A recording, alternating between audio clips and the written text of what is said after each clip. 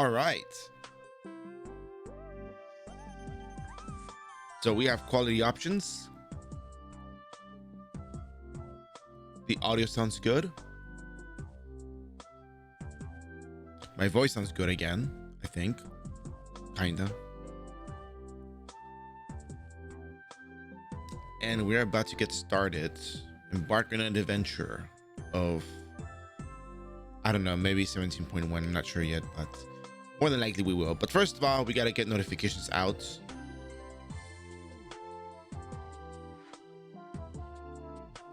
is a good picture. Yeah.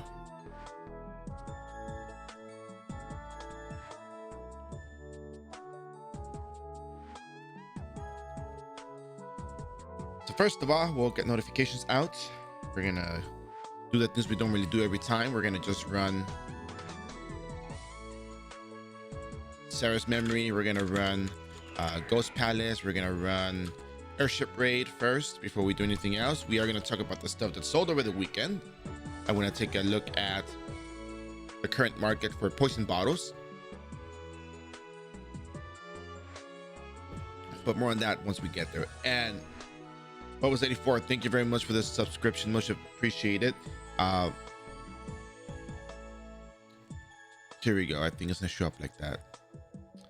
I had a button ticked off for whatever reason, but anyways, I see the subscription tier one. Thank you very much for your support. Your support goes a long way. And with that said, you don't know this, but I say this all the time. You now have access to Salty Bear, Gatsby Bear, Monkus Bear, Upvote Bear, Wet Bear, Corn Bear, Kawaii Bear, Sunglass Bear, and Hey Hey Bear.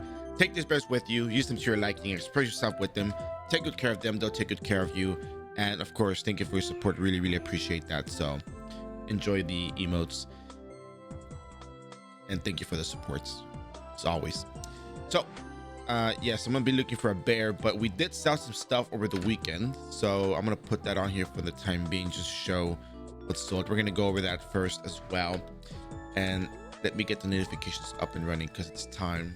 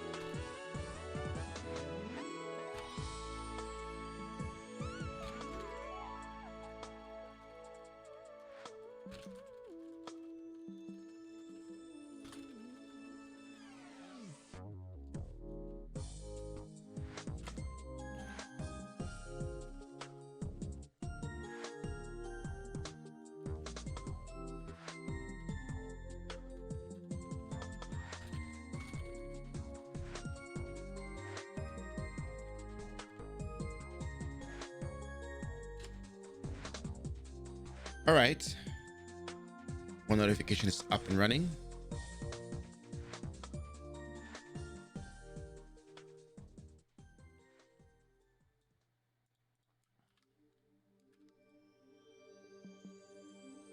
So anyways, hope you guys have been well today so far. I know so some of you it's 6 in the morning, for others it's 9, for others it's 8, maybe for others it's 7, I think, right?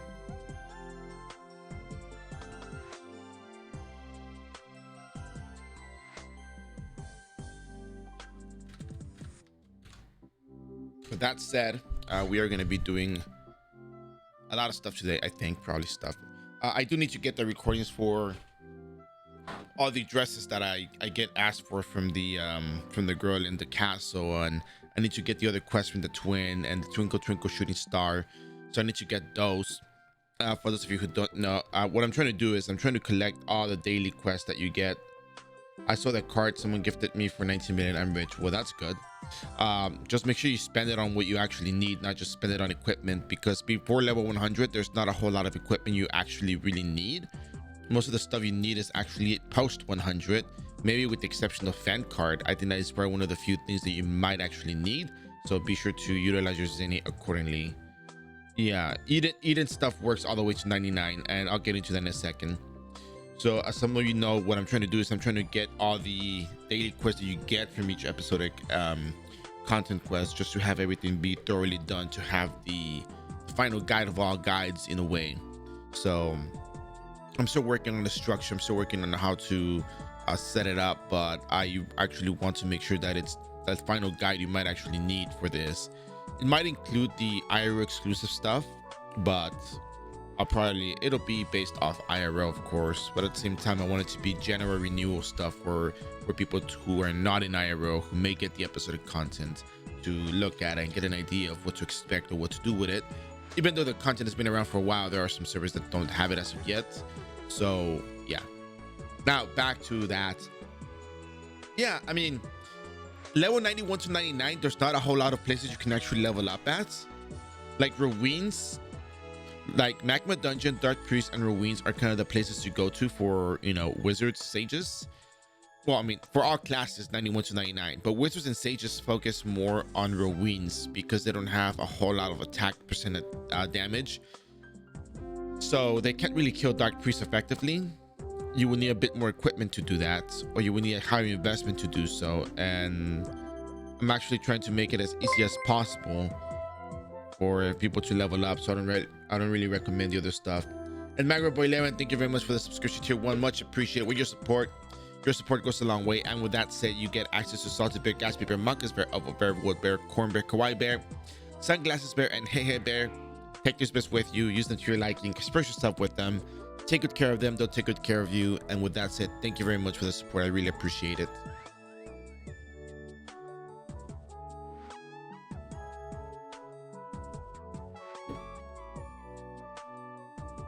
But yeah, there's really, you're welcome. But yeah, there's really not a whole lot of places to level up from 91 to 99.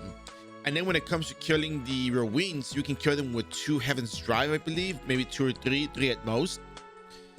And that's really the only leveling spot you can really have. Yeah, you can go to Seromas, but Seromas have like 13,000 HP. They have more magical defense, and they're harder to kill. They have that position lag when you hit them with Jupiter Thunder. It's not worth it. And they also have that ranged silence attack, so they're gonna hit you from a distance.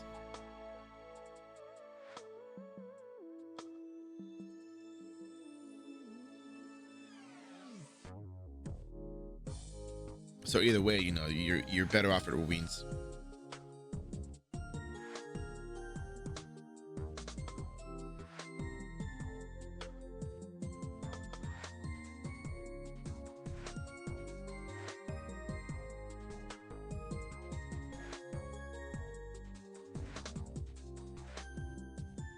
So let's go over the stuff that sold this weekend.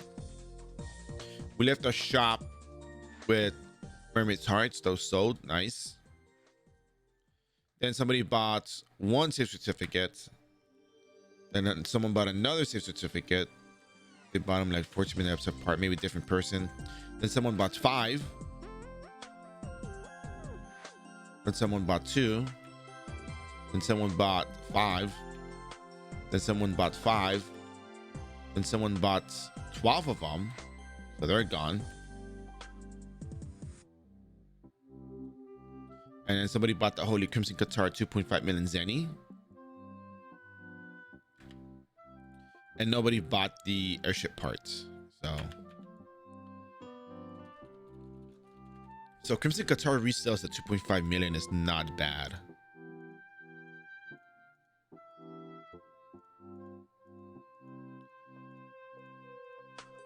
I think Holy Element weapons are the ones that are worth more because of our lack of access to Holy Elements. Yeah, 10 million for Holy is not. It's not it. All right, so cool. So yeah, so running episode 16.1, 17.1 is very convenient. As I've been telling a lot of people very frequently, it's worth running. You do get some good Zenny out of it, so it's worth your while, absolutely. And then let's look at airship part. I think airship part was down to like 25 million Zenny yesterday. So okay, so those shops are gone. So I guess 50 million is our next low, 49.9. Oh, you decided to do so? Okay, cool. How did it go? I hope it went well.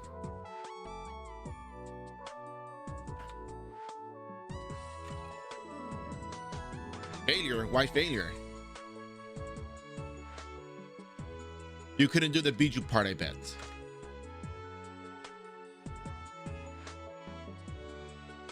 Oh, Elena. Oh, okay. That's 16.2. That's 16.2. She's wind element. She's wind element.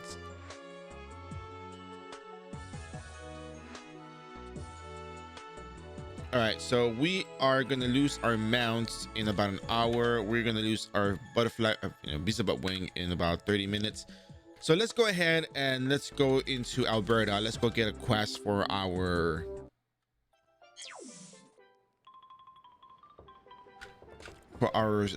vending ticket, our offline vending voucher.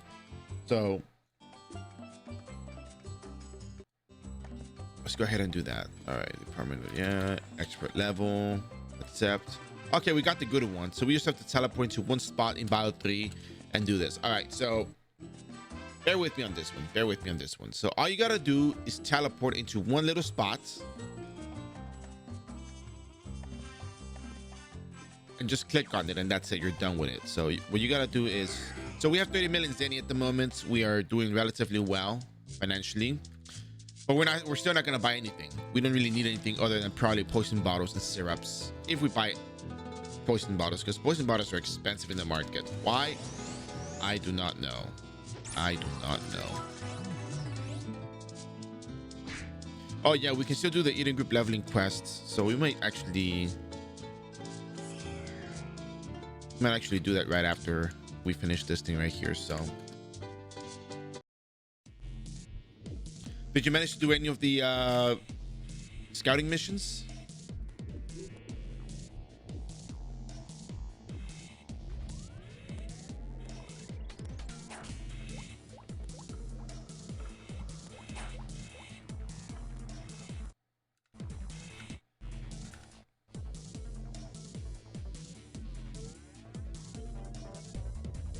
You finished one? Just one?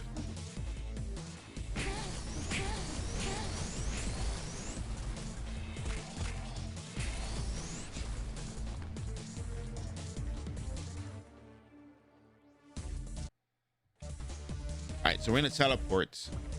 Just teleport. We're not gonna do anything. We're not gonna move. Our hand is off the mouse. Well, actually, it's on the mouse, but we're not clicking on anything, so we want to land near this little spot right here, but we want to land where we can see it on the screen. That's what matters the most, being able to land near it to touch it. And this is where Beelzebub, I mean, yeah, I could use cloak, but I want to just show that anyone without cloak can do this. We're not close enough.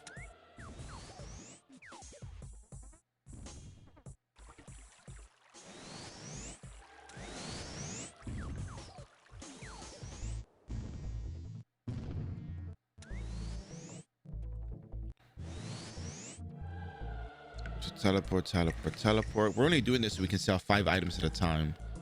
Do we have to sell 5 items? Maybe not. But this quest is worth doing for people. I mean, you can also pay the Zenny, but I'm not in the business of spending Zenny when I'm very low on Zenny anyways. I need the Zenny, believe it or not. I need a whole lot of it. Oh yeah, I'm feeling much better. I am. I certainly am. Thank you very much.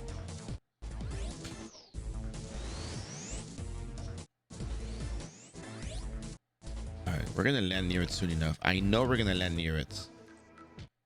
I want to drink my coffee, but if I put my hand on my coffee mug, I know I'm gonna land in that spot.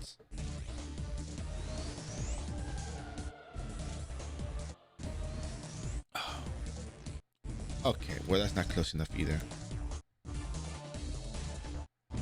You can just walk it too, but still, just want to show. Whoa, somebody froze. Actually, how close can we get to this?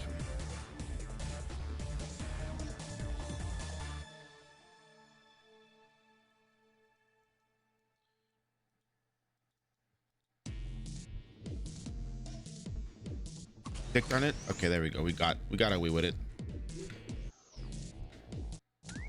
But yeah, ideally, you can still fly wing around till you land near the spot. So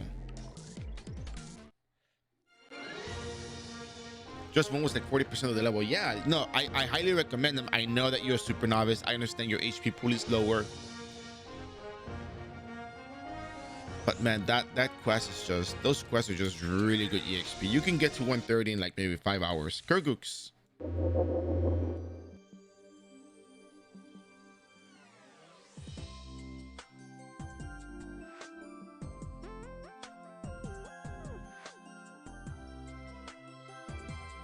Yeah, I mean, you have to walk it with the escort. That's fine. Just you know, just do it because it's such good EXP. It's insanely good EXP. Like, I know they update the Paradise group, and I don't think those quests exist anymore. So that's why I'm telling people to do them while they still can. In fact, the reason why I don't do just Rachel Sanctuary Bounty Board grind is because I have a lot of characters to level up, and I can't really just take the time to do all that. Merchant. There we go. 5-day vending. Look at that. All right, so we're gonna go back to Frontera. We're gonna set up our shop with the airship parts, and we're gonna start running our dailies that we do every day. Just our dailies. That's where we do them daily, because they're dailies.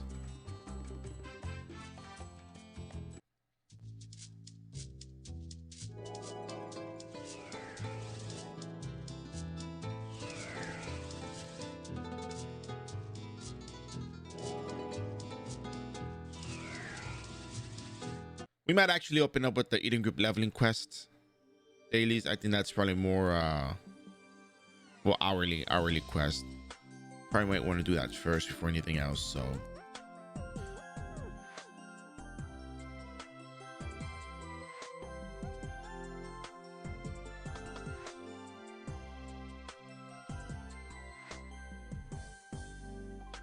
oh, I was trying to write airship parts.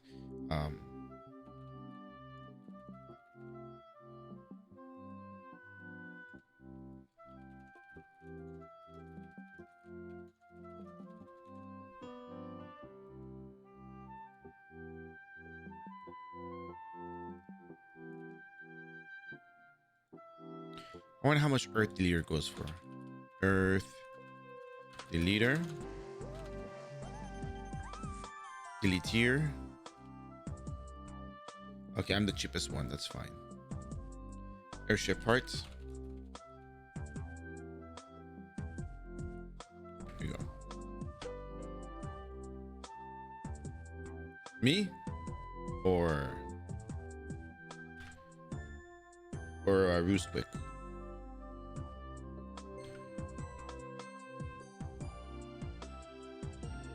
All right, so let's go over the Eden Group leveling quest scouting missions. No, I don't think there's really much of a need for an outwarper. I think it's just I think it'll probably just be either a holy element armor buff at the end from 180 to 200, or I think that's kind of it. I don't think I really need all that much.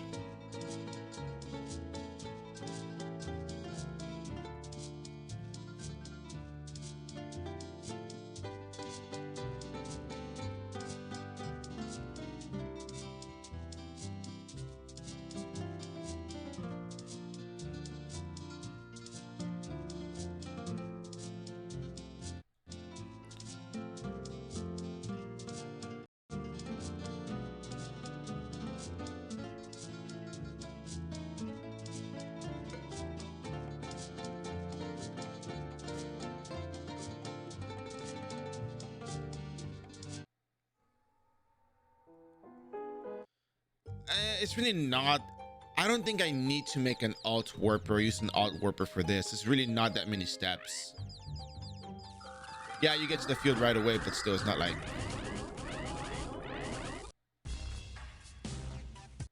It's not like it's mandatory, you know? Like, if you want to get a teleporter and go there yourself and do that, that's fine. But I mean, it's just 2 maps away. Like it doesn't feel like it's that far either. And in fact, I actually like the music from the next field over. So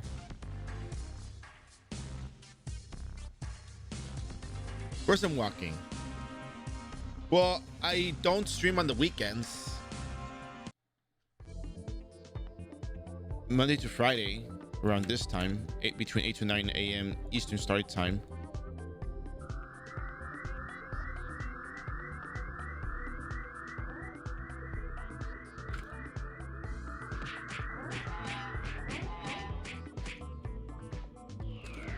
Ah, they teleported away. But I really like the song. Actually, the reason why I walk is I like the song.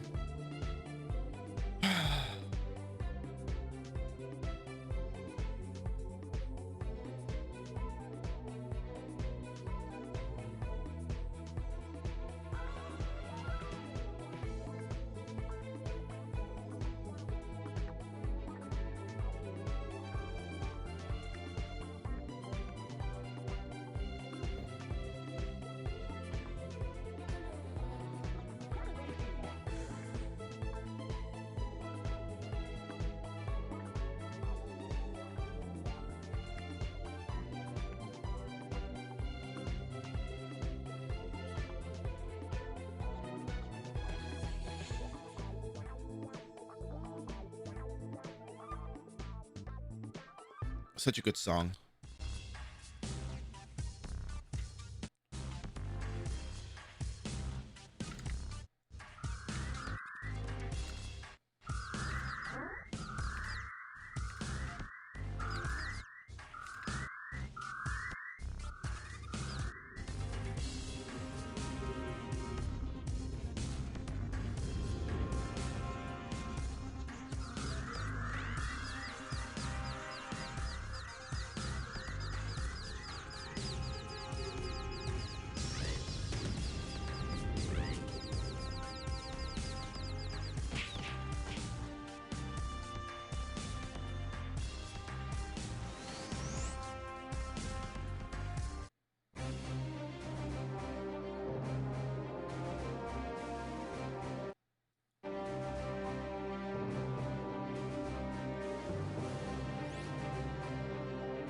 Look, there's people here.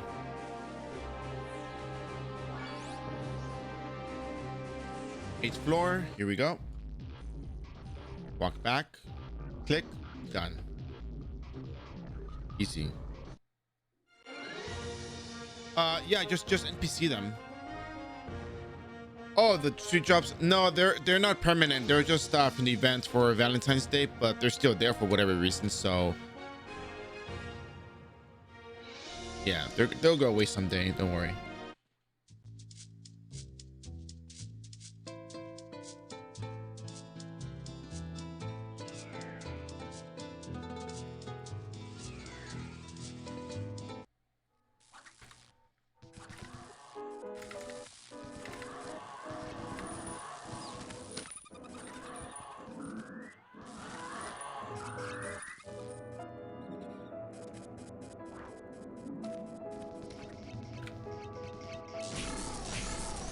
Yeah, I gotta do the 20th anniversary stuff for sure.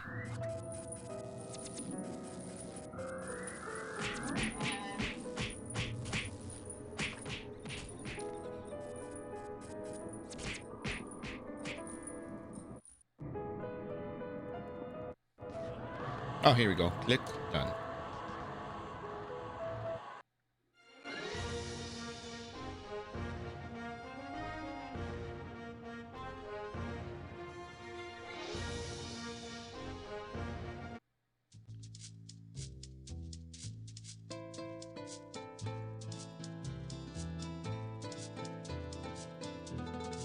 First monastery. Teleport, teleport, teleport. Oh, this song is also really good.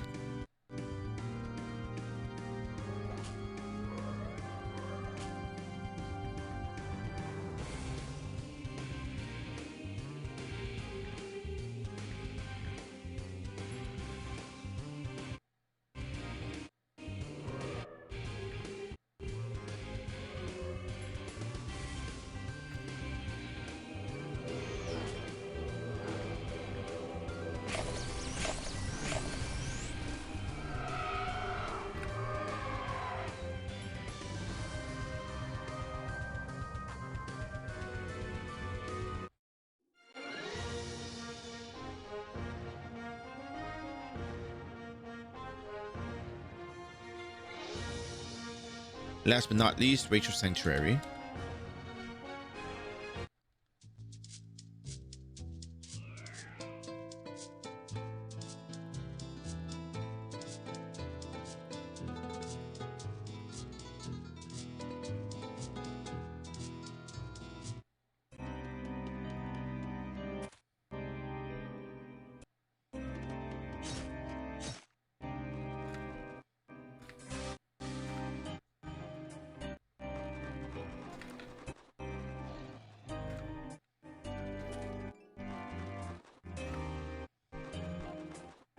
Teleport to the bottom. And let's see. That's good enough.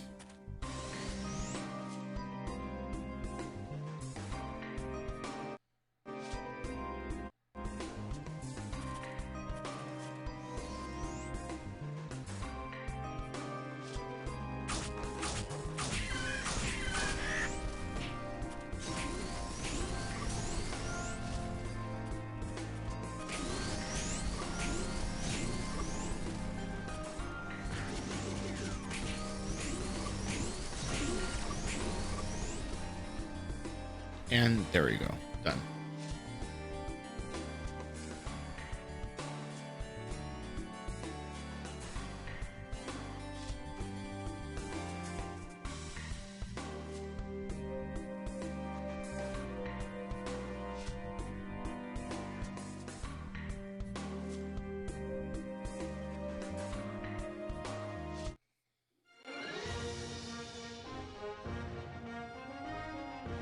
So we'll probably go by syrups, I think. I think we are lacking in syrups, so. Unless I have to mail to myself, but we'll see.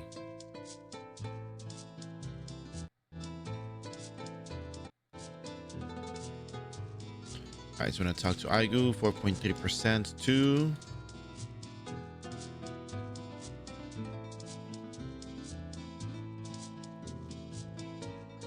Oh, 73.2. Good.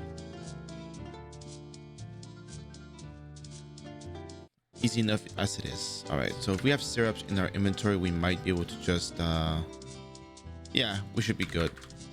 All right, let's head on over to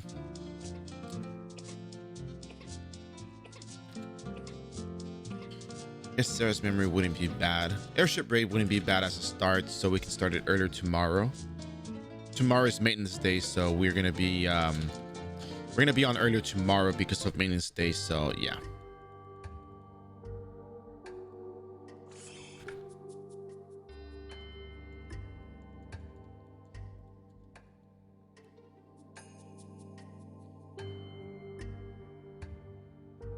Okay, not forgetting anything. And once again, we're going to steal from the monsters in the first floor. We're going to try to steal the airship sets so we can get faster movement speed. Because faster movement speed is probably one of the most convenient things we can get in the level 125, you know, instance. And any airship part is good.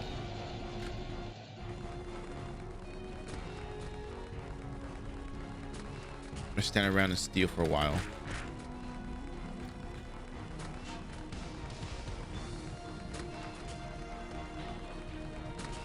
Move this off for a little bit for a while.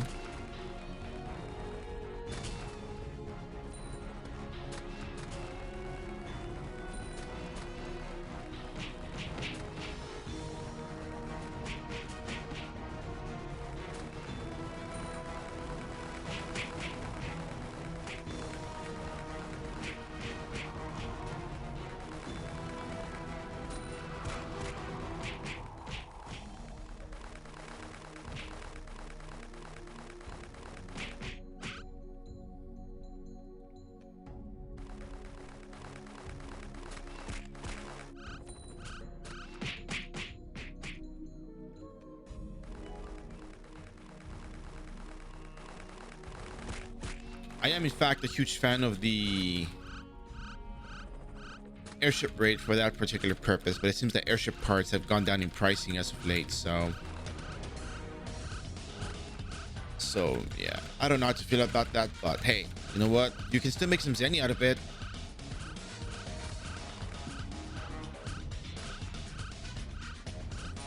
Yeah. Some. Like if you were to sell an airship parts for like 40 million zenny, I mean, you get a 40 million zenny profit. That's great. Yeah, I know it's selling for 50 million, but you know, you want to get it sold. You know, you want to. Sometimes people will see it and be like, "Wow, what a deal," and they'll pick it up.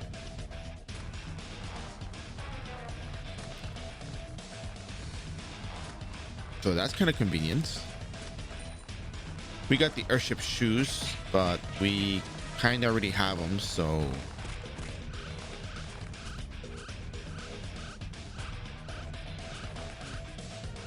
Actually, we don't have to steal from this.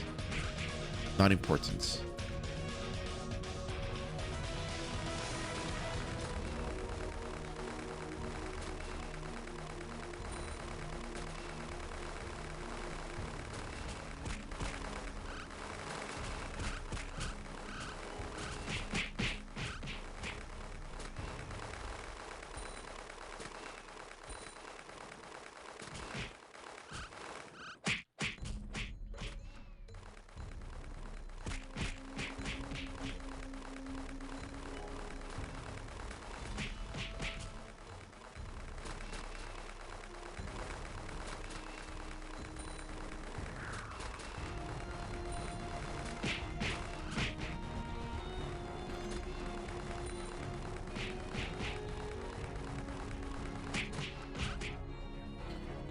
And I guess we didn't steal an airship part today, or drop one. So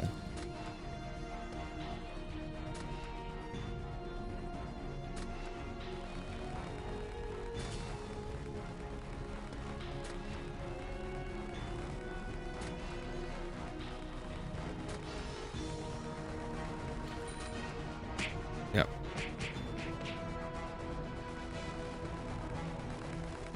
It's just much cooler when you steal a airship part from the iRO.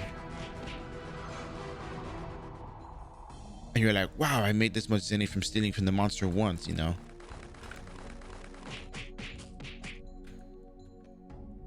That's a good feeling.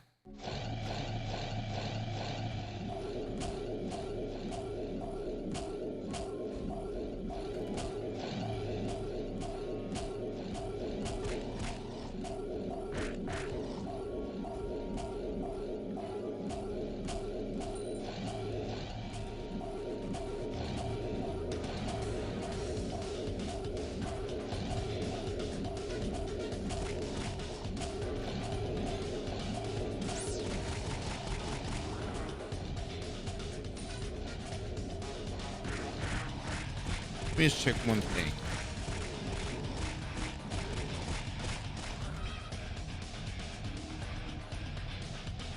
Yeah, Gremlin and Acidus dropped it, so I have to steal from them until I get it, because I kind of do need it, so.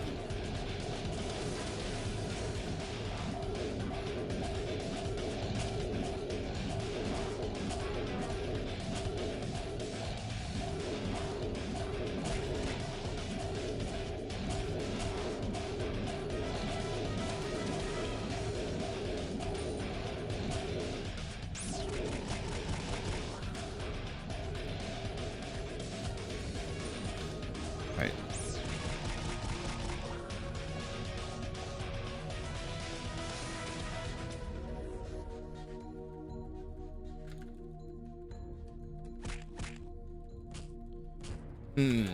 All right, there. Dragon Canine.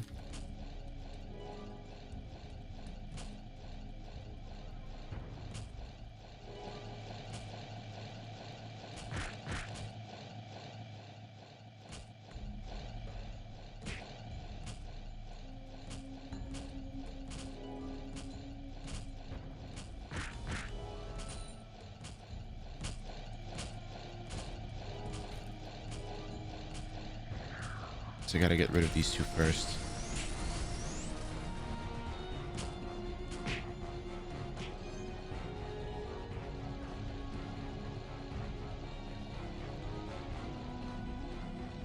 For the record, I really want to get the airship cloak.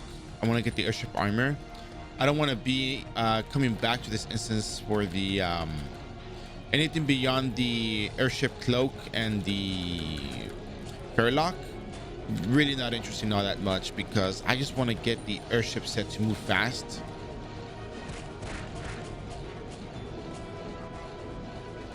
Because we're going to be doing episode 17.1, 17.2, and we kind of do want the movement speed because it's kind of slow out here just walking around. Yeah, we do have the mountain knob, but you know, it's just more convenient. It's really more of a convenience type of thing that more than anything, but as long as people know that these kinds of things exist and the purpose of these instances, then I'll be happy with that because it's a huge convenience.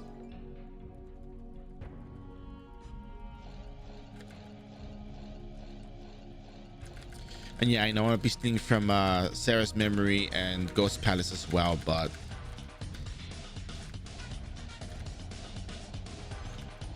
it's worth it. It's worth it. You get like 1 point something million Zenny from Sarah's Memory. And that's great. That pays for today's syrups, actually. We'll see how much we spent on syrups today. Oh, we got airship. We got the cloak of airship.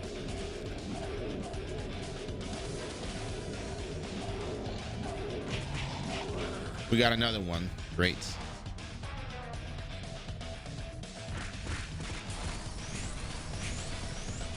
All right. We are done with this location.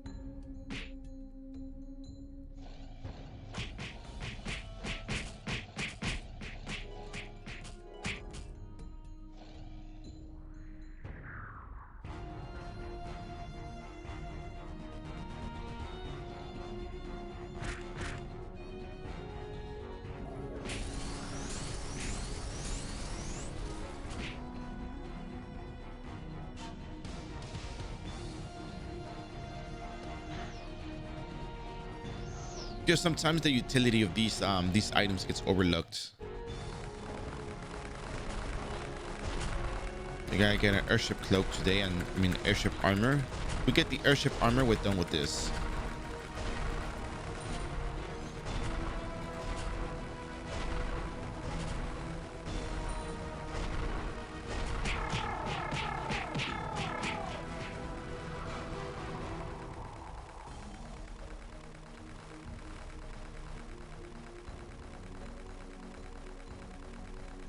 Alright, so only a Sidus drops it.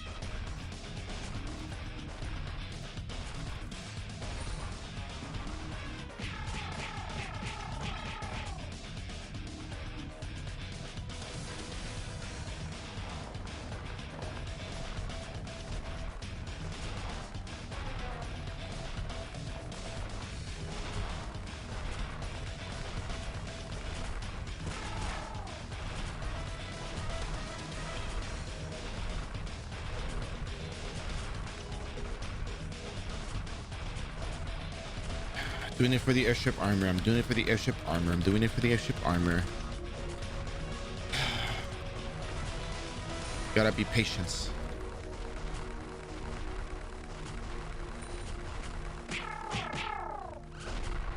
Where are you going? So today I'm well, right now I'm doing the airship assault instance.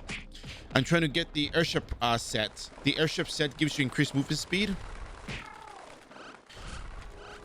when you equip it, and it's gonna be something that we set up in our swapped equipments. And I'm really only doing it for that armor. Like, that's the only reason why I'm here.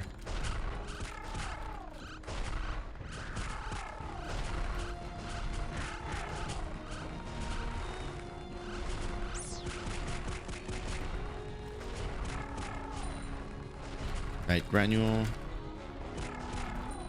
dragon canine.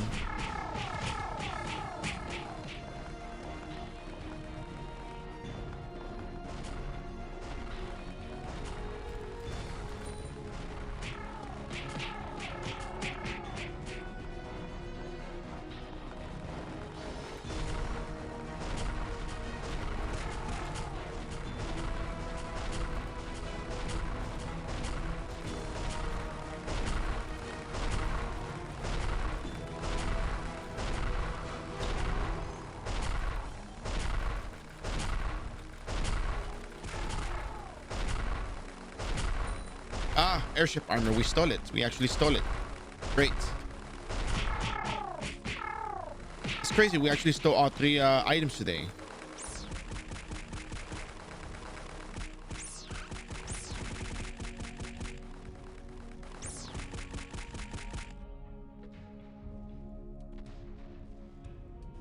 So we're done with that, thankfully. I'll show you the power of the airship set soon enough.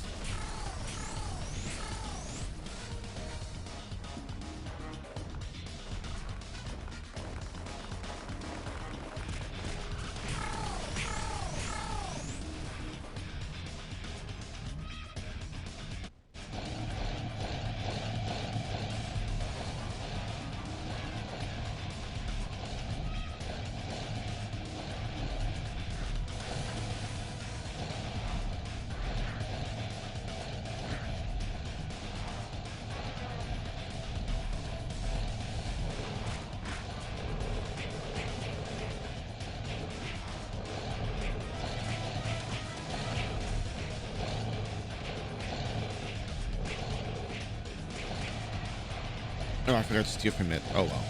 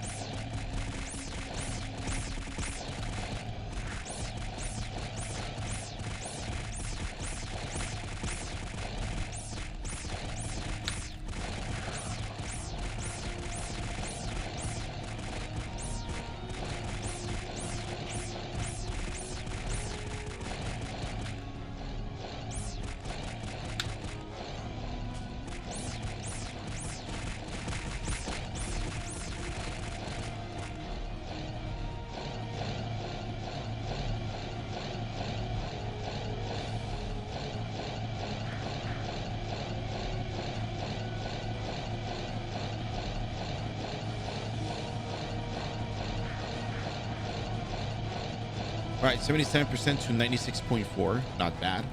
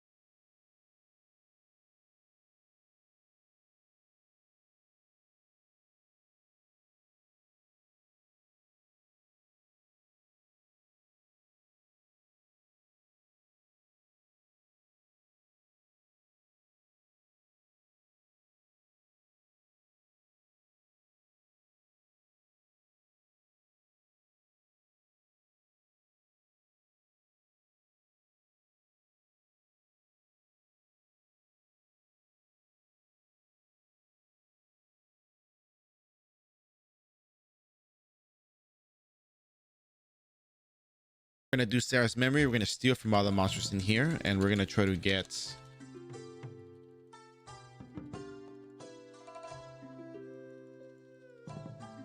as much food as we can.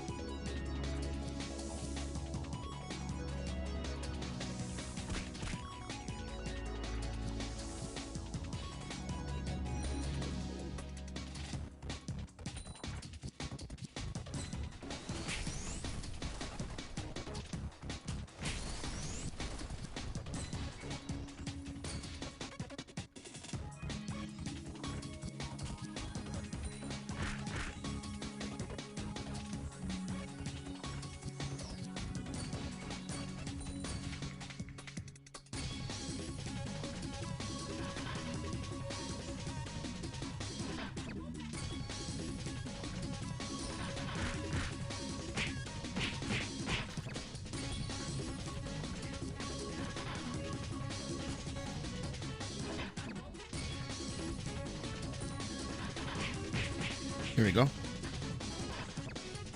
I know this part might be a little slow, but trust me, it's meant to be like that, because we're gonna make at least 1,000,000 zenny out of this, and making 1,000,000 zenny out of an instance that you unlock at level 100 is actually pretty crazy, given that the zenny we should make before this was not really as, it doesn't get close to what we make here, which is why I emphasize leveling from the 1 to 99 part of the game is more important than farming zenny.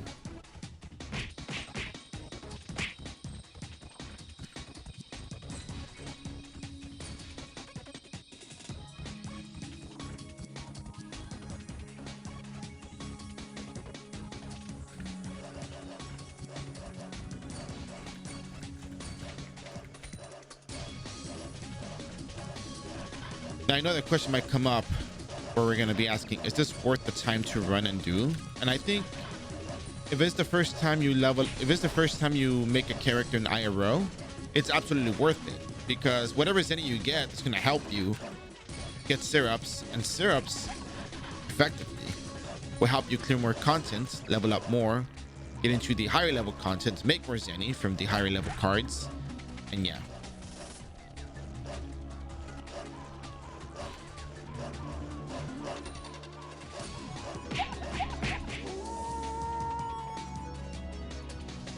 It is ultimately worth it. You just gotta see the big picture.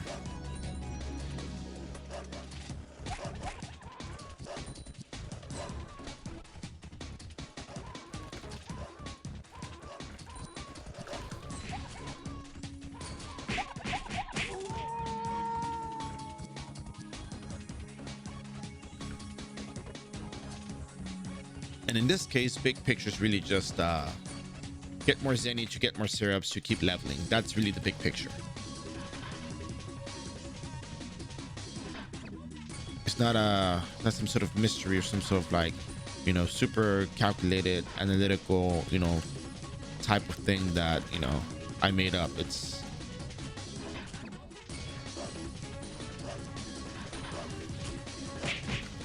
you really do benefit from the zenny that you're making here. Maybe not to the extent of buying super expensive 100 million zenny items, but more to the extent of being able to advance your character, which is probably the thing I care about the most when it comes to showing these streams.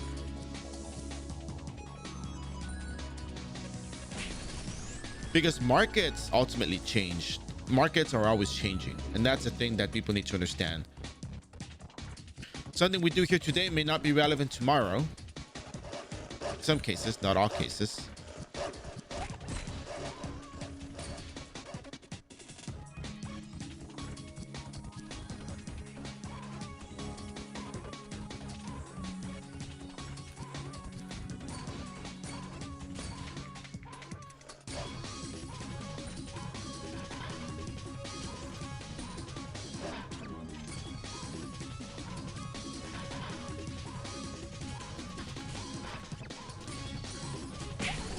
Oh, I killed one guard by accident. Whoops.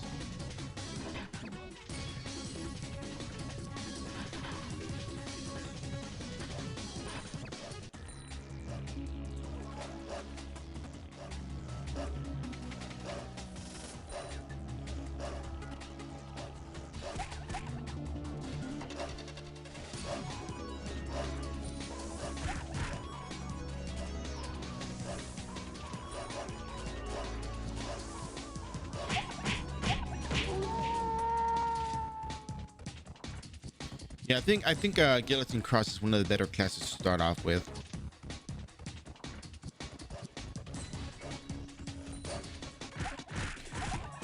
I think people really overlook. Well, no, I don't think so. I think I'm the one that has overlooked the utility of steel in the past.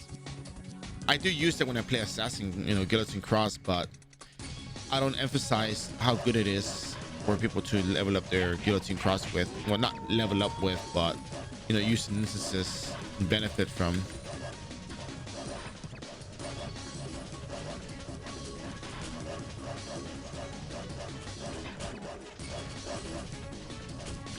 Yeah, kind of mop myself here.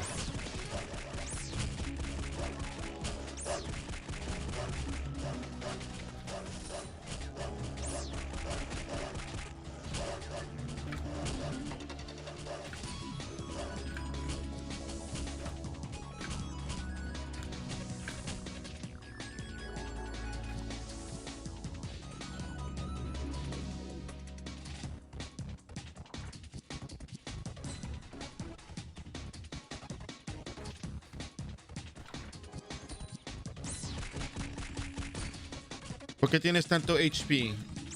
Pues porque tengo 100 vitalidad.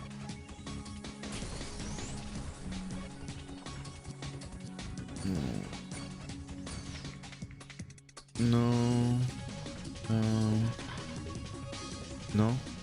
Nomás tengo por la vitalidad. Creo que por eso.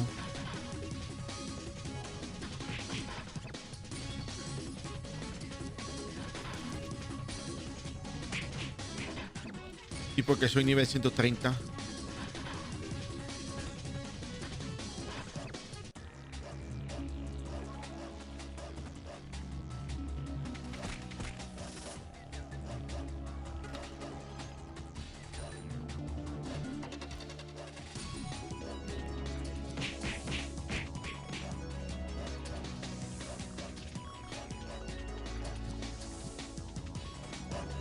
Sí, es que la razón por la que le pongo mucha vitalidad es porque después de nivel 100, muchas de las cosas que haces es matar monstruos en grupo, especialmente con habilidades como Rolling Cutter, que tienes a los monstruos pegados ahí por buen tiempo.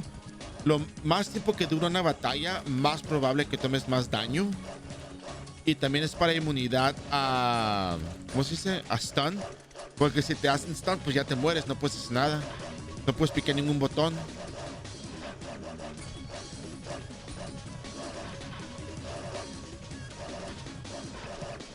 I know I stole from this wolf.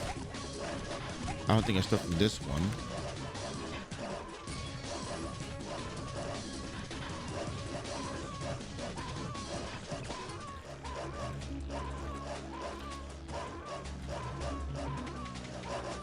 Y también cuando viene a lo que son los stats, a mí me gusta tener una distribución más, no más pareja, pero una distribución más lógica a base de la clase, y también a base pues el hecho que te pueden pegar con stun. Ocupa cierta agilidad para cierta velocidad de ataque. Ocupa cierta fuerza para tener cierto daño. Ocupa cierta destreza para pegar. Ocupa cierta suerte para, en este ejemplo, más ataque, más hits. O, por ejemplo, más, ¿cómo se dice? Más puntos pues para hacer Create Deadly Poison cuando llegues a ese punto. Ahorita no lo ocupamos hacer. Ahorita no tenemos que hacer Create Deadly Poison. Pero cuando llegue el día que lo ocupemos, vamos a tener los puntos necesarios para tener mejor éxito. Mejor chance de crear el veneno. En vez de comprar las botellas, las podemos crear nosotros, que nos sale más barato. So I'm being asked about, why is my HP so high? I'm explaining stat distribution, how each stat works. Y también la inteligencia es para que cuando uses una pócima azul, cures más tu SP. Cada punto en inteligencia es un porcentaje de SP más que recuperas Con pócimas.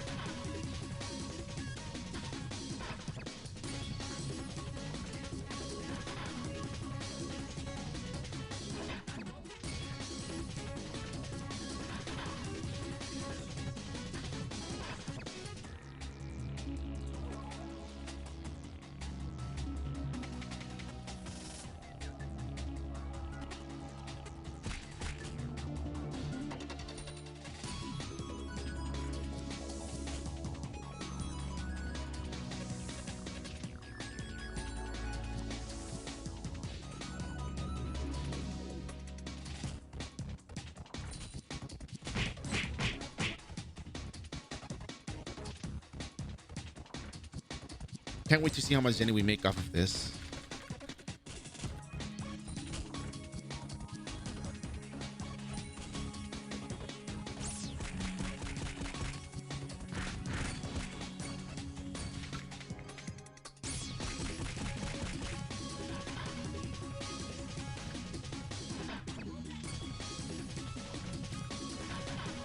Stand between them to not overlap them. There we go.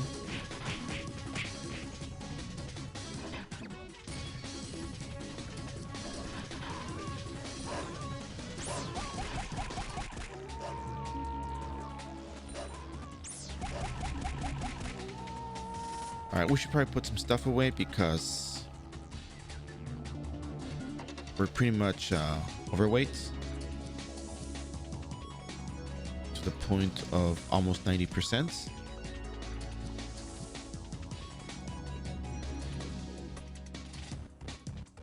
$2,000 weight. Wow, almost 40% weight there.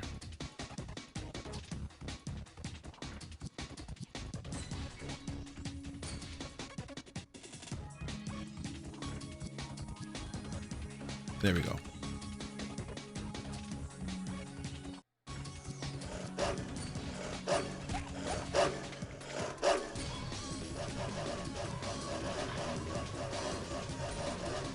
All right, there's one. There's two.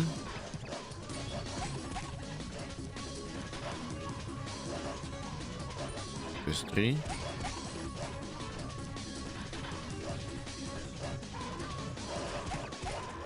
There's four.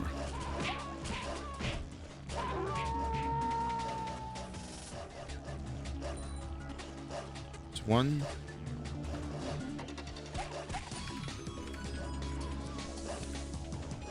There's two.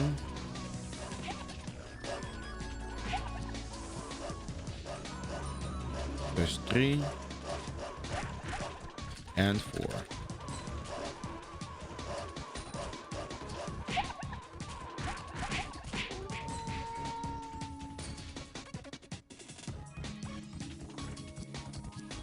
And of course, there's going to be other places where stealing is not worth it, but Sarah's Memory is probably the exception. I think Sarah's Memory and Ghost Palace, and maybe Airship Raid for the first floor is where it's worth using steel. I think other places, not as much.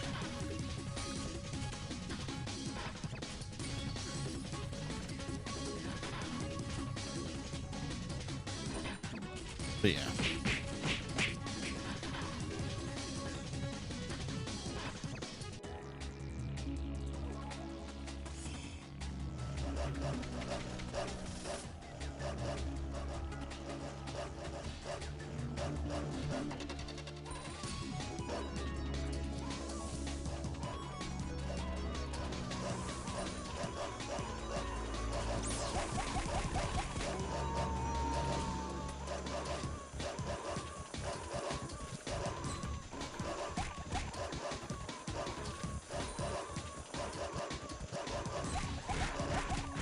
I don't like how the monsters overlap sometimes. It can be a bit troublesome. There we go.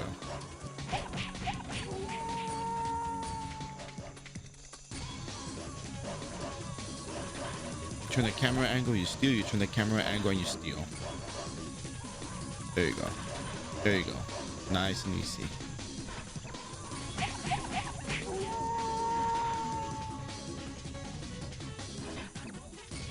Okay. No wolf has escaped to the side. So we should be good for now.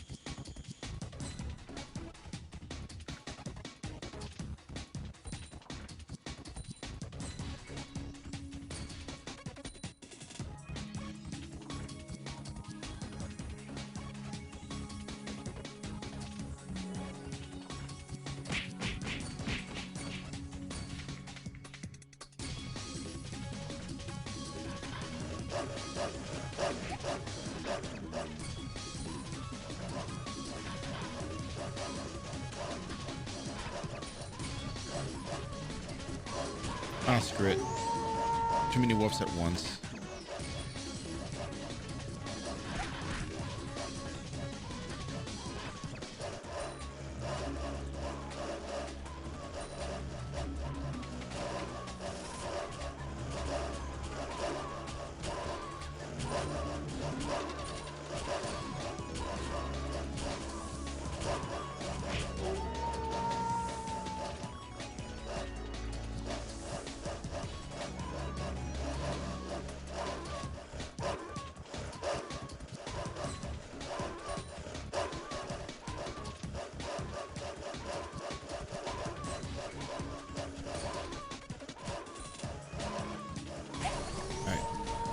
I think all that's left is just regular wolves.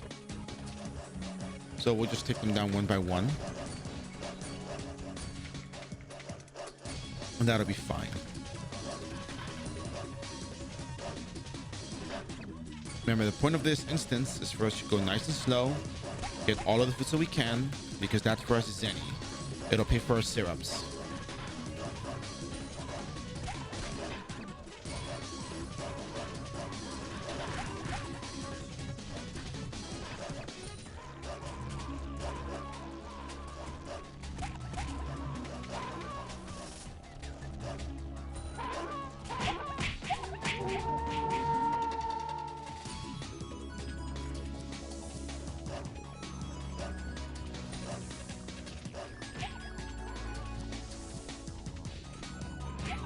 That's the last wolf.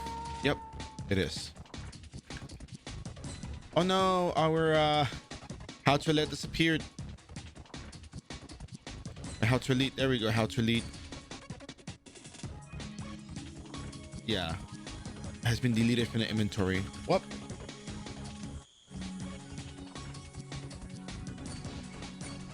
It was good while we had it. It was good while we had it. Let those monsters separate a little bit.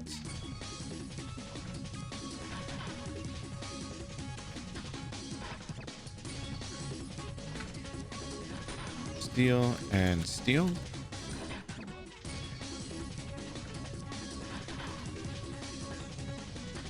Steal.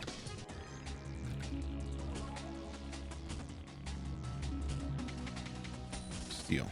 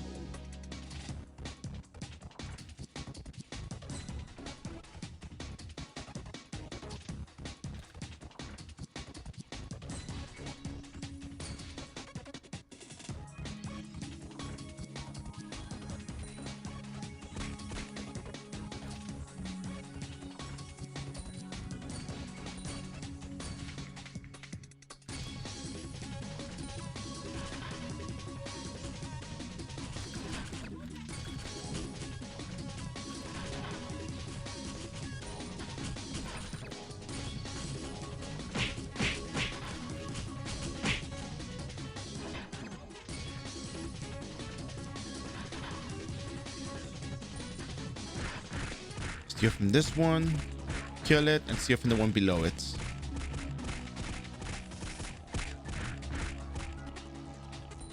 There we go.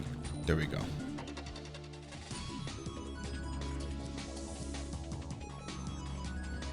Make sure we're not missing anyone. And we continue. 79% weight. Hopefully this is profitable. I mean, it will be. I mean, we're not really spending all that much. We did spend a couple of syrups, right?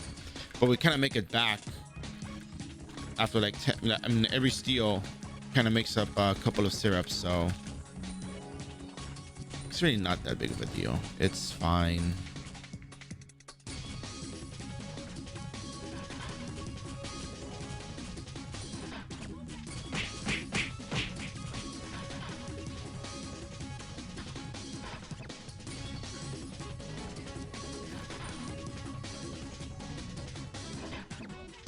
Okay, it's a good mob.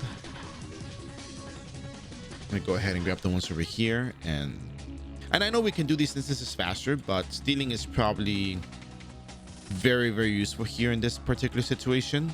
Not all instances you're gonna be stealing from. And we're 90% weight. Look at that. So let's mail some food out.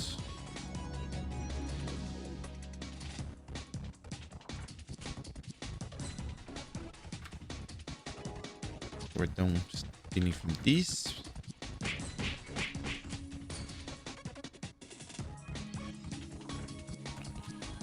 Little by little.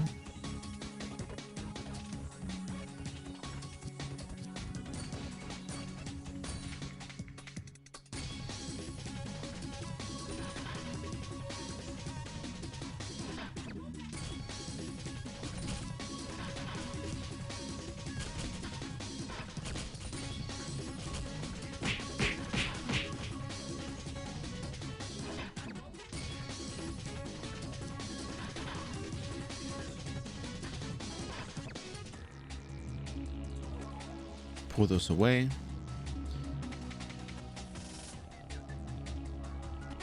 Oh, there's a guard over here. Look at that. Walked all the way over here. You're too far from your buddies, dude. Where are you going?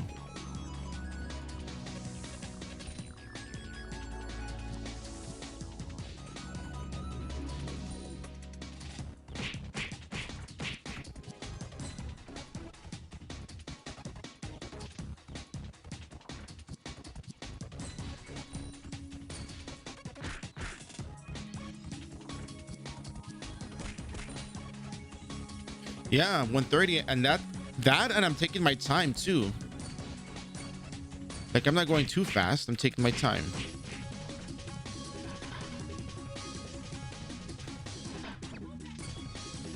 Kinda.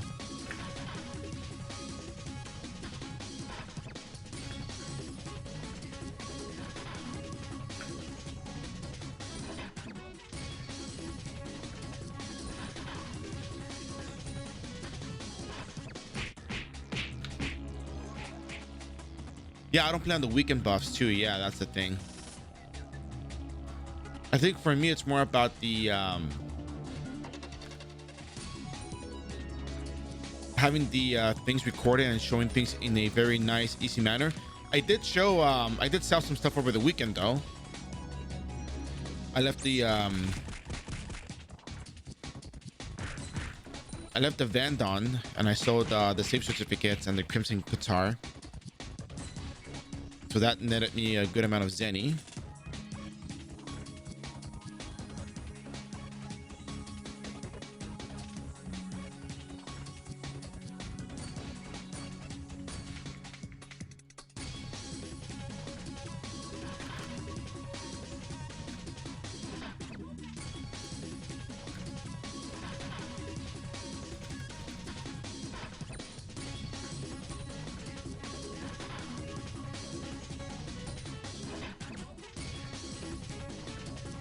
I think we might be missing one or not. Yeah, we're missing one. Let's switch to the airship sets. We got the airship set. I managed to see from all the monsters. All right, this should be the last guard. There we go. Cool.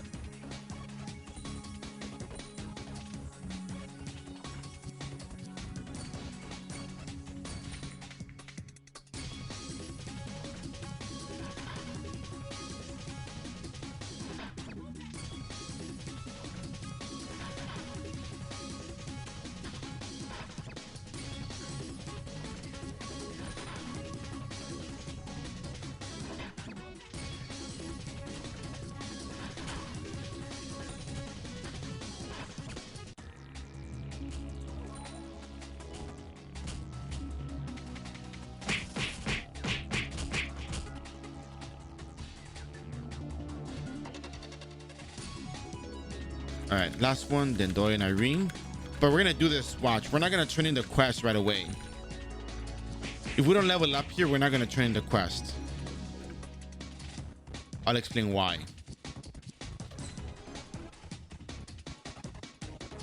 I'll tell you right now, actually. These quests will go off cooldown in like 12 minutes. So we're gonna just sell these items, wait for the cooldown to go off, pick up those quests, then keep leveling.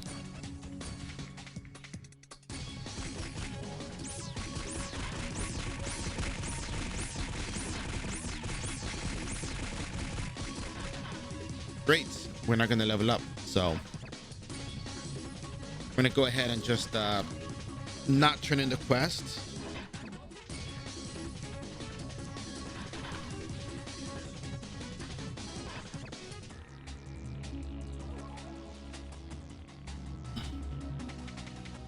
Because if we do, we become level 131 and we can't pick up the Eden Group leveling quest again. So if you're level 130, you can still pick up the quest, these 4 quests.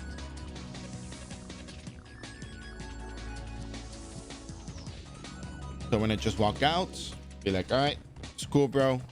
Nope.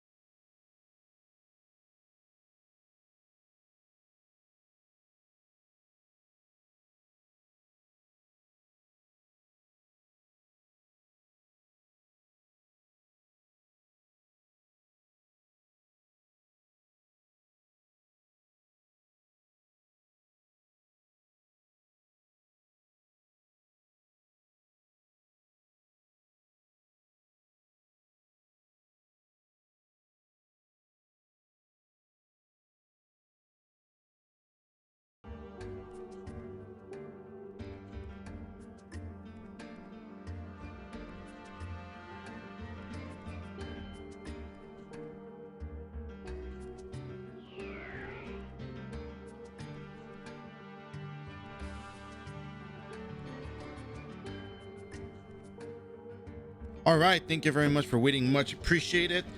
I will now get ready to sell these items. We're going to jump over to the Eden Group leveling quest 121 to 130, and we will proceed with Ghost Palace, and then followed by daily 16.1, 16.2, and then maybe very likely 17.1. Did you fall in? Or what do you mean, did I fall in?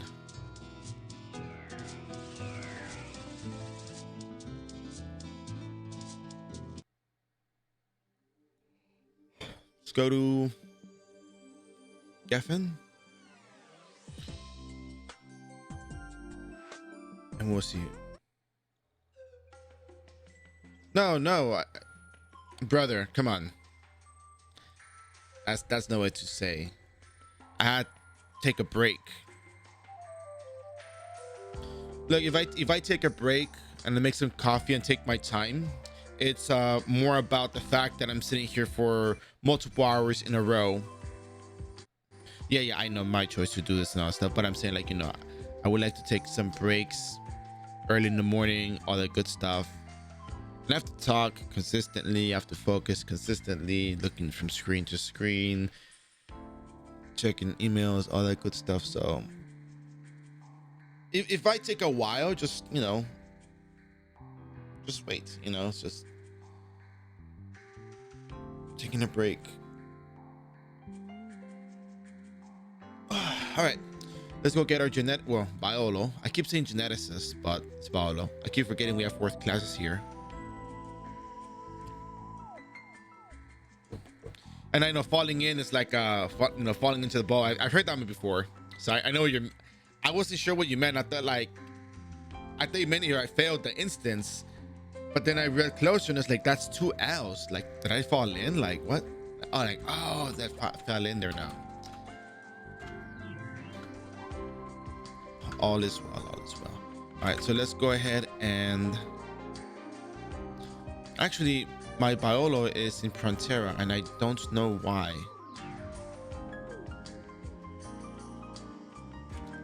But anyways. Let's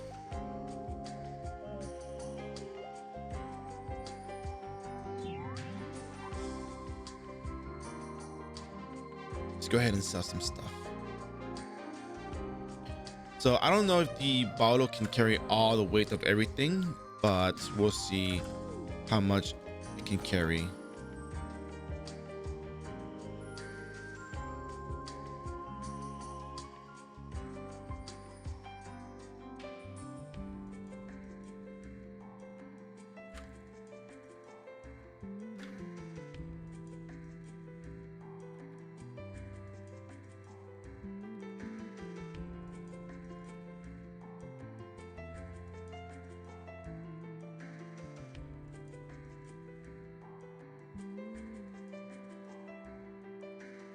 No, I saw it.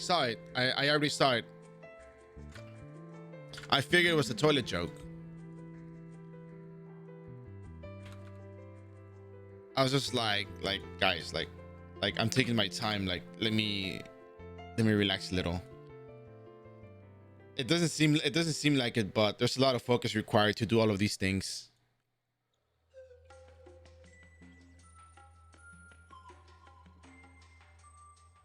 Oh, above the joke. Your YouTube level is booster, but they're actually leveling 1 to 99. I was not passing out. Oh, okay. So they're labeled as booster videos because I don't do the leveling in terms of starting the character from. I don't start the character the normal way you normally would. Booster characters have free equipment that they use, but the leveling can still be done even without it. If I was to label it as regular leveling, and people saw there was a booster equipment requirement, they would think like, oh, I can't do it because of the booster stuff. But you actually can level up. It's just labeled booster so people know that it's not the regular leveling and they're not confused. The reason why I started doing everything from 1 to 200, starting with the assassin, is because a lot of people had questions about how to get started, and because of the booster stuff. I got DMs asking me, oh, there's no booster event going on, how can I do this? So I know I leveled all of them, but here's the problem. Let me tell you what the problem is. YouTube only allows 12 hours of video. Some of the streams lasted more than 12 hours, so I need to download them manually and cut them up so that they fit into 12 hours, so I can just upload that. So yeah, but you can still level up without the booster. The point of the videos is to show where to level up. It's just where to level up. It's not really like anything in particular. It's just where to go.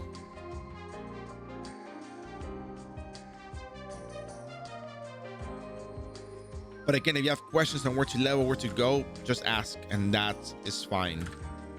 But whether you had booster equipment or not, you would still, overweight. You would still be leveling in the same places, booster or not. Because leveling doesn't really change unless you have billions of Zenny in equipment to actually make a difference. But it really doesn't make a difference between booster and non-booster. So, oh yeah, I killed the illusion of moonlight and it dropped those items so you know where they came from. Look at that. Look at that Zenny. Oof. Look at that. 1.2 million Zenny already. Was it worth the steal? Of course it was worth the steal. I'm gonna trade this first. So it's just salads and stuff and whatnot. I still want my honey herbal tea though, so man, that's a lot of Zenny. Imagine making a brand new character and just making, oh wait, no, not you. You're not supposed to give Zenny. You're supposed to take the Zenny. 1 2 2 1 400.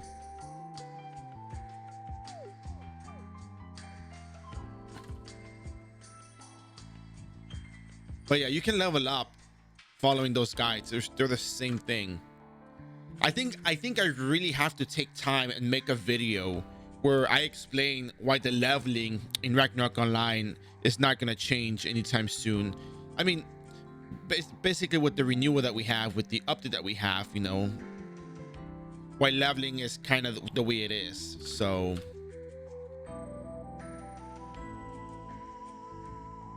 let's sell the rest of this stuff. Wow, 1.5 million zenny, huh? Look at that.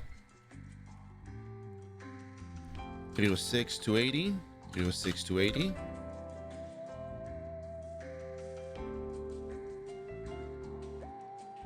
Six 280.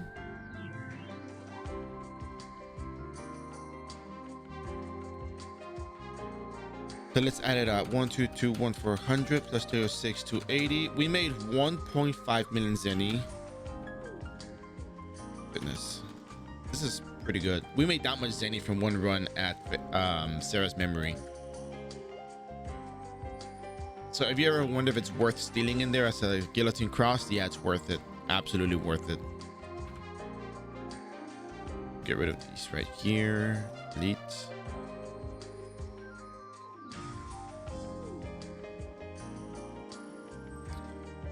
I have 200 syrups. That should be fine for now, I think. Oh yeah, for the record, before I forget,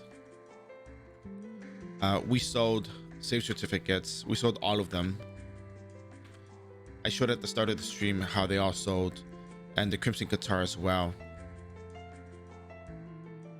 So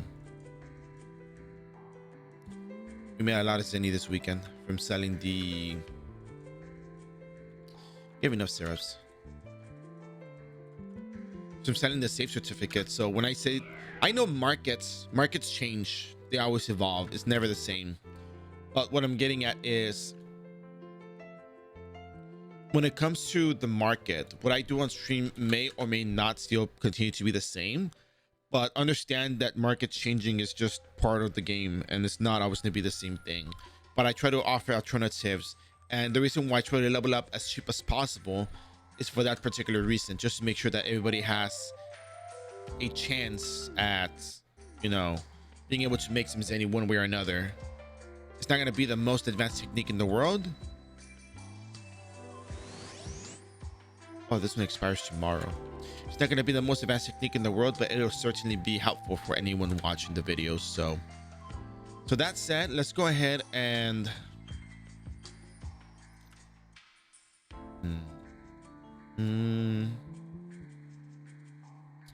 what should I do? I guess I could do Ghost Palace and get that out of the way. Probably better. It's probably for the best to do that. But we gotta go to Prontera, buy some more blue syrups, concentrated blue syrups. Yeah. So Razman, are you okay with the booster videos? Like, do you think you can level up with that, or do you need more guidance? The reason why I didn't include zenny making the reason why I didn't want to include zenny making in those videos is because I think zenny is a bit of a distraction. Early on, when you're trying to level up a character, it becomes a distraction to try to make more zenny than levels. Especially when you make more zenny in the later parts of the game rather than the early parts of the game. Okay, strategy like in the areas most level. Okay, okay. Yeah, you can follow those videos and they'll still work out for you. I guarantee they'll still work out for you.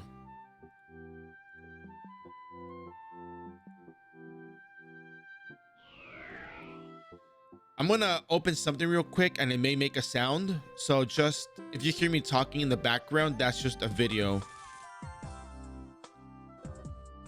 Okay, I think I got it without the audio running. Okay, it downloaded everything. Okay, okay, good. So I have to download this. I had downloaded a VOD. iRO booster art leveling to 91, because it got to 91 actually. And I need to download one more video that I can actually work on, but yeah, just give me 1 second real quick. I think the priest videos were taking long. I think there was also a oh, the booster rogue. Yeah, I gotta download the rogue one too. 13 hours on that. I don't like how it cuts up the videos into multiple sections. So I have to like download it. I have to like cut, edit, put it back in as it was. Not really that many changes, just to fit it into the thing. So I also uploaded the Booster Royal Guard level 1 to 2, 1 to 2, 1 to 200, 1 to 100, parts 1 and parts 2. So if you want to watch that, you're more than welcome to do so. I also uploaded the Booster Alchemist, but those things are still pending, so just bear with me on those.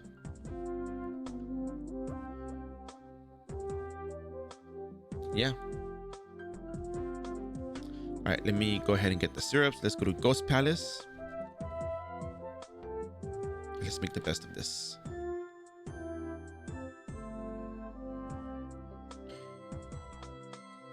You may notice that I don't buy the red syrups, and I have a reason why I don't.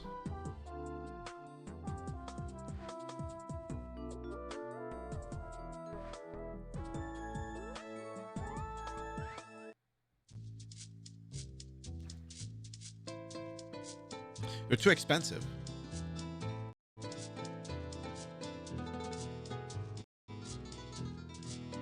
I know, but bear with me on this one. Hear me out. Oh, wait, Eden group leveling quest. Forgot to pick those up. I mean, as much as I like the airship sets, I think I like having, I think I can't get over the mount. I think the mount is just really good. Like if you have the tokens for it, just get it. I changed my stance on it. It's worth it. Absolutely worth it. How to lead. There we go. Movement speed.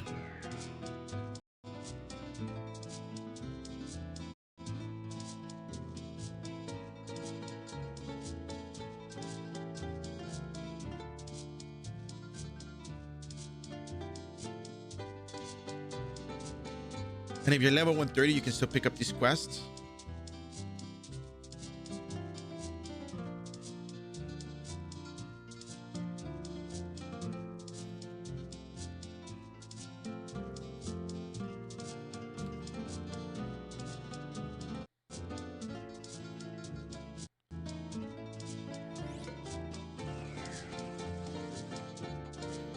And off we go.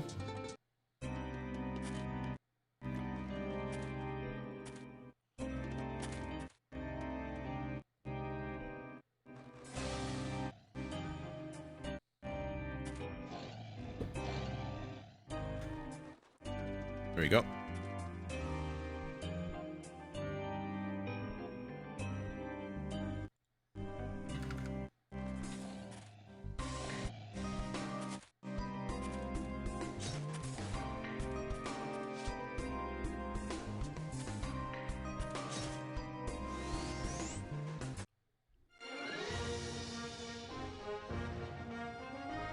The cool thing is that we're still going to get all the EXP from the quest.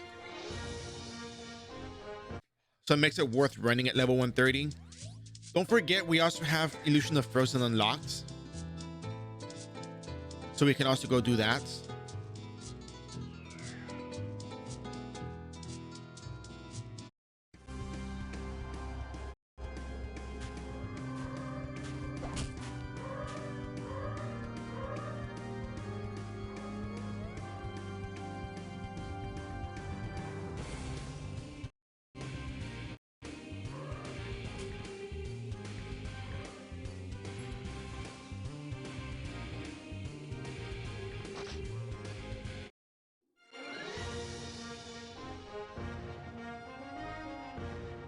Yeah, this is why I really like doing these quests. It's just such good EXP for so little effort.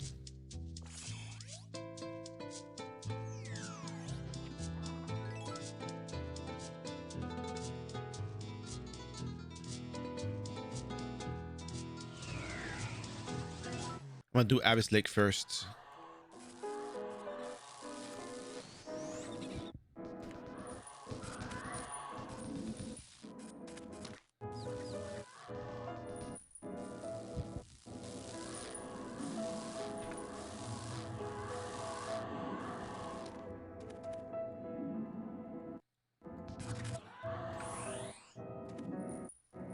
There's a lot of mobs in here. The mob density is insane.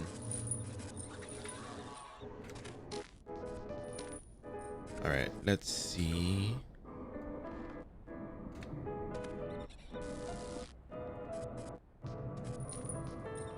And probably backslide.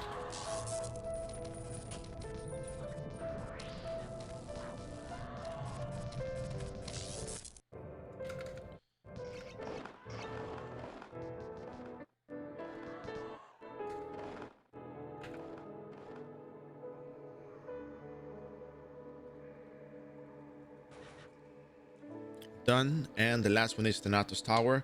This is my favorite one of all. I saved it for last because, to be honest, I like the music.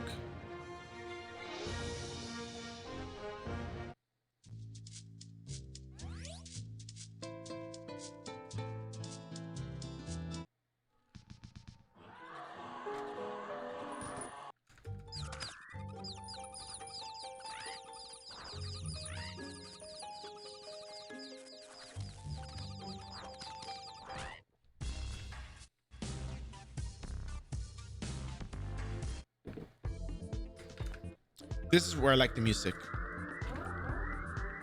This is the place. I'm gonna chill here for a little bit just because I like the music. I'm not even joking. I really am gonna stay here for a little bit because of that.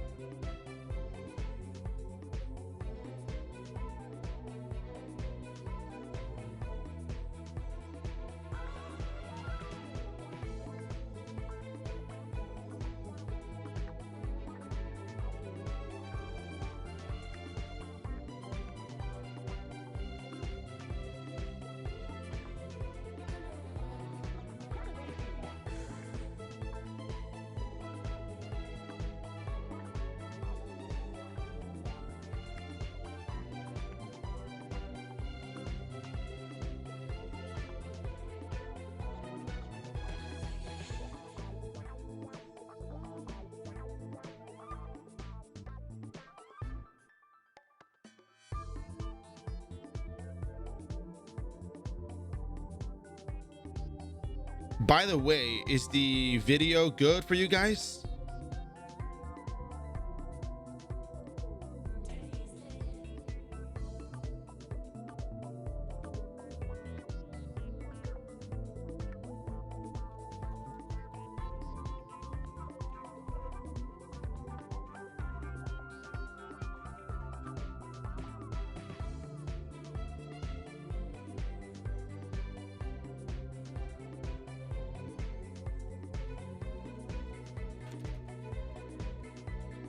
Hey Wolf Kun, how you doing?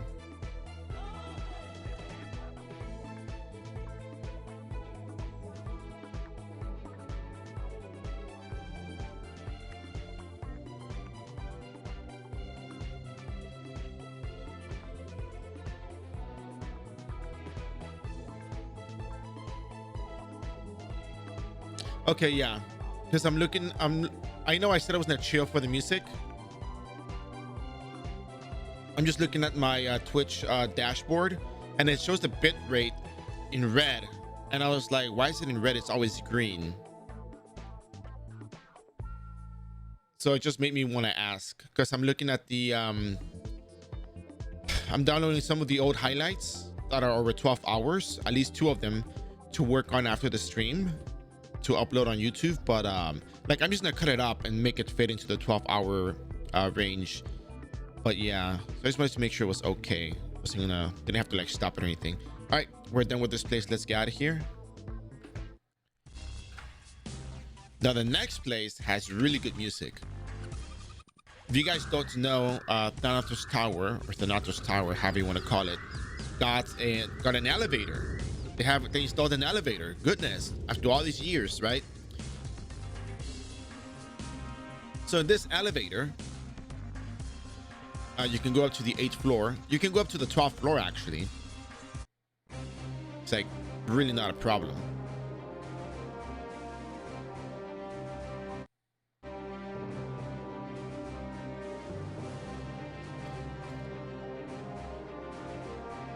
Nope, no more quests. You just register.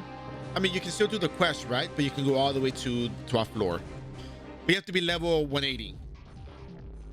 You can still see the monsters here and all. But the music, they redid the music and it's really good. Check it out.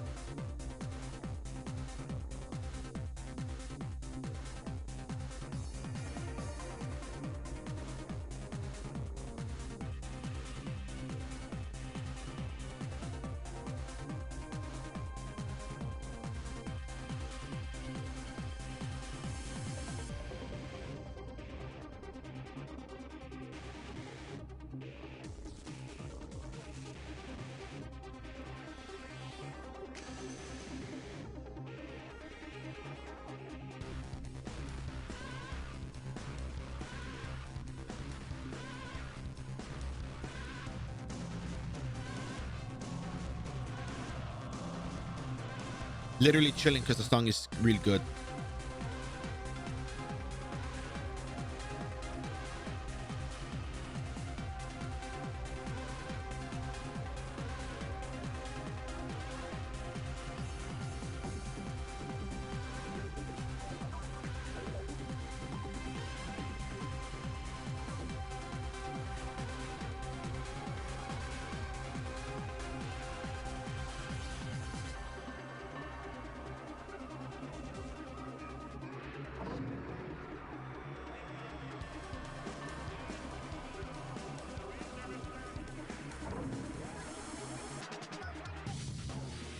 All right, I enjoyed the songs long enough. Let's move on to Ghost Palace after turning these quests in.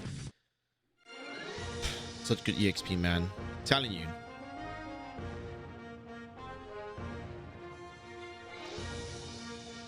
So we're gonna take a little while at Ghost Palace. I'm sorry, but we kind of have to. Right now, we're trying to get our Thanatos weapon, Thanatos guitar, for the sake of having Leech. We're going to be utilizing this. Oh, yeah, watch this. Oh, look at how the EXP go. Easy. Easy.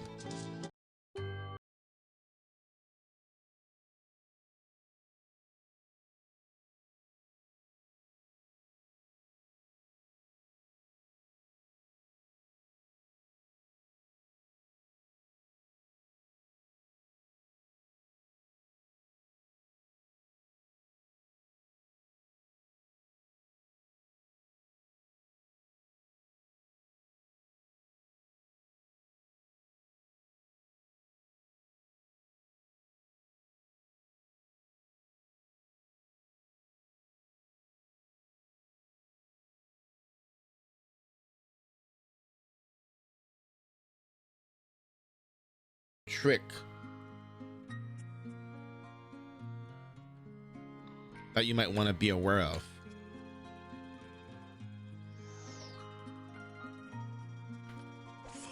So this one, you want to keep this one alive.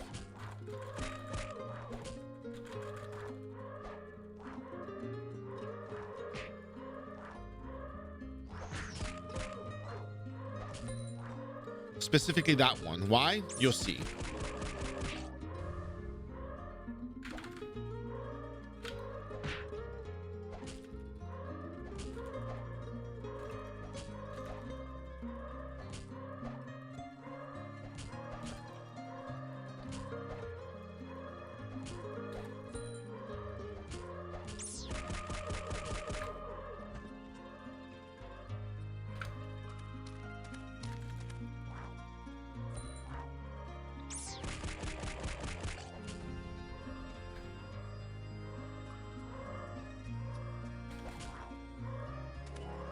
You'll love it. Just watch. Bear with me. Bear with me.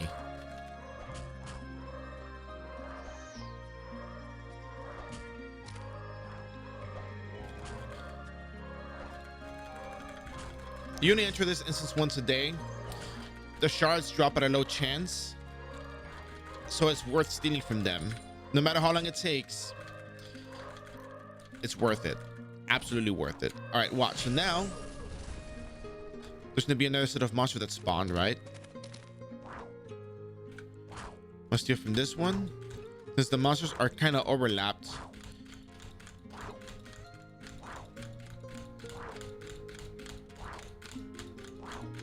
I know you can hear the tapping, but it's on purpose.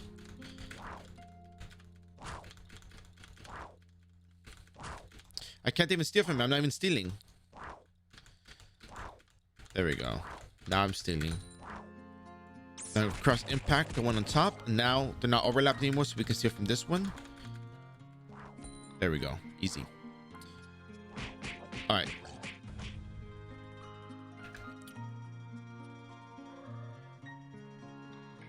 So I think there's one more monster down here that we have to get rid of. So this one is the one from earlier. I think it's the one from earlier. Oh, don't tell me I screwed it up. I couldn't have screwed it up, did I? Oh, there's a malware here made. There we go. So let's steal from this one.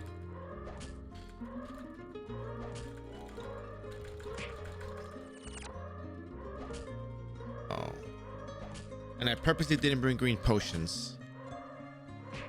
Good job there. Anyways, we can still steal. Shouldn't stop us. So this one has full health, which means we haven't stolen from this one.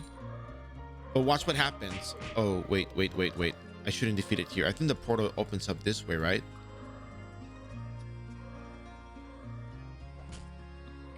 Yeah, probably does. Okay. No, it doesn't open this way. Okay, so now you can see that the portal is open, but the one that we didn't kill earlier is still alive. What happens when we kill it? Well, guess what? Now more monsters spawn. We got a couple of more monsters to kill. Like what, 2 of them? Probably.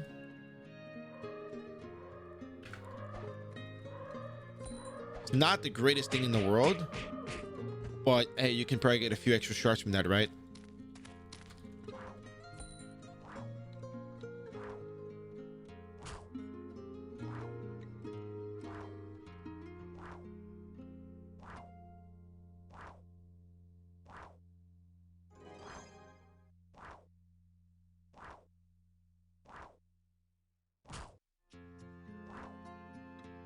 I don't think I stole from this one, did I? Part of me feels like I did, but I sneezed and looked away. Worn out page. I don't think I got worn out page from the zombie, did I? So, screw it. Let's just kill it. No point in holding on. We'll wait for them to separate.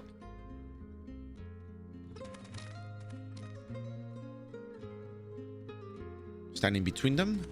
Come up. Steal.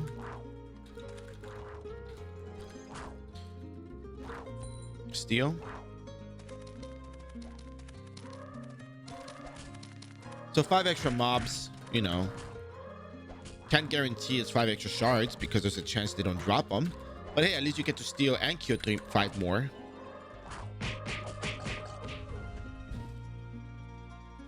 Sometimes you get it, sometimes you don't. And that's fine.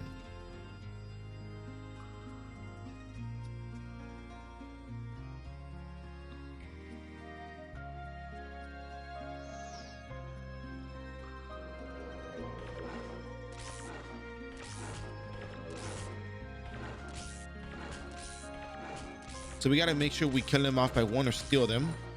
Steal from them in a manner that we're not going to overlap, because this not become a waste of SP. So this is Floating Sorrow and Broken Promise. It's over here. Okay, I'm going to kill the Floating Sorrow first.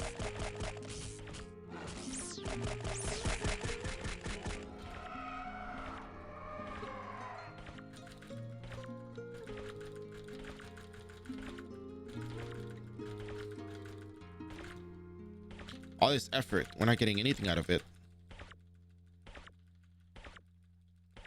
right, well, I'm gonna drop it because there's no point. If I'm using up a full bar of SP for one, that's just that business.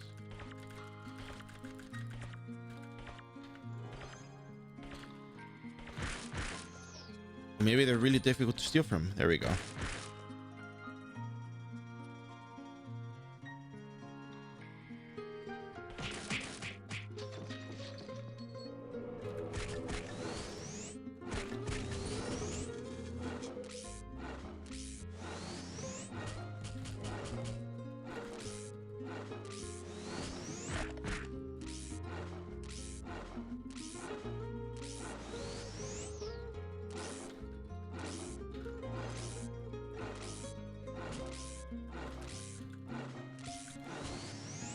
Not worth it.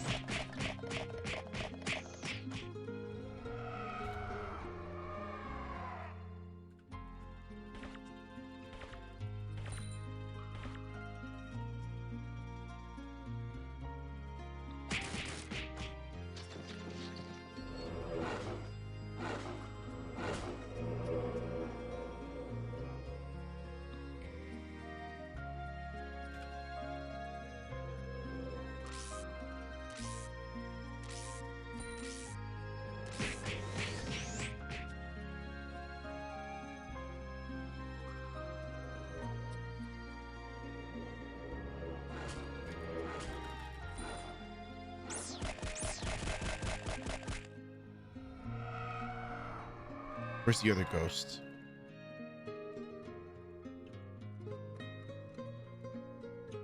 Oh, here it is.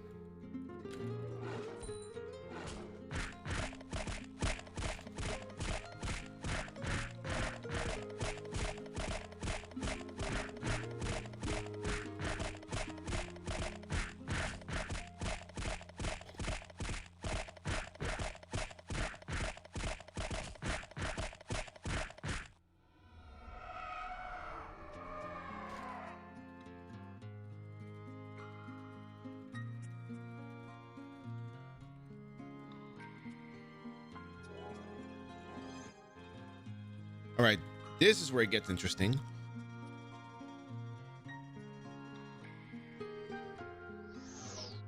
And probably where we're going to be spending most of our time today.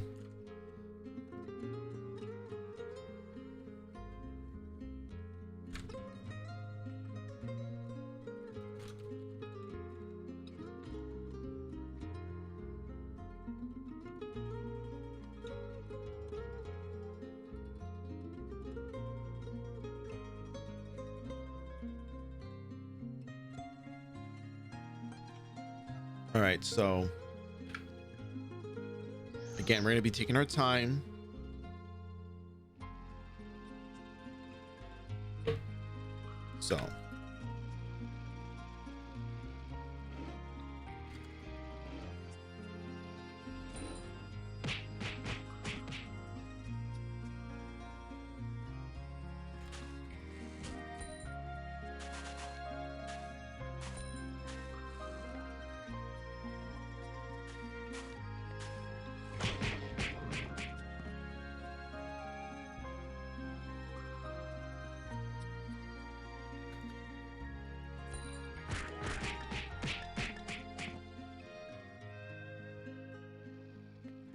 So there's no other mobs in here, right?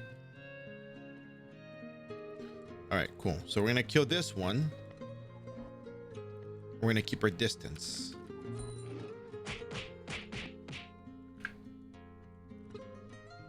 Because that one has to stay alive. No matter what happens, this one has to stay alive. You can't kill this one early on. You have to leave it for last. It'll loop the respawn here, so we're gonna damage it just a little bit so we can identify it. I'm gonna go back up over here. There we go.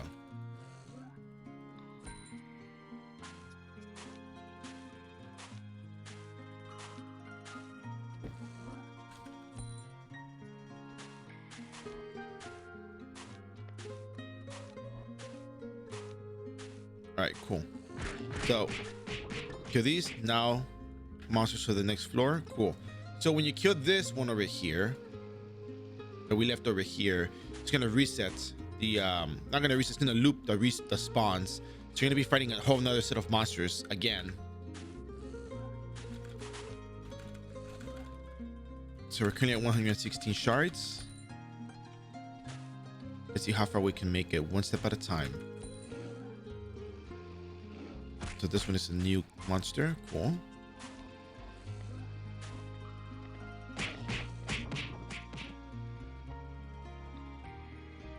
Okay, this monster saw us. This one will see us right now.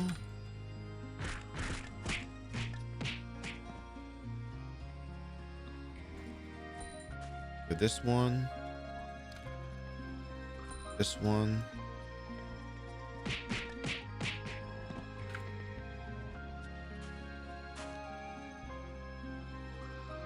Take care of these first.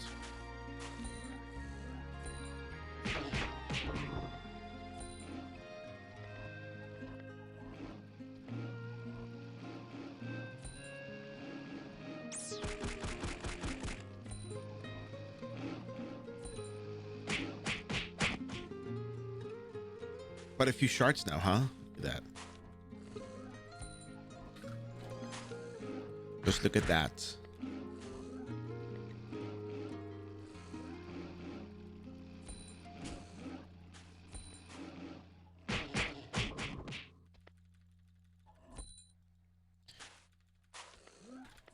The key to success is pacing.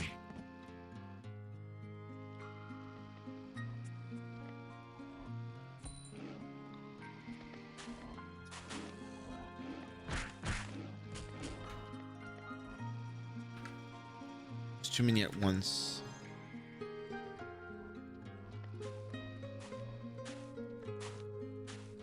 Don't forget, we have yet to loop the monsters on this floor, make them come back out again.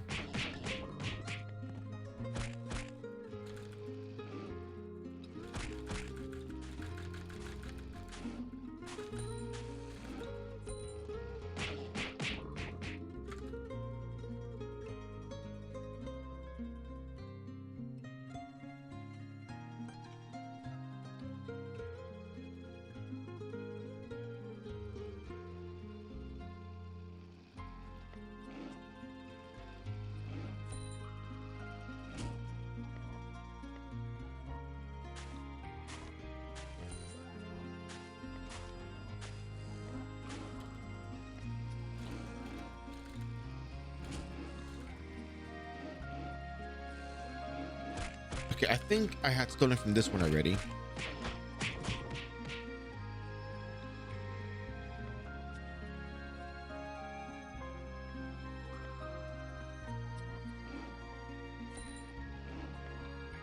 Okay, this one is gonna respawn all the monsters in the floor. I'm almost sure of that because I heard it earlier. So I'm gonna keep it over here. I'm gonna keep it away from me. Keep it away from all the other mobs. So I'm gonna be able to steal as many as I can. Okay, so I need to kill this. Oh god, I mixed them up.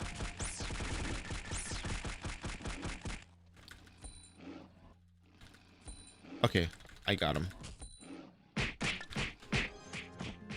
Good.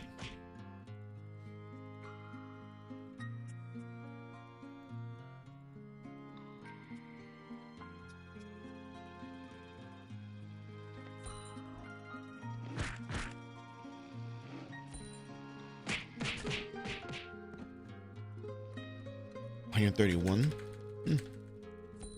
Not bad. Saw me. All right, so we got rid of everything on this floor, with the exception of the one that I said to hold on to. Oh, but we're running airship set at the moment. So once we kill this one, all the monsters are gonna respawn once again. So, watch. There we go. There's the loop.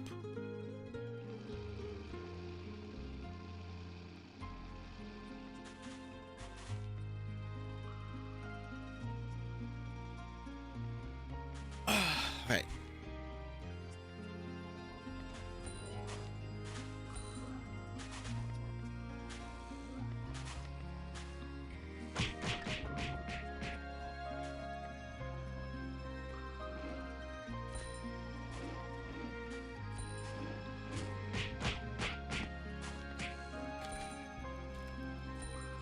We are now at 133 shards.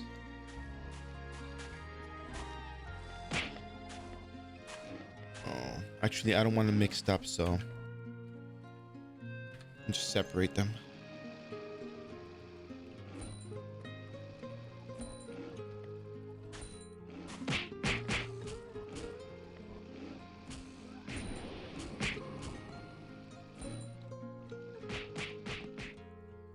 Given the shards are, you know, lower drop rates, kind of makes sense that we kind of just have to like be a bit patient when it comes to this.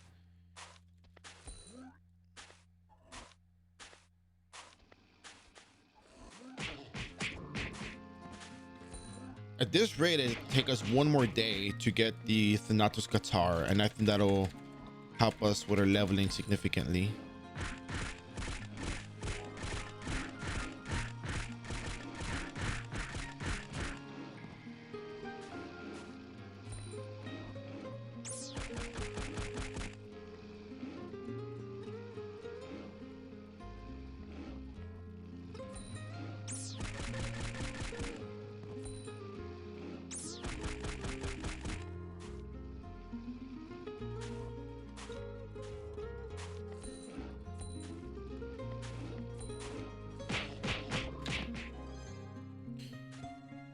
Shards. Yeah, I mean, we will get the weapon tomorrow, and that's good because once we get the weapon, we're gonna buy a safe to 7 armor certificate. Sorry, safe to 7 weapon certificate.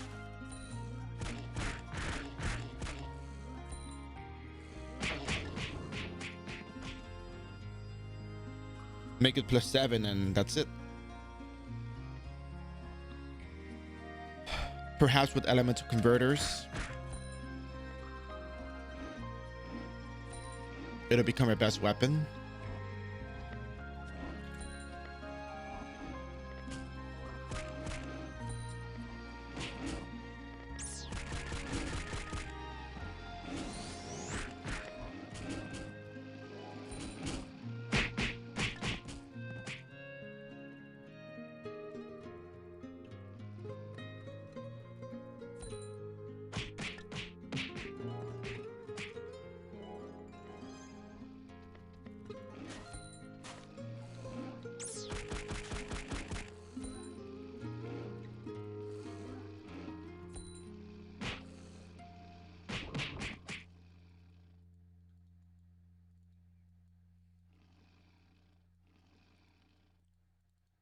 All right. You know, the funny thing about farming this is that it takes a good while. It may be slightly tedious, but it beats, you know, the fact that even if you get past level 130, in some ways you're still going to be struggling to level up because the Thanatos Qatar provides such great utility to your character. It's incredible. It's insane. You get poison bottles, boom, easy. You just rolling cutter and level up. And it gets better because once you get to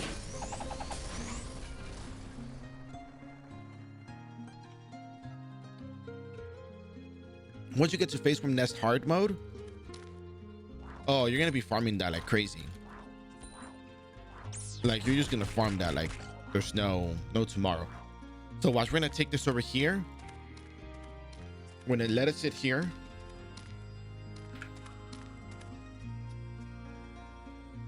And we're gonna get rid of the rest of the monsters in this area.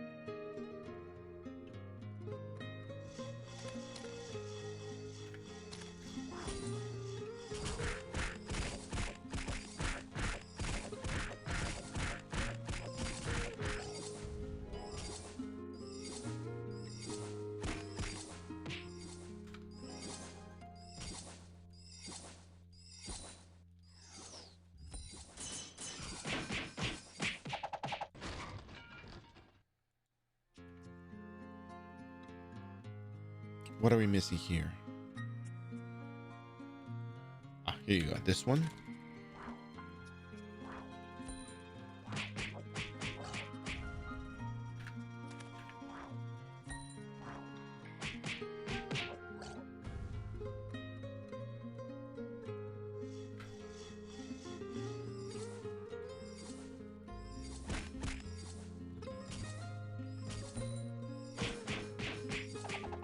All right.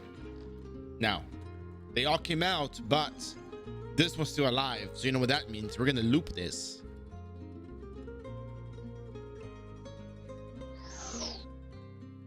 But before we do that, don't forget to steal from this. There we go. All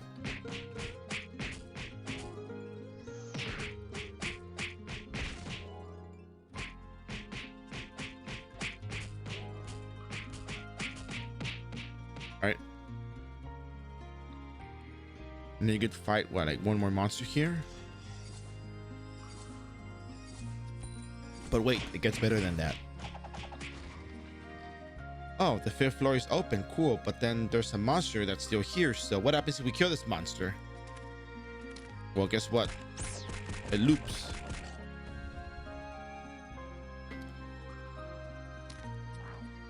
The portal is still open. You can still walk to it, but you don't want to do that. There's no benefit for you. You lose out on the extra monster over here.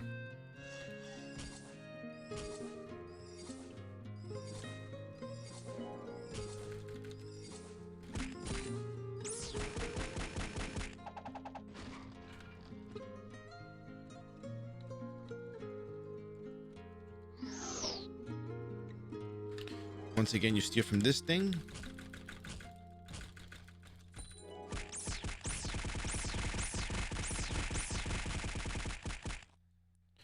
You get 6 shards from this guy. 6 shards from just that one single monster. That's so good.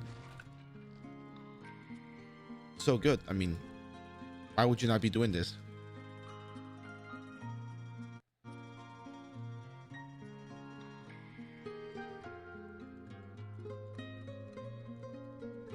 There we go.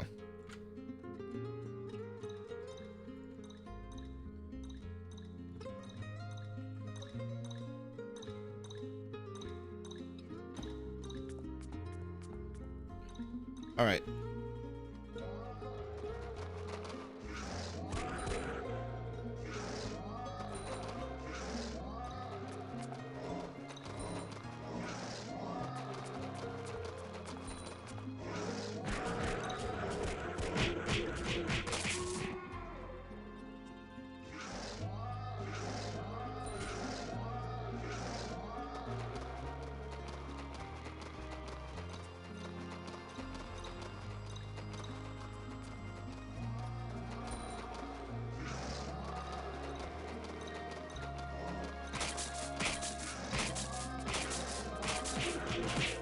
Oh yeah, no matter how hard you try, you cannot steal from the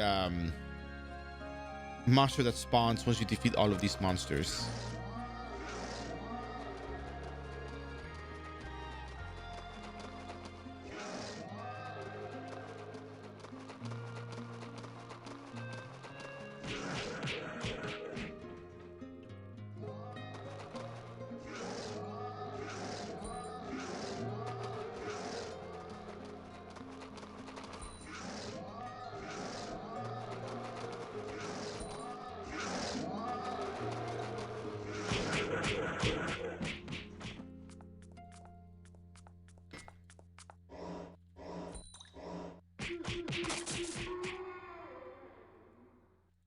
So you can't steal from this thing. And if you kill it, you don't get any item from it either, so...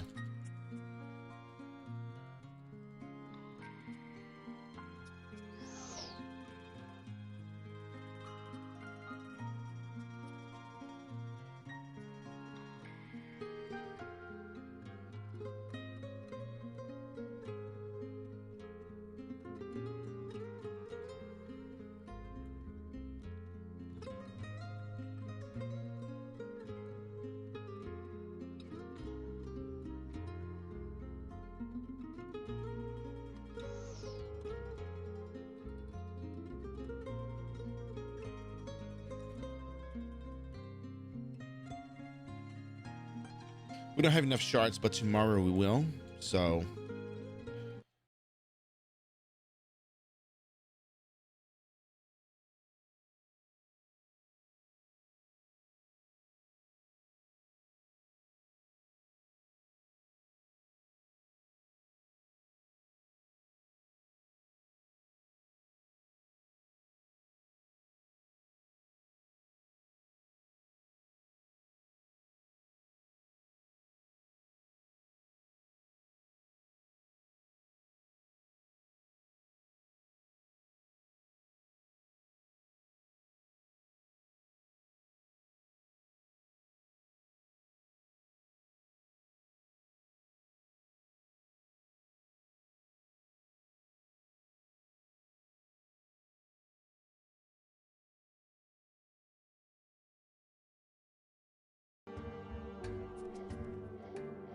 all right, let me sort something out real quick. I'll be right back. Be right back briefly.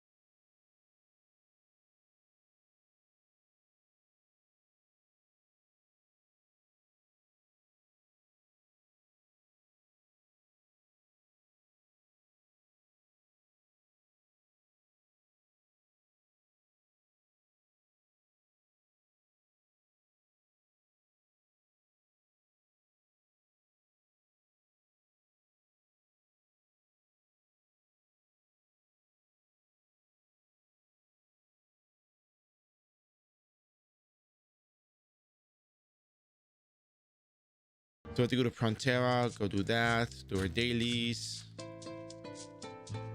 Very simple, straightforward stuff. It's nothing too complicated. Nothing we haven't done before. How about that?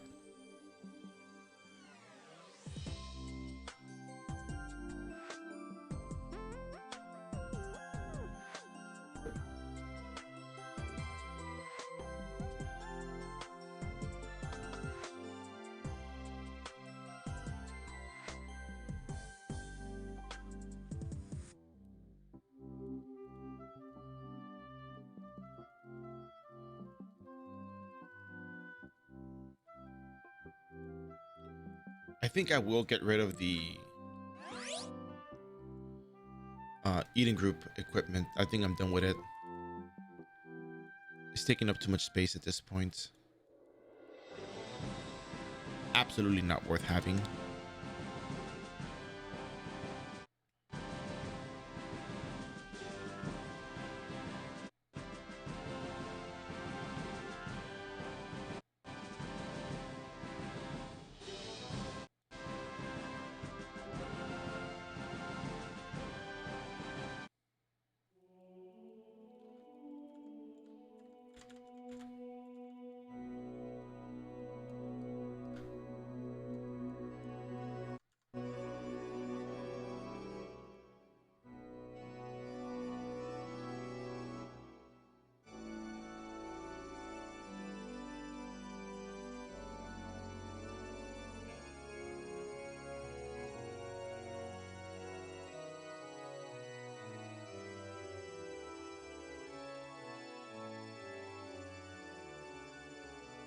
All right, so let's see.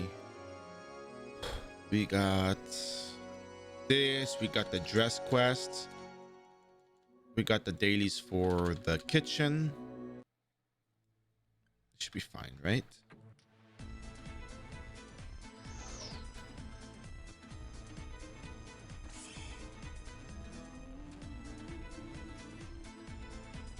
So the airship set is not better than the Imperial stuff. I'm just using it for the movement speed.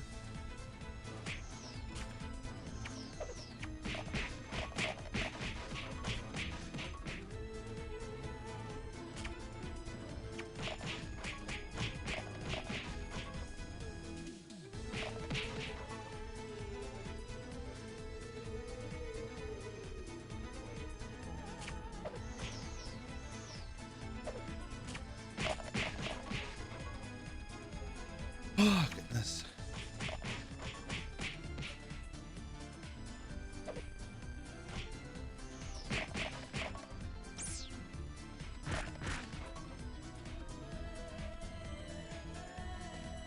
I'm trying to equip the Yggdrasil leaves.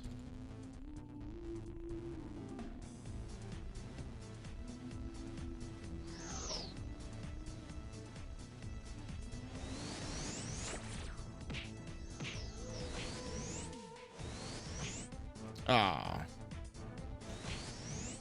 Ooh.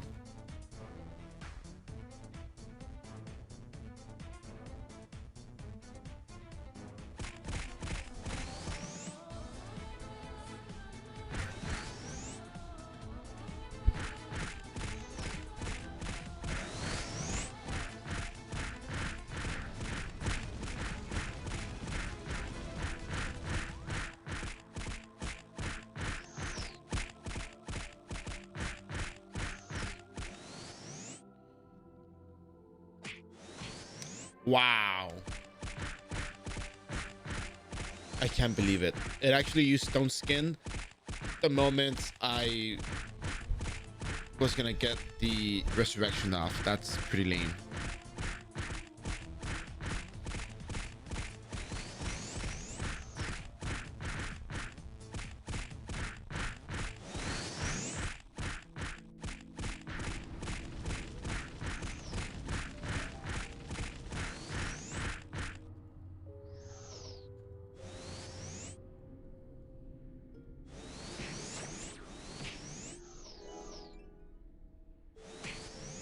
Finally. Oof.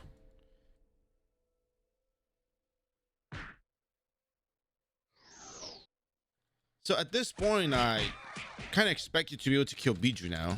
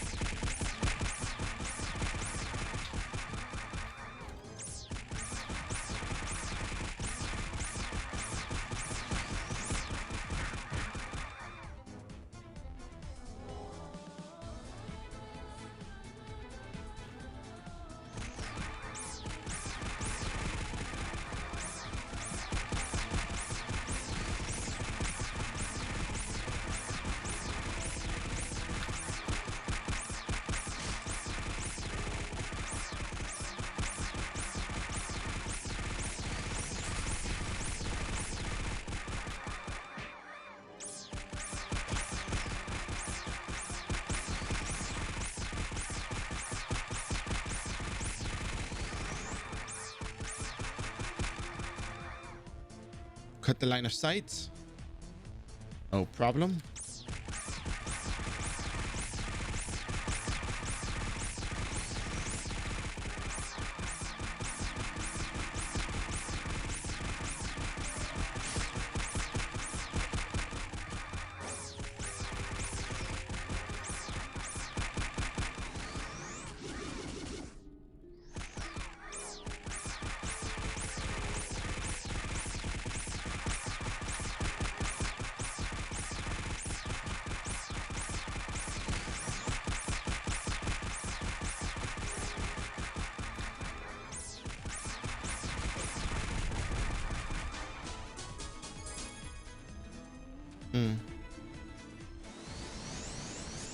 Oh well. Was kind of hoping for more, but I guess not.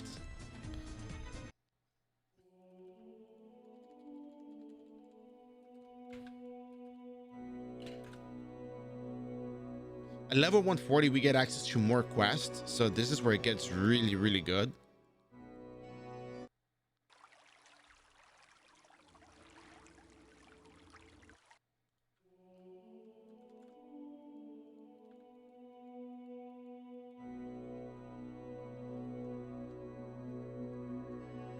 All right, go out now.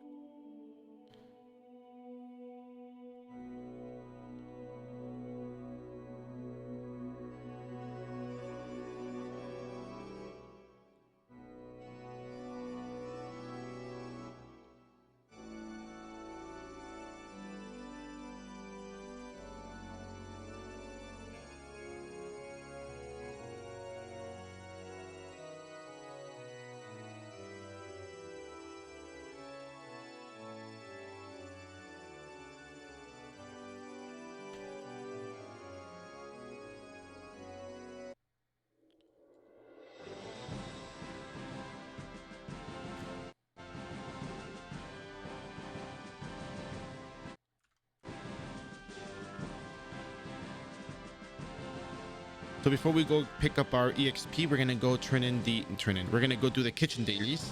That's some good EXP that we get from this, so it's definitely worth doing.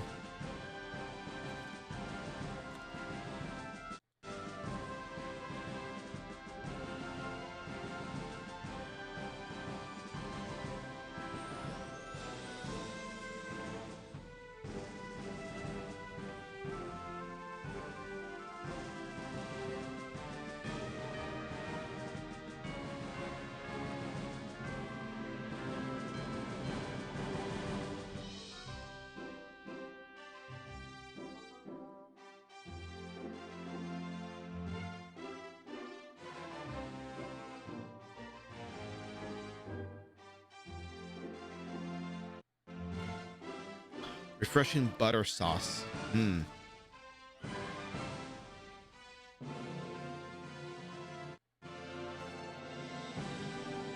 Oh, we're gonna switch back to the Imperial set because we get fixed casting reduction. Fine Stone has a 0.5-second fixed casting time, and the reason why I keep mashing the button is because I'm getting more stones as we speak. If you have Stone Throw, if you have Staple Card, this is probably, I mean, not necessary to do so, but it really helps to, you know, get your plates done fast.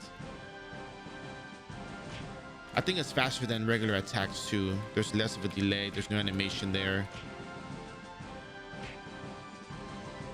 I mean, not a long attack animation like swinging your arms out, throwing a weapon.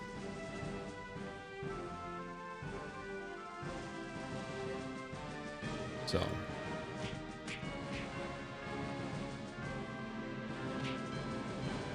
remember, save certificates right now, current goods ending the market. If not, you can always just go level up at Rachel Sanctuary. You can make Zenny there.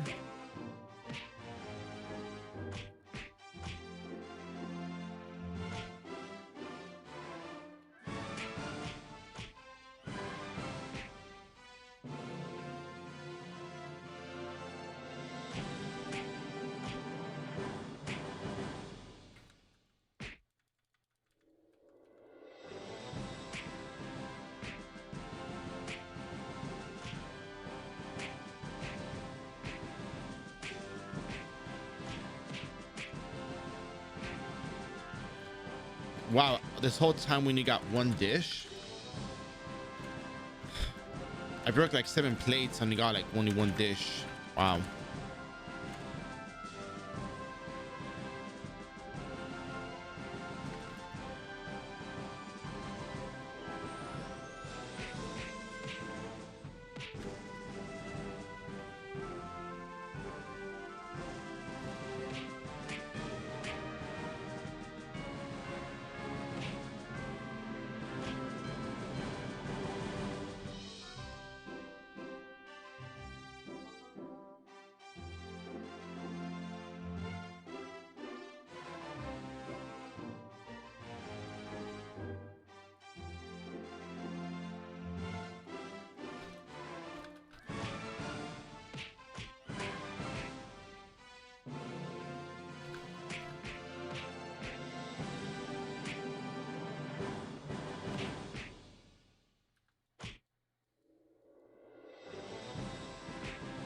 Ah, there we go. 15 dishes. Good.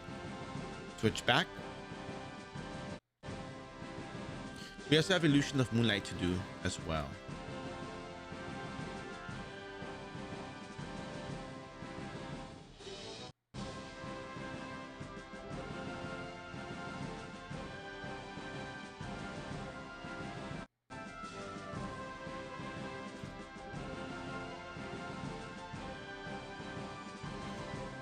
Yep, that's a good amount of tokens.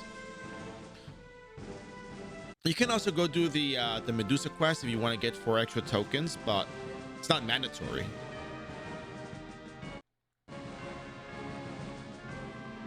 It helps, but it's not like huge. You know, doesn't make or break your whole thing, you know, so.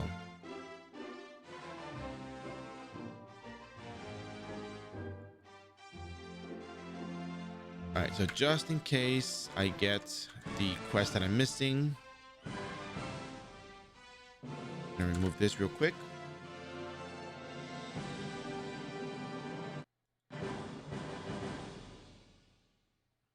Because no matter how difficult the quest for the dresses may be, I'm still trying to get them all done.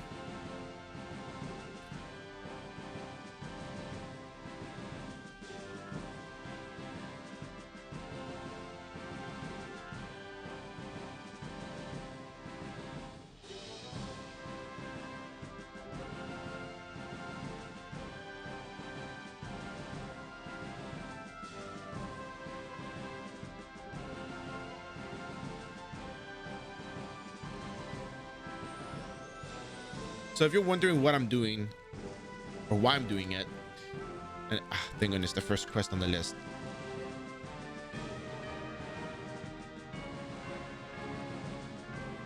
So you're wondering the reason why I'm doing these quests is because there's 1, 2, 3, 4, 5, 6 different quests you can get from this character, from this NPC. And I'm trying to collect them all, trying to get them all done, because I would like to have my 16.1 guide to actually be the final guide you'll ever need. Not describing everything, making it like 1 hour video, but more like describing one video being the main storyline quest, and then another video being the side quest and the dailies. Because it's important to know what the dailies entail, if they're worth it. I mean, they're all worth it in a way, but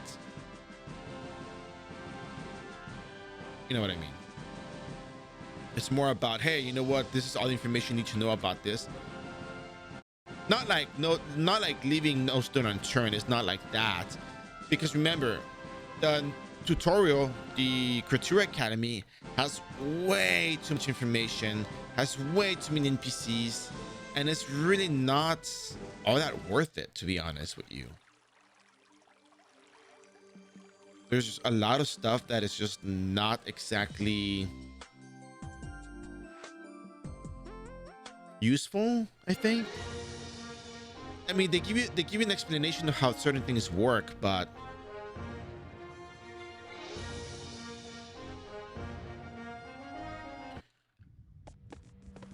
it's not always, you know,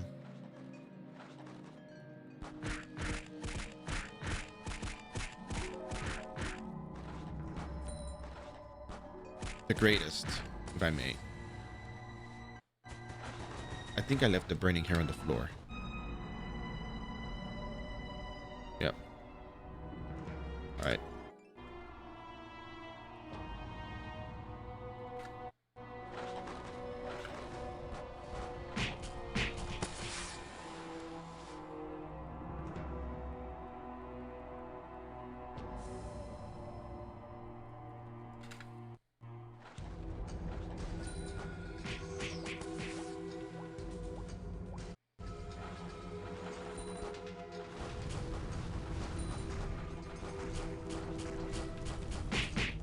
Oh yeah, I'm also eventually gonna have to work on the costume headgear. The costume goggles are gonna be essential, so I'm gonna be working on them eventually. I think at 150 is when I'm gonna work on them, or actually 140 might be the time to do so, because you get access to Face Room Nest, and Face Room Nest hard mode has a lot of monsters, so that's a whole lot of extra EXP you get. And that's when it's really worth your time. Absolutely.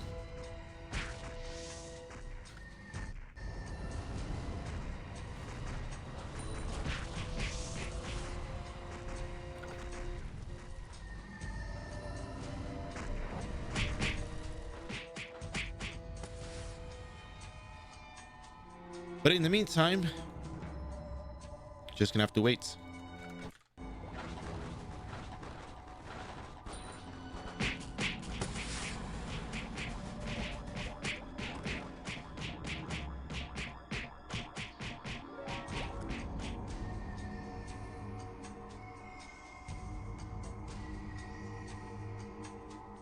Man, those little sweet drops are annoying.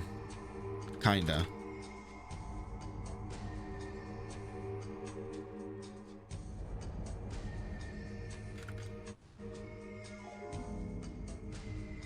All right, let's keep going.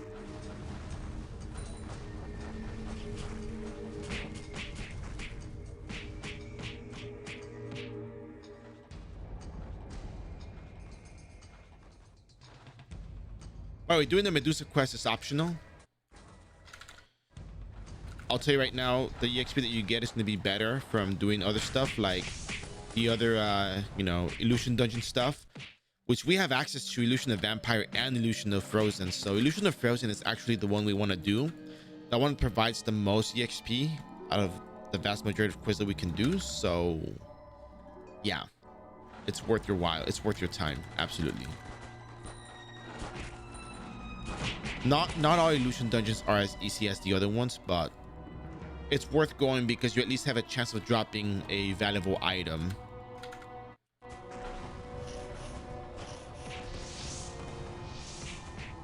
from whatever it is that you're fighting over there. So consider it.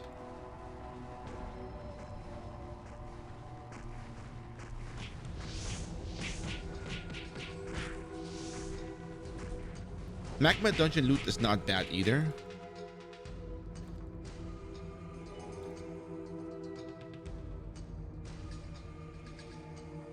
I feel as though maybe blacksmith can level here as well. It's just Daniel board EXP is really good.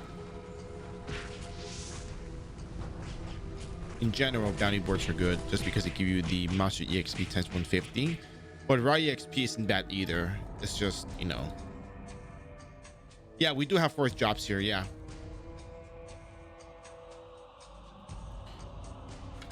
Still missing two strands, the two hot hairs.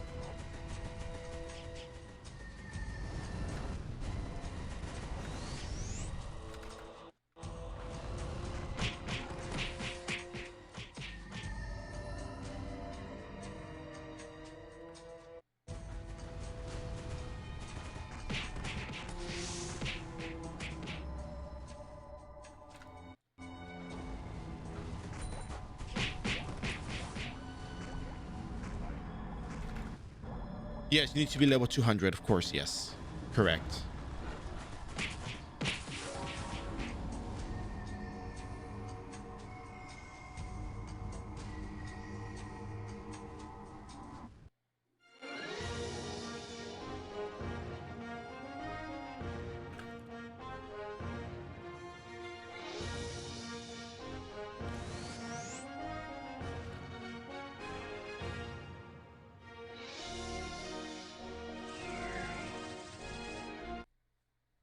Absolutely a must.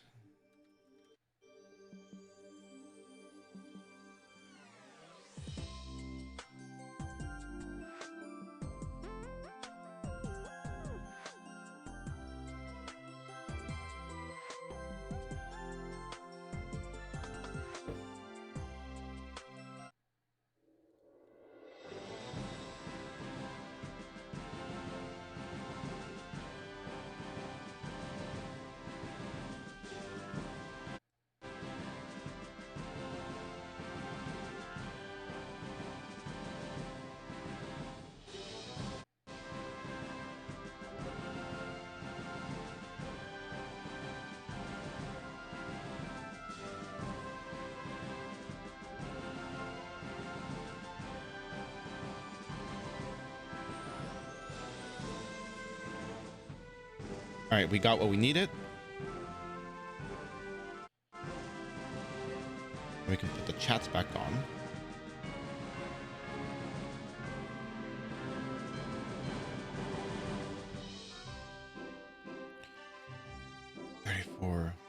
Well, we're not going to be getting more tokens from this today. Like if you, okay, so if you were to do the, yeah, let's skip on this one. We've already done it multiple times. We get the same amount of EXP. It's not really worth a while anymore. We don't have to go do the maid quest. What we do have to do, however, is 16.2, because 16.2 still has multiple quests that I need to grab. So yeah, let's see. What am I looking at here? 16.2 Terra Gloria daily quest. So as you can tell, I'm about to explain to you, the reason why I'm doing these quests, even though they may not give me that much EXP, is, well, the Swords Honor tokens are always a good deal. It's always a good idea to do that.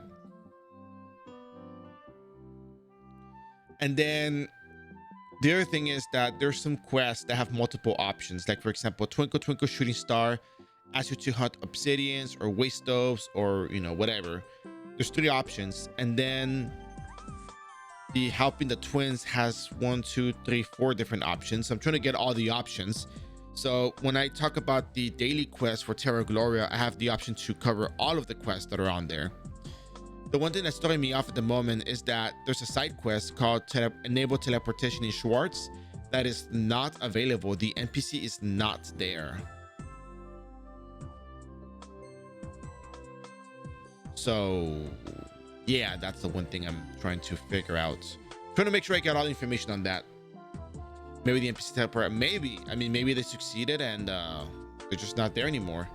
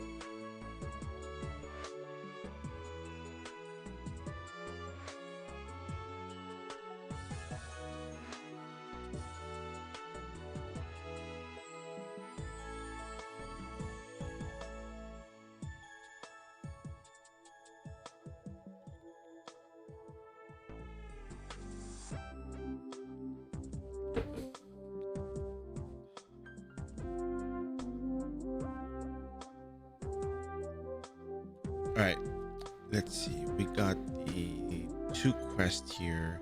We don't have to go back to the central laboratory. I think I covered that well.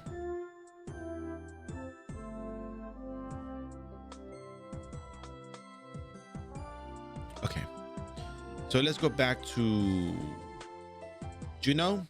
Let's go back to Einbrock. Let's go to Einbeck. And let's cover those quests that we're missing. Well, let's see if we get the quest that we're missing. And by the way, if you do these quests, you can get enough honor tokens to make yourself a +9 Imperial armor. And maybe that you can probably use for, you know, you can probably use it for safe certificates.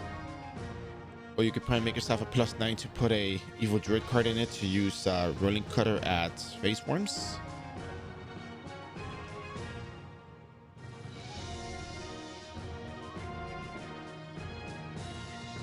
Some stuff away.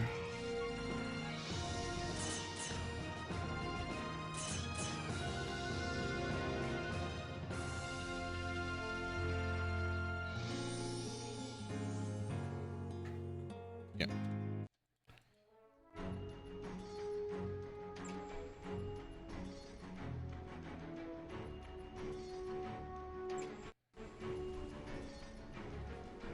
Look, people hanging out in Einbrock. That's nice.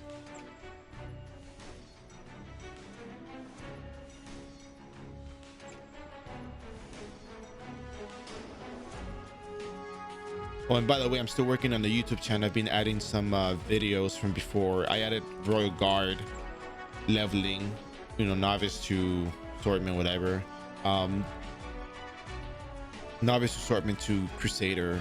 Even though the booster skips the job changes, we're still talking about how to do the general leveling, which I think goes a long way for a lot of people who may not be sure where to go level up at. Whether you have booster equipment or not, it doesn't make it, it's not a problem. You still level up in the same locations. There's really not that many different places to go to anyway, so not a big deal. All right, let's go ahead and try getting the other quest that we're missing. So let's go ahead and let's talk to the twins first.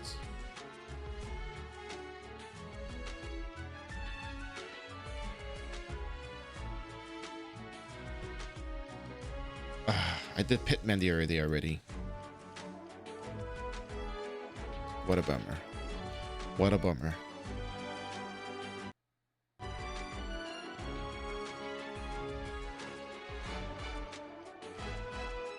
Yeah, I'm gonna try to cut down some of the other VODs because some VODs are too long and YouTube will cut them up into multiple parts. So like the priest video is like 4 parts or 3 parts or something. So it's very weird. It's 4 parts because it's more than 12 hours. So it cuts it up into different portions. So I'm probably gonna cut off the breaks that I had in the streams just to make it easier to, you know, fit everything within 12 hours. So I just have to upload 2 videos, show where to go, what to do with the characters, and that's it. And that'll be a placeholder until I do the 1 to 200 series, where I'll explain more stuff in depth rather than just the full playthrough.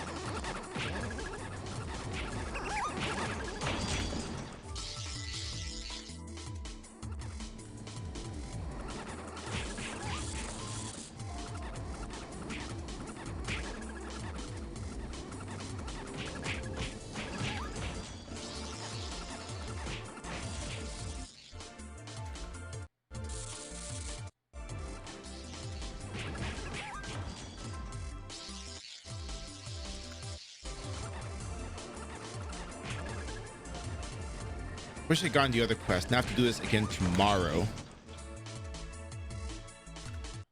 until I get the other quest, which is fine. It's just more of like, you know, for the sake of completion. But knowing that the quest enable teleportation to Schwartz is not working throws me off a little bit, because I really wanted to have those side quests all together.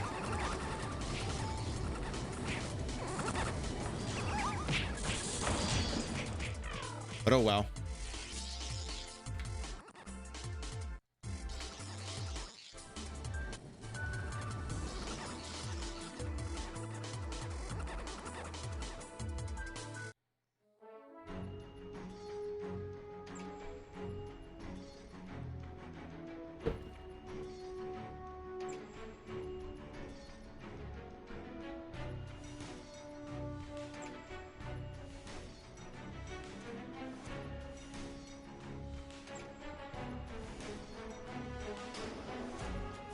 Maybe the next quest will have the, you know, the one I'm missing.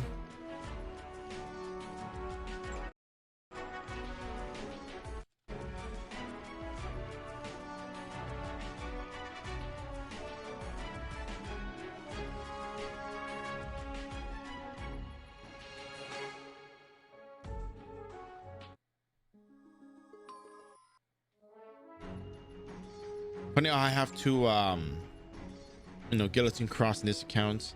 It looks like I'm making an army again.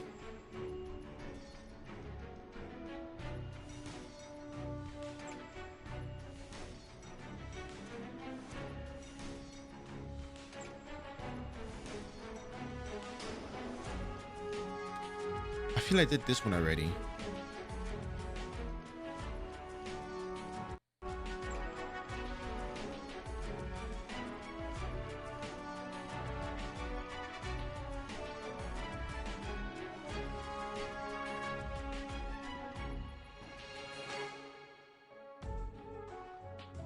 No, yeah, I think I did this one already. I think I'm just missing the third one, the one that asks for used iron plates.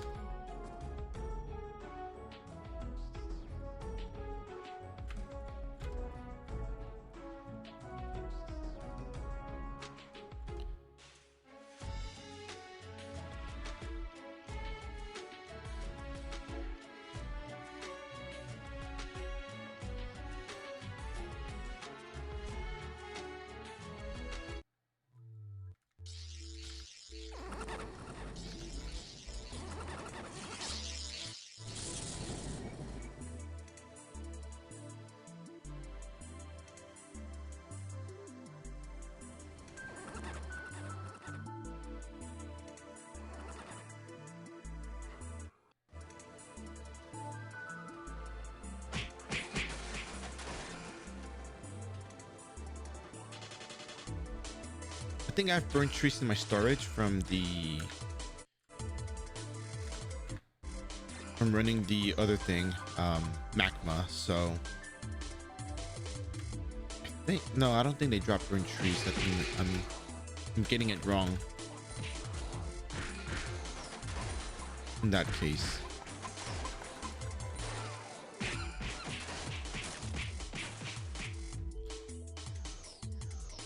Yeah, no, they drop like burning tree or something like that, or burning coal. I forgot what it was called, but point, this is not what I'm looking for, and this will take a while, so I better get to it fast.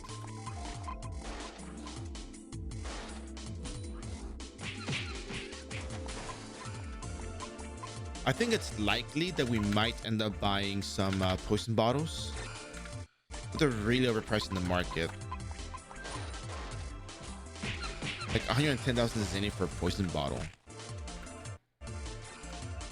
It's just too much, man.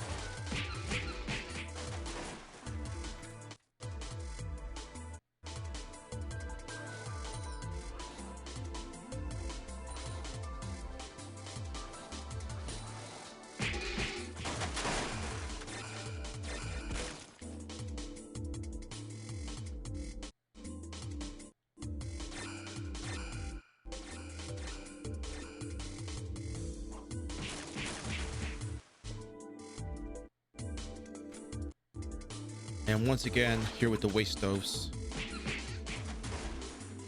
trying to steal burnt trees.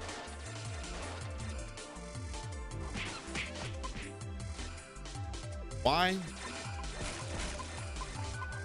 Because I want to make sure I have thorough content. That's why. There we go. Do I need to really do all of these quests? No, not really, but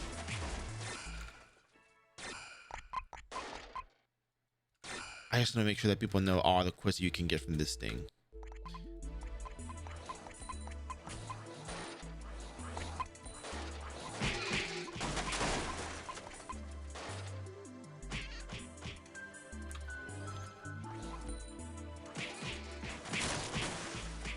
That's your guy in luck you're stealing from them than actually dropping them.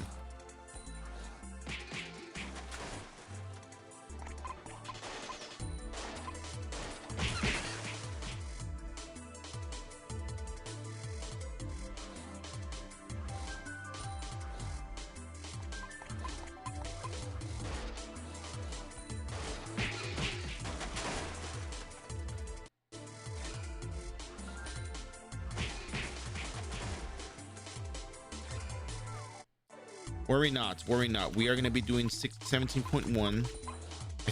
I'm very sure we will. I don't see why we wouldn't. I think we're at that point where we're level 131, so we kind of have to do it.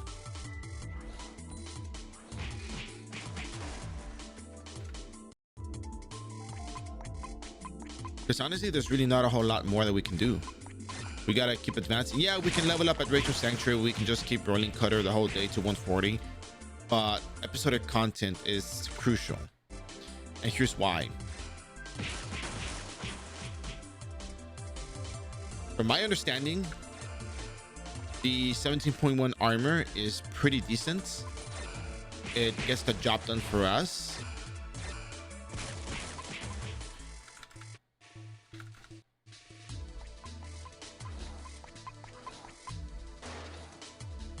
It has pretty decent attack while we're at it, you know. But it requires a little bit more farming than usual. So we might be running these daily quests. We might even be buying some of the core cores, maybe.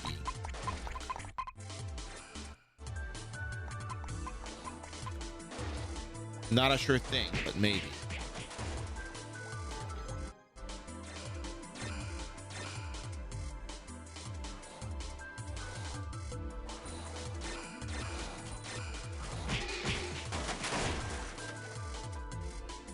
One more burnt tree.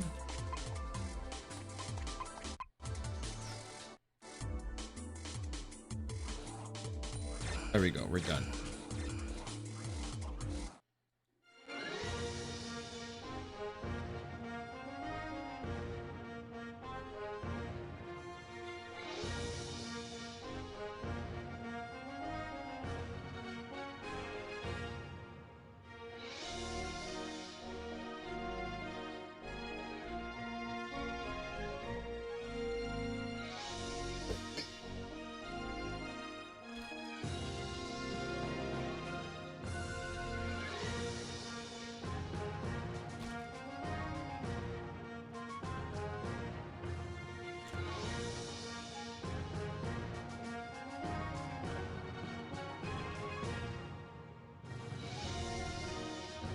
All right, so let's keep moving forward.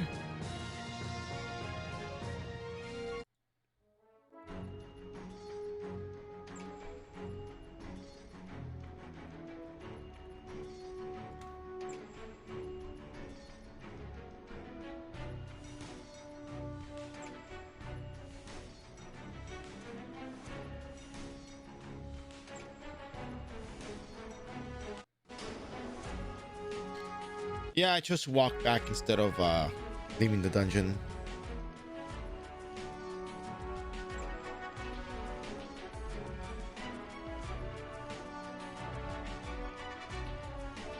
Again, if you want, you can run some of these daily quests, get more honor tokens, exchange for more safe certificates. All you. It's up to you. You can do this however you want. I'm just providing you the options and giving you the analysis.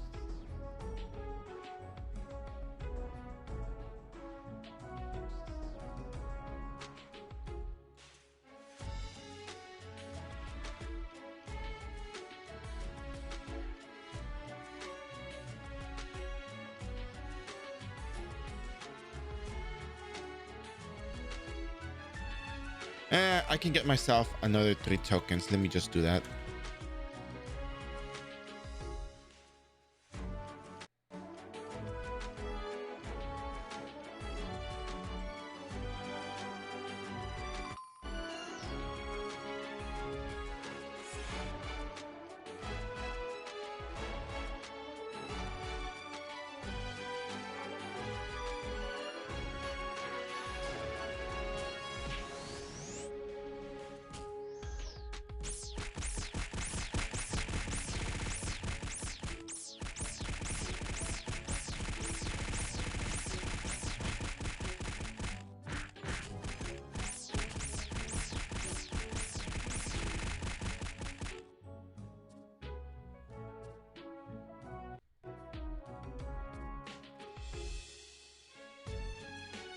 Oh wow, you get 510,000 EXP from Elena. And of course, more luck. The reason why I'm not adding more strength, I shouldn't have added those extra 5 points, but whatever. Point is, we're gonna be getting a lot more damage with Enchant Deadly Poison, and I'd rather put my points into the luck stat for extra hit and better chances at crafting brewing potions later on. So yeah.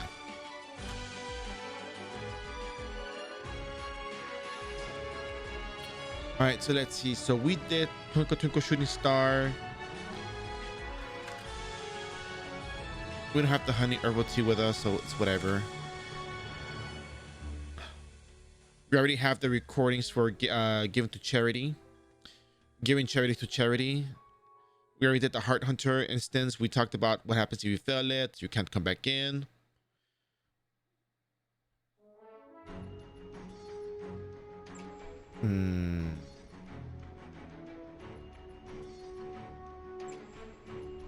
Yeah.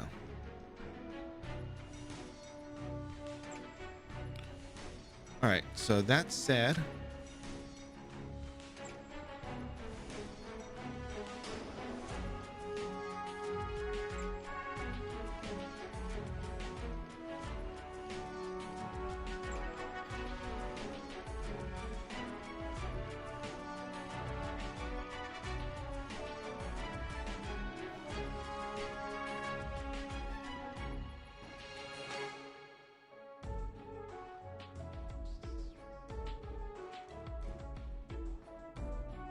Let's go ahead and make ourselves another Imperial equipment.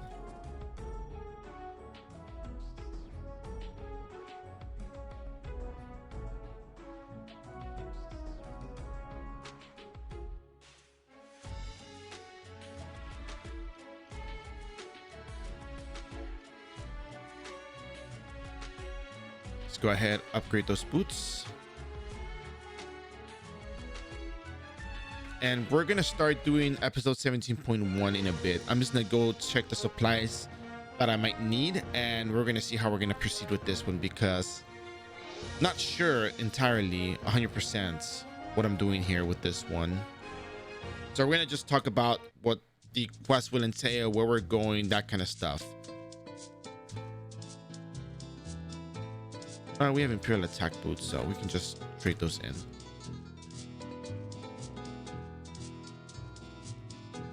Imperial attack boots. 2, that's fine. I got another pair of boots. And we'll be right back.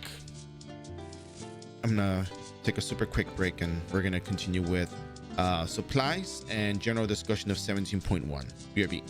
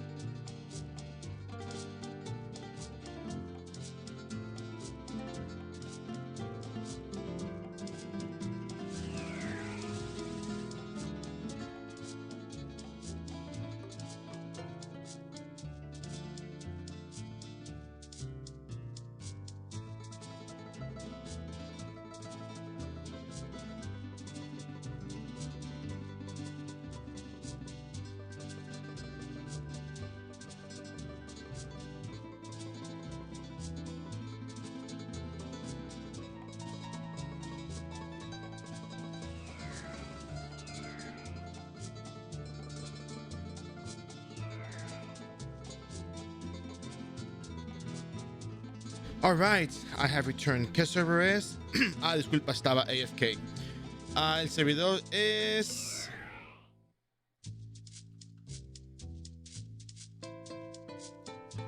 Aquí tienes.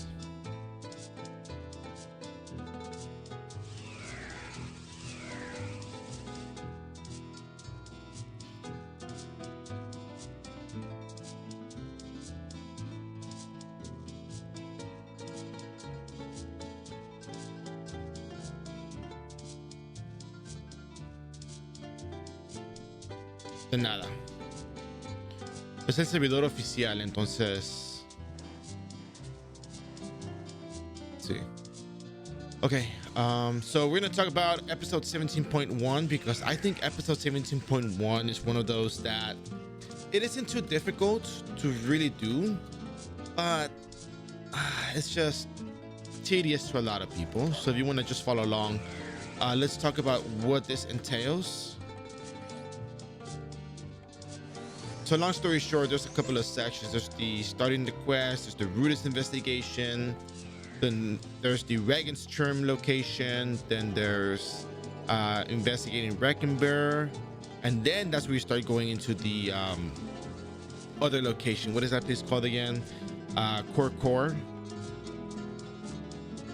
And then Illumina is just like, you know, you just fight the knockoff RSX, you have to defeat it.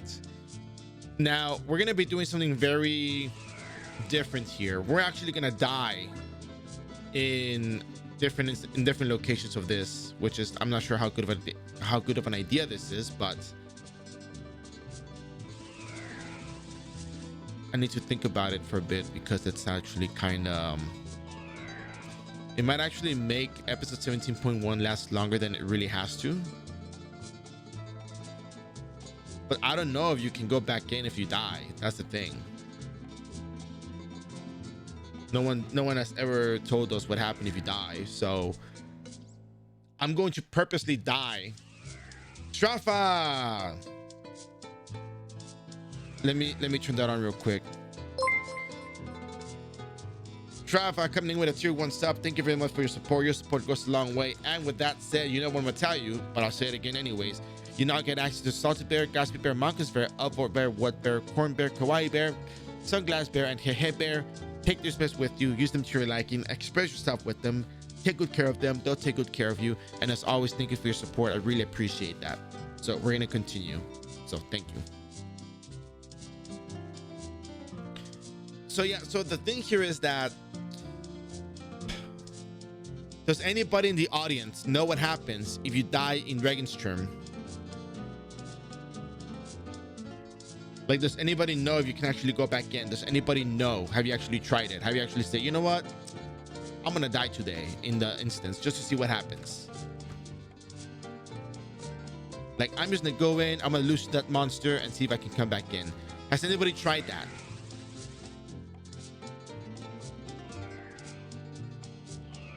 Because again, I know I can complete the instance. I know I can complete the whole storyline quest. I know.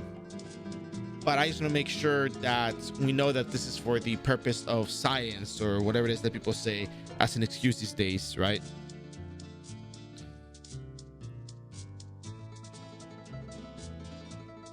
That's kind of what I'm aiming for here, just so you guys know.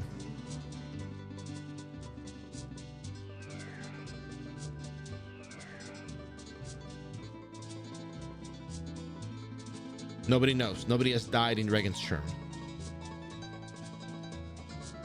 All right. Well, I guess it's time for us to find out.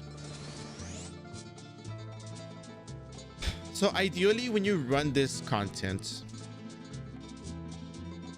you want to have sufficient damage, sufficient potions. So you want to make sure you have syrups, blue and white syrups, or red syrups, whatever you want to spam. I don't know how your damage will be. I know that not all characters are built equal. Some characters will be stronger than others, and that's perfectly fine.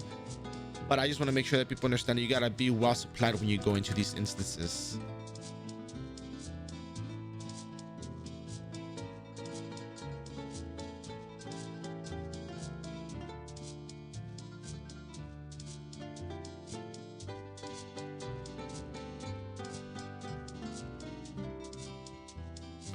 So let's see, where are we at?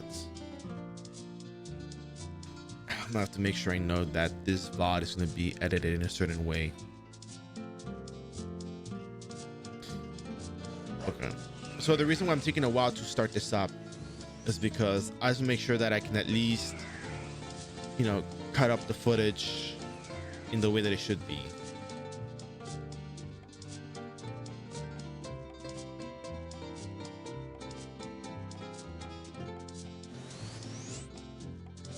So we will start with Nile. Go to Einbeck. Go to Rebellion. Go to Cat on the Bullet. Talk to Philopontis and then go to Rudis. Okay, that's easy enough as it is. Rudis investigation, you have to defeat a few monsters.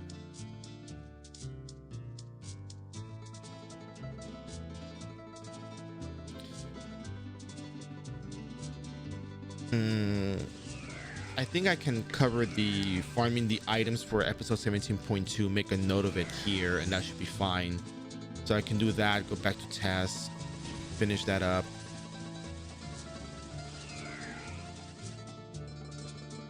Okay, and then the Regenstrom location. That one, I have to die at the...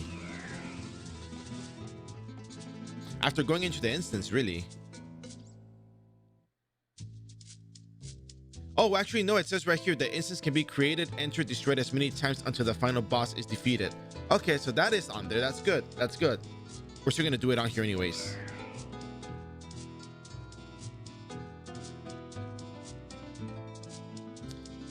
Okay, so that's a good thing to show.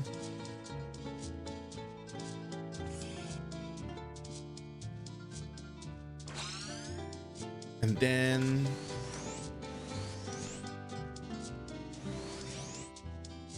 poison gas monsters.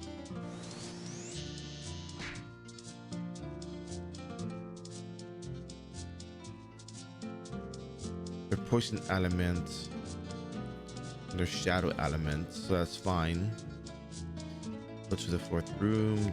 The Sauerkraut has 3.4 million HP, which is a considerable amount of health. But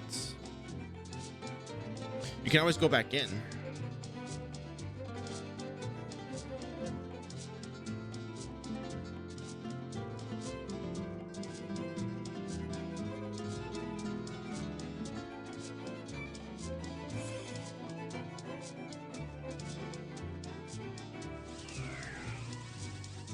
Okay, and then once you clear the Regenstrom, you can start going to the old base.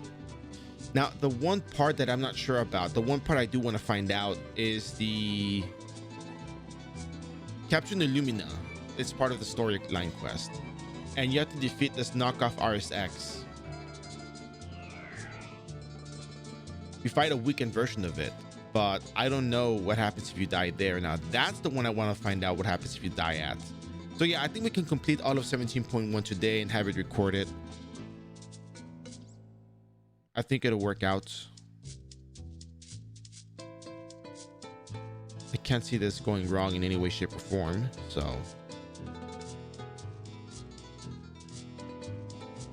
all right, so let me go back to this over here. Check emails.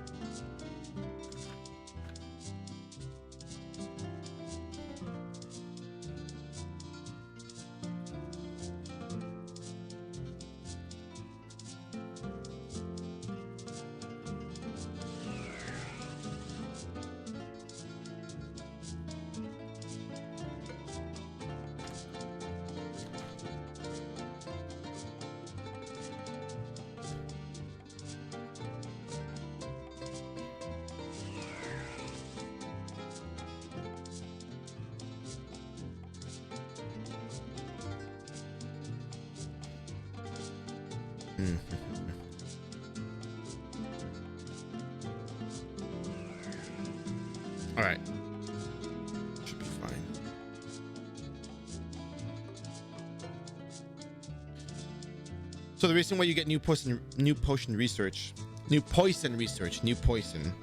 because it extends the duration of your deadly poison. Enchant deadly poison lasts longer because of this, so it's well worth it.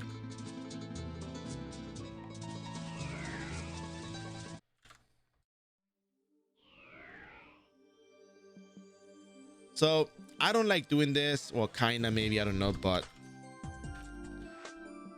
I think we'll be fine without it. But we're gonna buy one poison bottle. Oh, they're so expensive though.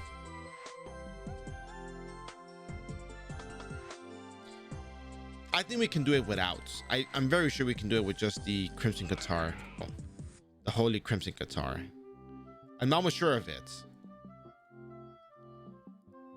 Like, we'll do it without the poison bottle, but if you need the poison bottle, then yeah, you're gonna just spam cross impact. It's 3.4 million HP that it has. You're gonna be spamming either or. You're gonna be spamming poison bottle, you're gonna be spamming you know, blue syrups, or you're gonna be spamming both, really.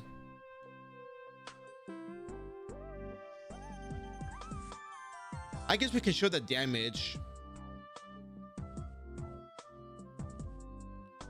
Probably, maybe, I don't know. We'll do it without it. We don't need it.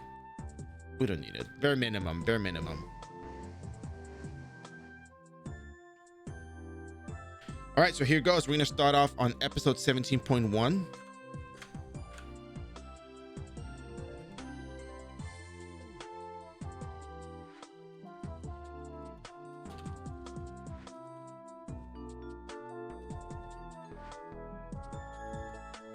So we're gonna take this kind of slow. We're gonna take our time. So yeah.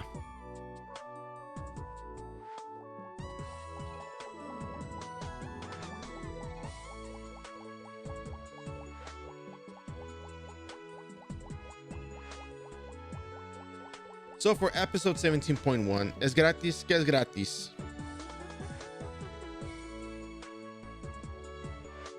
Actually, before we start, let's address this.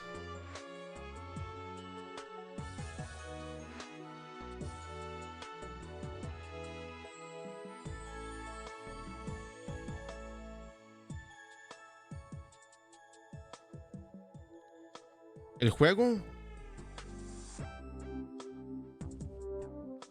Sí, entonces Ragnarok Online es un juego que es gratis para jugar.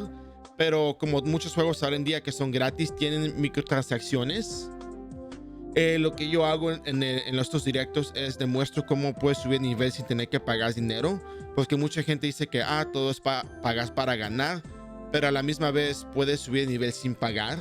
Entonces es lo que yo hago. Yo le explico a la gente qué hacer, cómo pueden subir de nivel, a dónde van, el mercado, cosas del juego, ese tipo de cosas.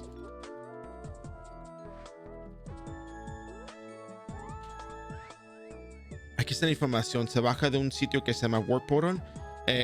Renewal Play Ragnarok, que es donde bajas el juego y haces una cuenta en Warp Portal si estás interesado en jugar. Hablo inglés y español, entonces puedo ayudar con ciertas cosas. Y también hay comunidades de Latinoamérica que hablan español y tienen miembros y ayudan a otra gente. Entonces, sí. All right, so we have comments. We have a lot of stuff off right now. If you hit the follow button, I appreciate the support. Thank you for it. But I have the stream elements off for the sake of having the clean footage. Oh, what's sold? What's sold? Oh, Earthy Leader card sold. Okay, that's 3 million Zenny. I'll take that. Yo jugué hace unos 17 años, pero me dio por volver por ratos. Es mucha diferencia los actuales que lo viejo o me la puedo jugar como. Entonces, lo que... Actually, before I start 17.1, let me address these things. Vamos a ver. Ok, entonces lo que era antes era el pre-renewal, que era pues lo que mucha gente considera clásico antes de que hubieran terceras clases. Las mecánicas del juego han cambiado. en términos de la forma que el daño se produce, los stats, cómo funcionan y así ese tipo de cosas. Y un momento. Where Rune coming in with a part of 4. Thank you very much. Coming in. My name is Captain Sunburn, not my legal name, but hey, you know, if you don't know me, I play iRO and I try to show everything in the free-to-play approach. I level up characters very frequently. I sometimes show off my hard work, sought after, you know, Dragon Breath Rune Knight army that you may have seen before on stream, but if you haven't seen it, you'll see it eventually one day.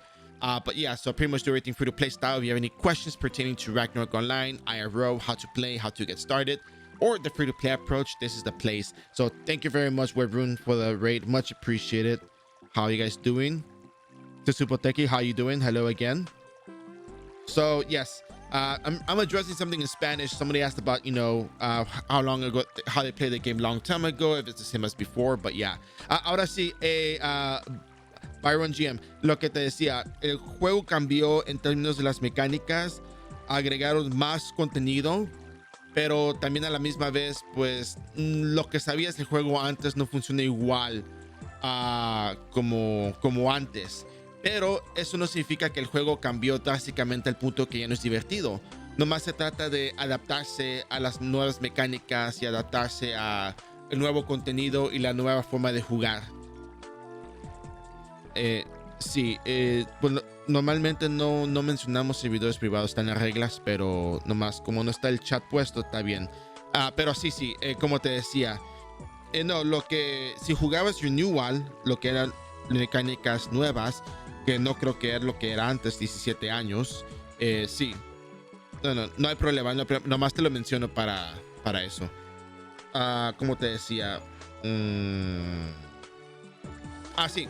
Entonces, son mecánicas nuevas. Entonces,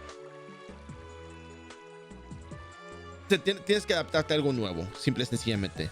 ¿Tienes MVP cards? Sí, tengo MVP cards, pero en mis otras cuentas en las que juego regularmente, no en estas. Lo que yo hago en los directos son, pues, empiezo un personaje nuevo y lo subo de nivel de 0 para demostrar cómo se sube de nivel un personaje y todo eso.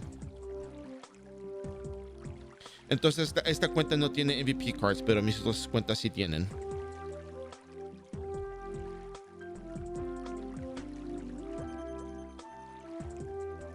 Sí, ayer vi que tenías un NPC que nunca había visto. Así, hay muchas cosas que cambiaron. Hay mucho contenido que se agregó. Pero el juego sí, técnicamente el juego sí es divertido, pues que en el aspecto de lo que es el PvM sí es divertido. Mucha gente piensa que nomás porque cambiaron las mecánicas del juego y no era como antes, no es divertido. Pero en realidad es cuando haces algo que hacías antes y cambian las cosas, toma tiempo adaptarte y inicialmente no es divertido porque no era lo mismo que antes. Pero no es muy difícil adaptarse y aprender cómo se hacen las cosas. Sí, entonces si les interesa bajar el juego, como dije, aquí se pueden registrar y pueden bajar el client. Ahora voy a hacer episodio de contenido, voy a hacer contenido episódico. Esto se llama Episode 17 Ilusión. Se trata de una base rebelde, de los rebeldes, Rebellion. Y también, pues, ¿cómo te lo explico? Es la continuación de una historia que se trata de un laboratorio que están investigando los Rebellion, que son los gunslingers avanzados, y también el gobierno de Schwarzwald. Entonces tú trabajas con ellos, pues, para investigar qué es lo que está sucediendo en estas partes. Ahora, lo hago todo en inglés, entonces si tienen preguntas se las puedo contestar. All right, so if you guys want to follow along, you can follow along with this one right here. I'm going to post the link. Entonces, okay.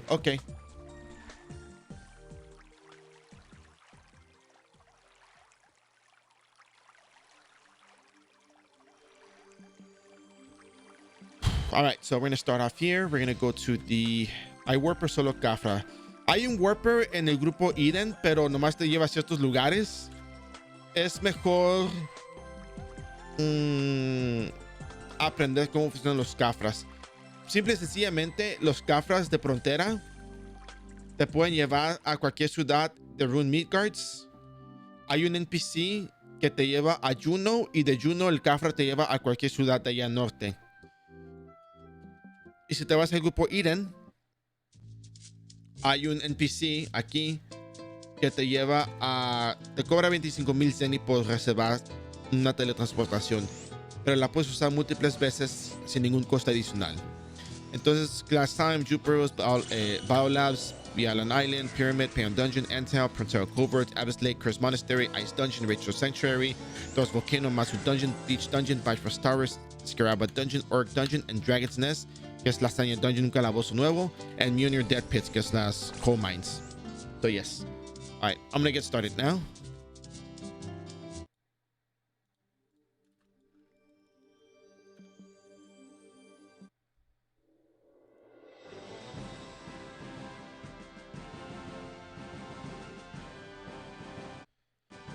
So if you completed episode 16.2, you are gonna find yourself with Nio in your room.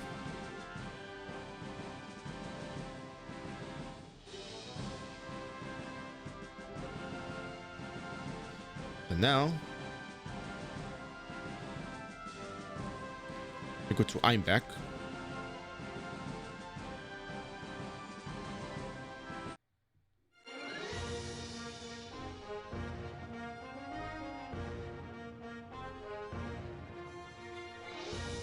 To Einbrock. Take the train or take the donkey.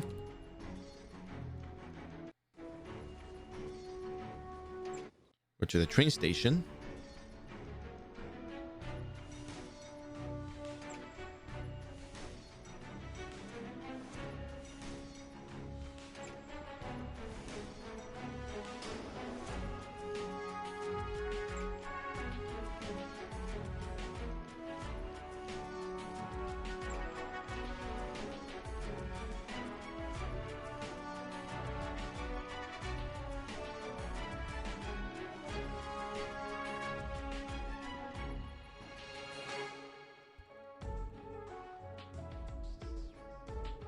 We'll be going back to Einbrock. We're gonna go to Cat on a Bullet.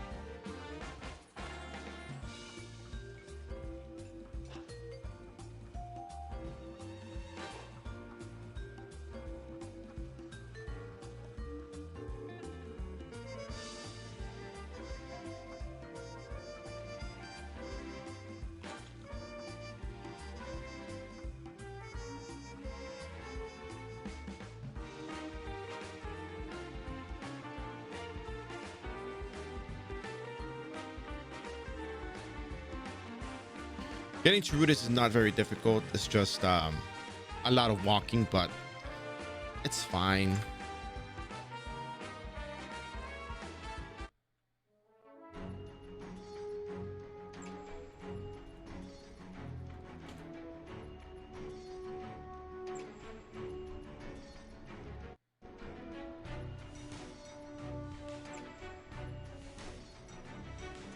I'm going to be going up here.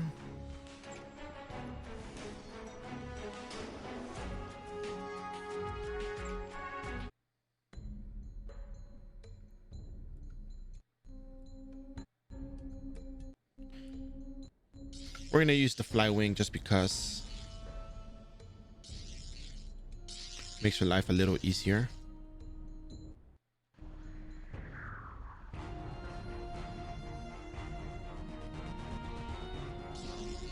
All right, talk to this NPC.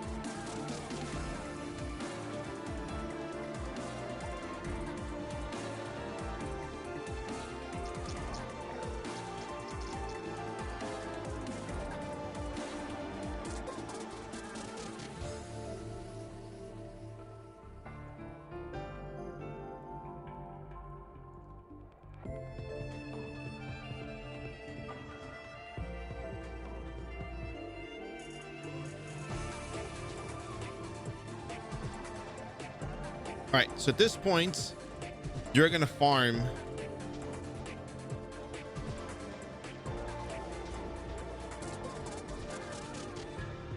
these 10 monsters, but the venom drops fluorescent liquid, and you need fluorescent liquid for the next part of the episode 17.2. So it's better if you collect it now. You could also just wait till later on to pick it up, but I mean, either way, you're gonna be just fine, just, you know, farming it later on or buying it from the market. But I'm just letting you know that there's a way to get this item before going to the market, and it might be worth your while, maybe, perhaps.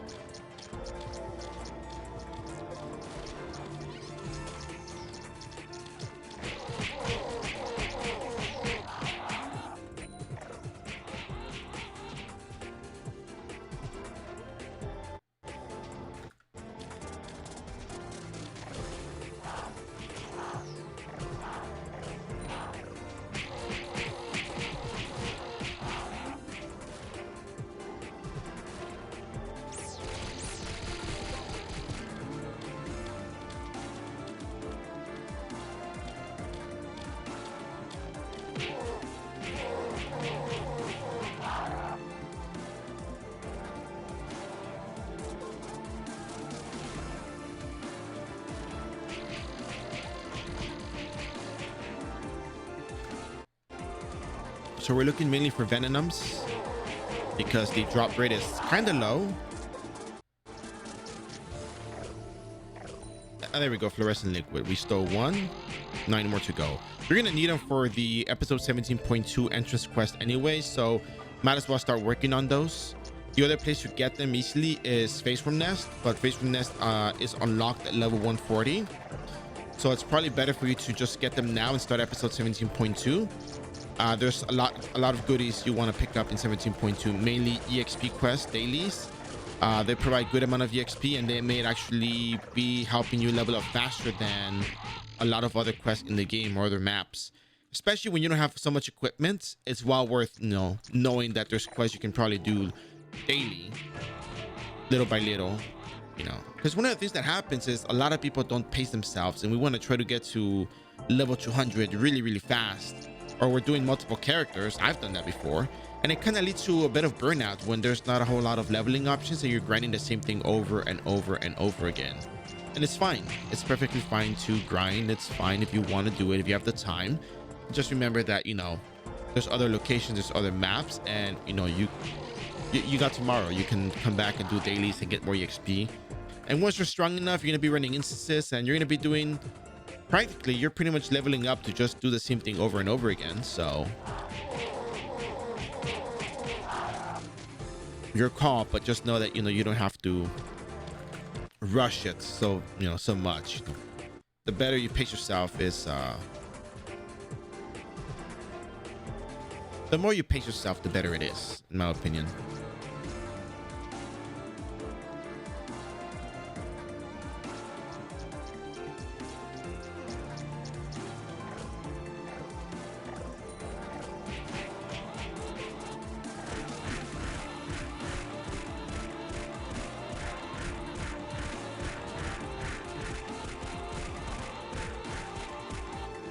All right, so we need more fluorescent liquids, 7 more.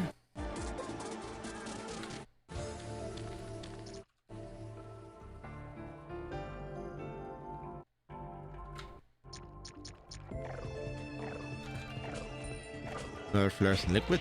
Fluorescent liquid, very nice. Fluorescent. What did I even say? We don't have time to steal. We have to just kill him.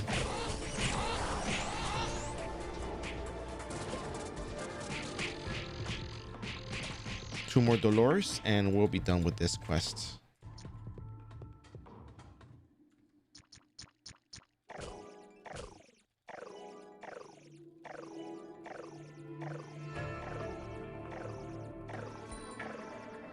Fluorescent liquid, very nice. There we go. Oh, 2 fluorescent liquids, very nice.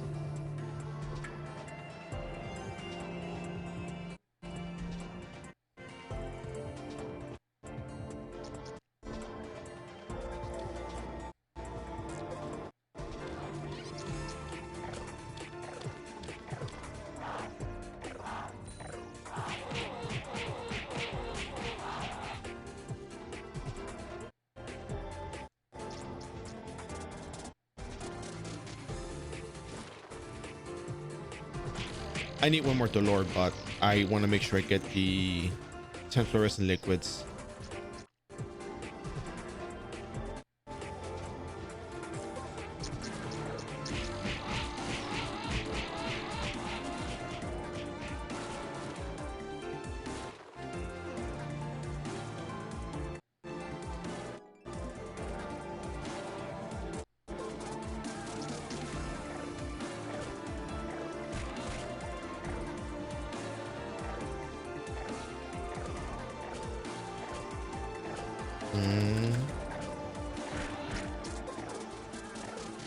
Oh, bummer.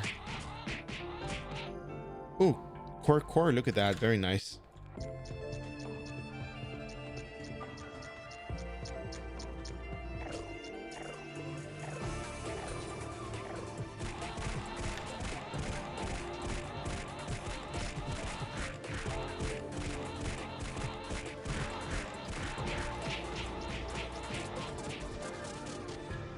Putting more fluorescent liquids. It's crazy how we don't do it's crazy how we do about the same amount of damage with cross impact as we do with 16,000 damage and then 17,000. We do about the same amount of damage, which is insane to me. Of course, with more equipment, you know, one gear gets stronger than the other. We have damage for rolling cutter at the moment, so you know we do like for the amount of SP we use and the amount of damage dealt, rolling cutter is actually more beneficial. But the problem is we don't have that burst type of damage.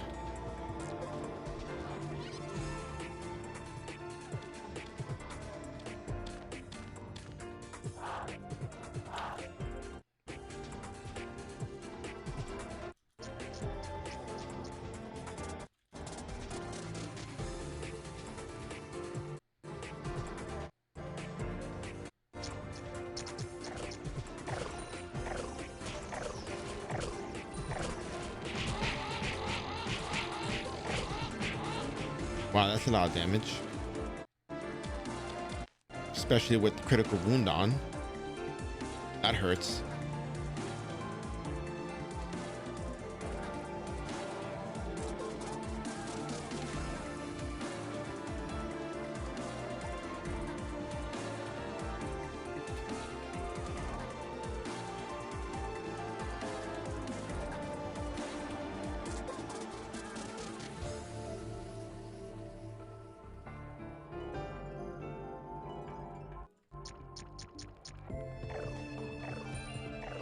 So again, we're here only for the fluorescent liquid.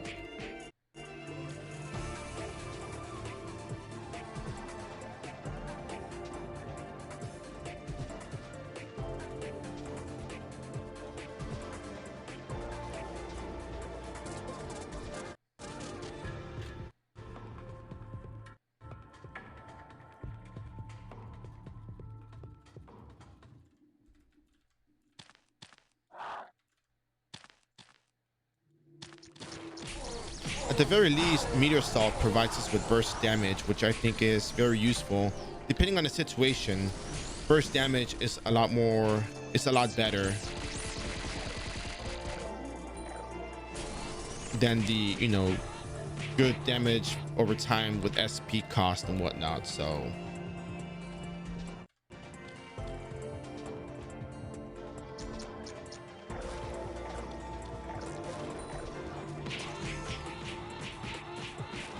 oh, fluorescent liquid.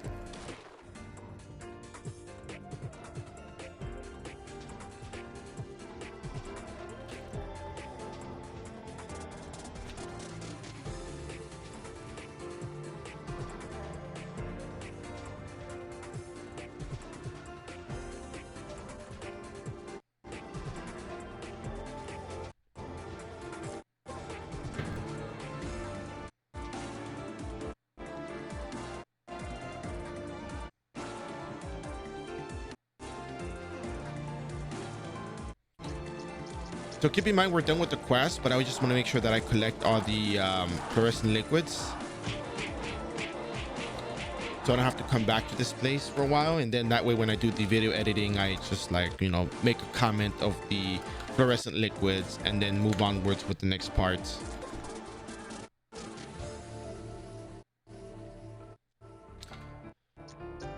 Let's see.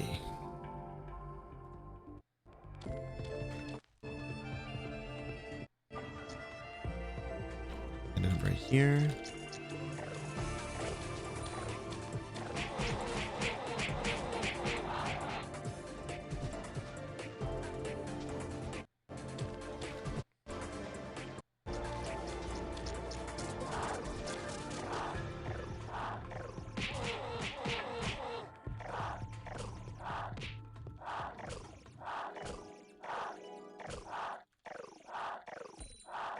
Oh, we got one more. Need one more, and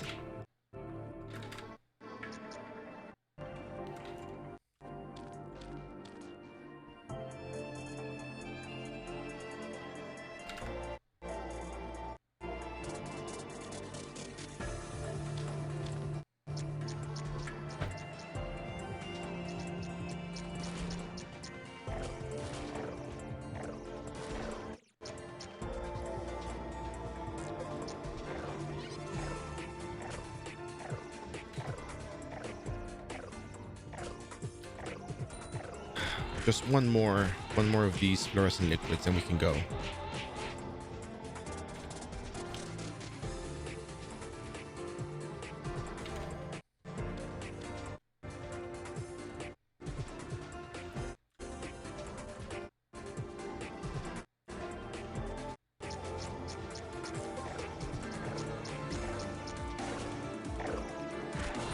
Got the fluorescent liquid. We got 10. We're done with this place. Let's get out of here.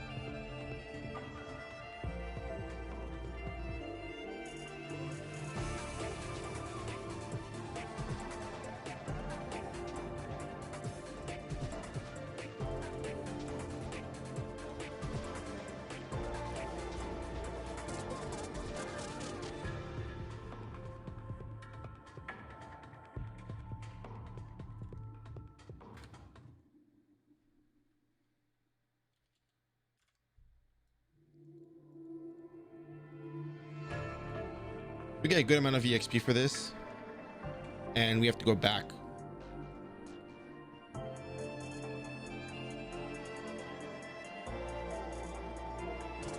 So once you do that, you go back to Philopontes. We're gonna walk back just because it's probably shorter than going back to Einbrock, Juno, Einbrock, and whatnot.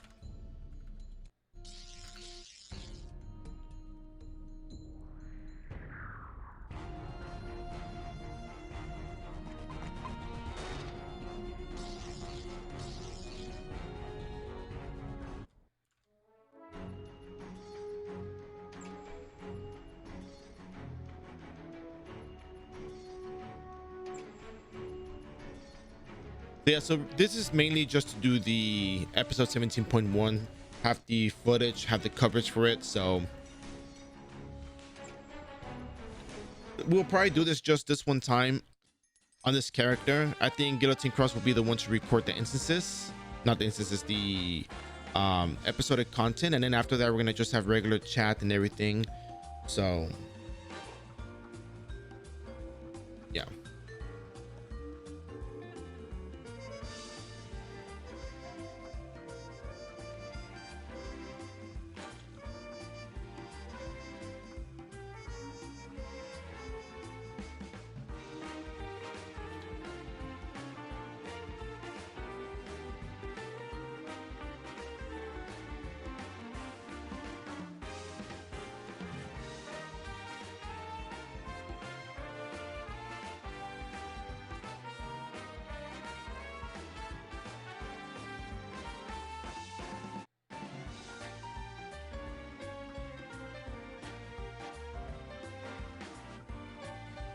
Gonna be a lot of talking.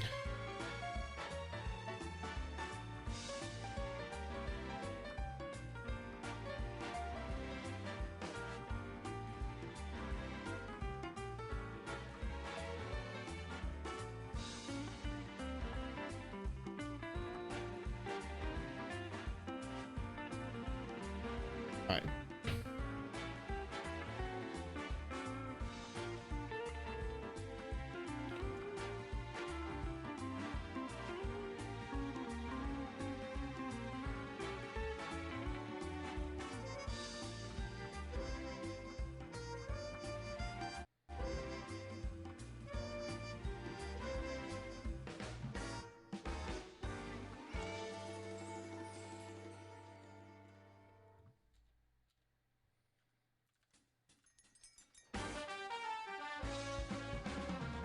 Okay, so this is already Regan's term. Then you have to go to Lighthousen.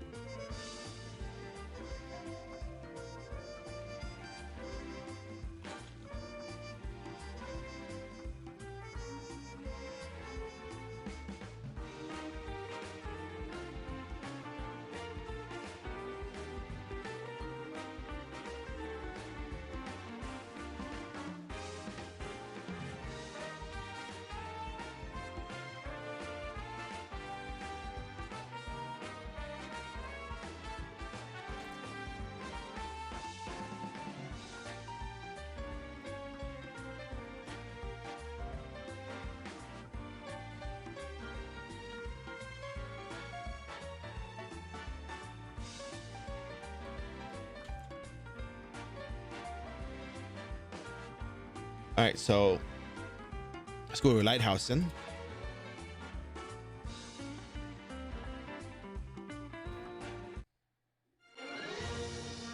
And before I do that, I'm gonna put stuff in the storage because I'm at 90 items.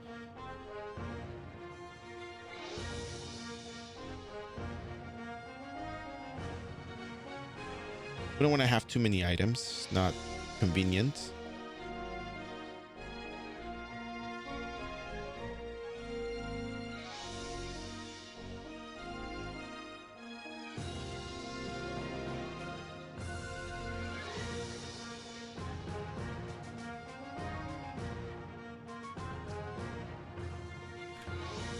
We're gonna get rid of some items too. We don't need the eating group equipment at this point. I'm gonna get rid of it. I don't know about the second hat though, but yeah.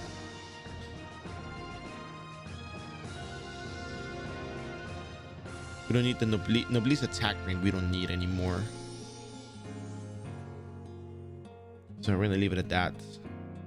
It was good while we had it. All right, now we have a lot more room in our inventory. Middle and lower. Well,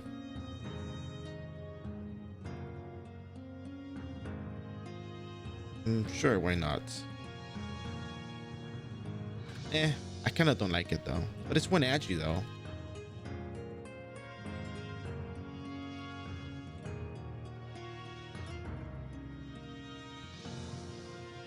All right.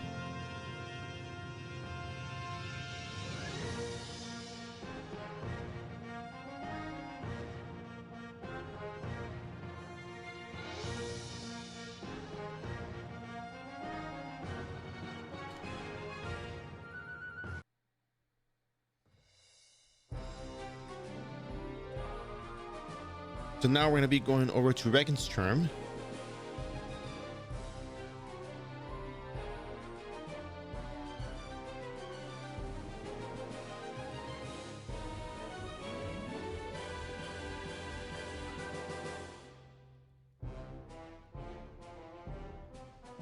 All right.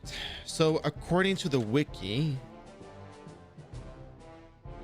the instance to be created, entered, destroyed as many times as needed until the final boss is defeated.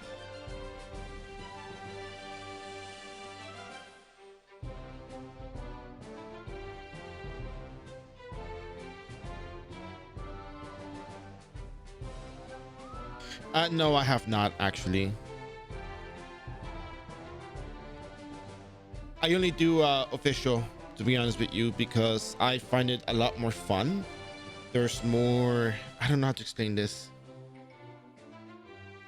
Oh, by the way, I have time because this is the one point where I kind of stopped the video a little bit, because there's like different ways to go about this, because you can die in the instance, you can come back, close it, reopen it, whatever, blah blah blah. But yeah, no, not really interested in anything else, to be honest with you. It's more like,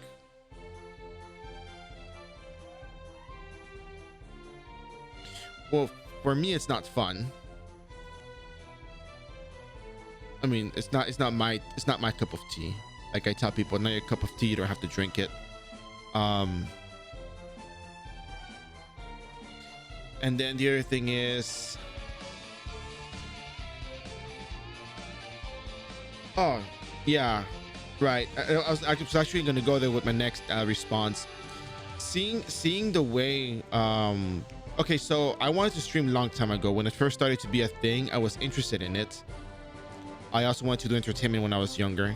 When I was little, I wanted to be an actor, but you know, it's kind of hard to even, where I come from is not very easy to just have the resources to do that kind of stuff. So, but then I saw streaming, I thought it was really fun, and I wanted to be as genuine as possible, because I kind of quote unquote studied the environment and what it is that people did for streaming, what it entails, you know. And I learned that, you know, at the end of the day, you can almost do anything, but you also have to be good at entertainment. You have to be good at explaining stuff, or I mean, to some extent, there's all kinds of things that people do, but the thing that I was good at was chemistry and Ragnarok Online, and talking, of course. And talking, I mean going on and on for a long time, not like not like I am a very formal individual with a very, very good selection of vocabulary words at my disposal. Not like that, you know.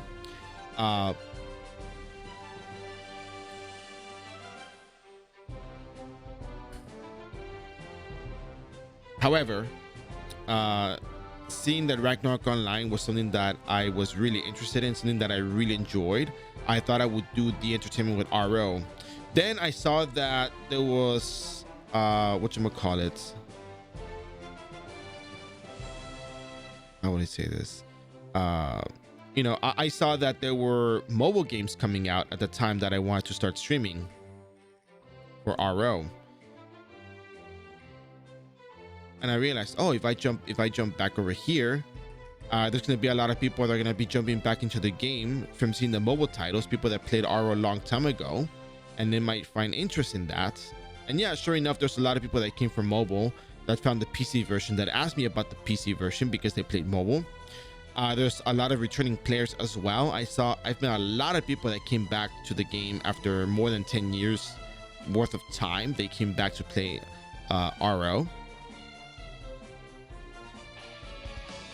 And I realized, you know, big picture wise, it's not just about the game itself, but it's also about the entertainments that you provide with what you got. However, at the same time, you know, knowing that a lot of people perceive, you know, Ragnarok Online in a pay to win sort of manner, and there's people that don't want to spend or don't have the means to spend, they want to play the game and want to make progress. I decided to, before I started streaming, by the way, I played the characters 1 to 99, figure out where to go, what to do. Then I stream, and little by little over the years it built up, because I only did this on the weekends. And the idea, I mean, people say to always find your niche. I didn't really think about iRO as a niche. I just found it as the thing that I'm good at, the thing I can be genuine with. Because I remember somebody asked me, what's your streamer persona? I'm like, persona? Like, what do you mean? I'm me. I'm not like, I mean, of course I have a name, but let's just, for the sake of it, like, well, I'm just Sunbear. Like, I'm just a normal person like anybody else. I studied chemistry. I'm a chemist. I play this game just like you do, you know.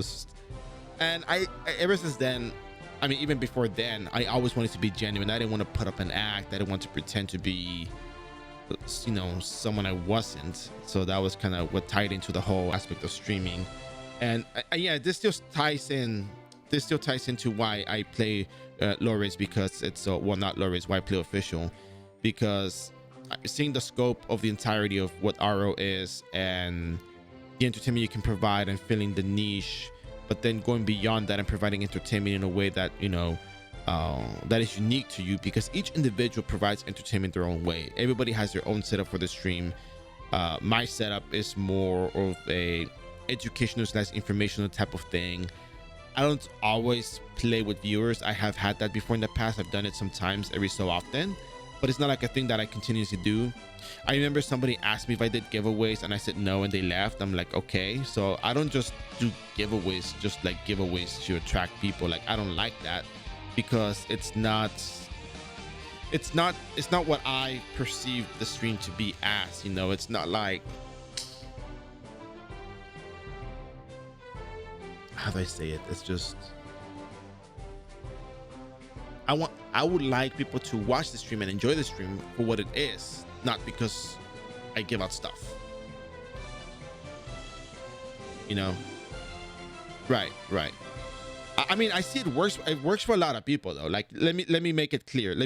I'm not saying it's a bad thing, of course not. If, you know, because I see it be done successfully to some extent, right? However, it's just my particular approach to the way I do things. It's like the reason why people say, Sunbear, why are you still wearing the Novice Gratuity Academy hat? Like, why are you wearing this? You got a better hat. It's just, I just think it's funny. I think it's funny to wear it because people ask me about that, and you can still level up the character with this, so it's not a problem. I leveled up my Rune Knight like that, so people have found it kind of funny, but it's just the way you provide your entertainment. It's your style. It's your, I guess what people say, it's your brand, I guess what people say. It's just my style to do things the way I do them. It's super basic, super, you know, minimal. I don't like, I am one that makes excuses, but at the same time, I don't like excuses to that extent. So I like to say, hey, you know what? For the type of leveling, the type of content that we do, no excuses. So we're gonna do things the bare minimum way to actually achieve our goals. And I also see iRO as a problem-solving type of thing. You know, iRO is not just it's not just one way for everybody to do the same thing all the time, you know.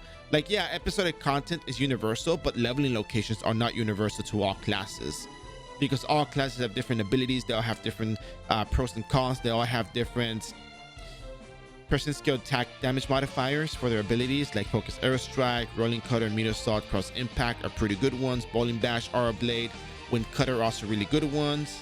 Napalm Vulcan is good, but then, you know, those are the second class skills that are still strong. Well, Wind Cutter is third class, but still. Cross Impact is strong, third class, but still. What I'm getting at is the reason why I did Ranger, Rune Knight, and Guillotine Cross first is because there's more of a demand for these classes that can clear stuff. People want to see these classes that can do a whole lot of stuff. I'm not saying I'm putting everybody else in the back of the line for the leveling process. I think I might do Warlock next after a Guillotine Cross, but I just want to make sure that people get what they're looking for, what they need, because I know there's a certain demand that is you know, sought after. And I think that's kind of what, you know, entails the perspective, how I play, why I play this. And because I'm tying it more towards the idea of streaming and entertainment more than the game. I play iRO because I like it, I enjoy it, I've enjoyed it for many years. And besides that, I also, you know, see that it works well for what I'm doing, and I can provide good entertainment, quality entertainment that, you know, people will enjoy. And I can, in a way, shine my personality, my approach, my train of thought, my mindset will shine through the content, to the approach, and also through problem solving, because problem solving is huge. No matter where you go, there's always going to be problem solving wherever you go, and iRO is the biggest problem to ever need to be solved. So, and yeah, I started streaming Twitch as well as one of my inspirations. Thank you very much. I appreciate that. And I try my best. I try my best. I try to be as genuine as possible, try to be as real as possible. So yeah, with that said, we're gonna continue on with Regenstrom. This part right here, we are gonna die inside the instance. We're gonna come back out, and we're gonna see what happens here.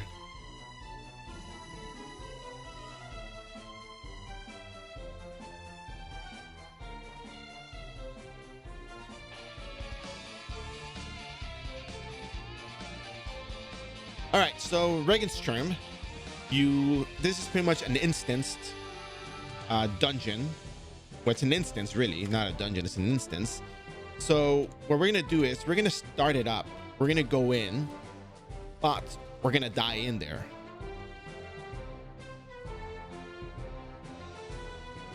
But I think we're gonna die at the boss fights. I think we can die earlier, see what happens. Actually, let's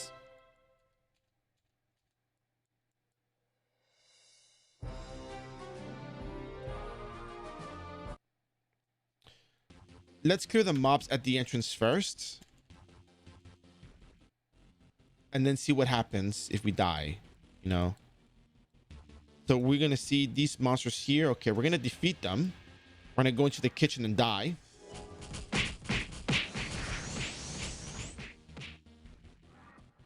We can die here, actually. These guys will kill us. We're gonna come back in after this. So return to last save location. The instance is still open, so we're gonna go to Lighthousen. We're gonna run in.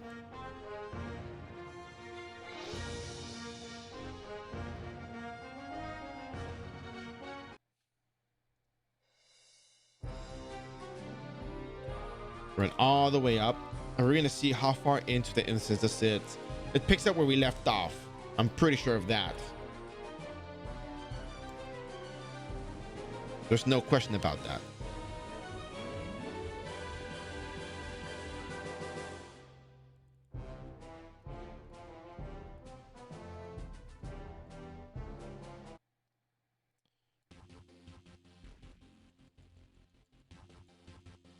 So we killed the mobs at the entrance up here, so they shouldn't be there. So yeah.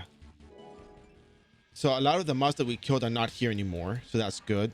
So now what happens? I'm pretty sure I know what's going to happen after this, but let's see what happens if you destroy the instance and you go back in. Is it still going to pick up where you last left off, or is it going to start from zero?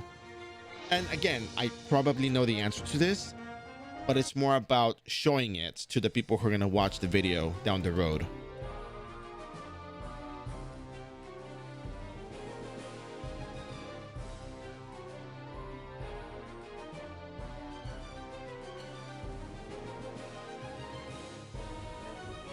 But we don't have an instance to go into.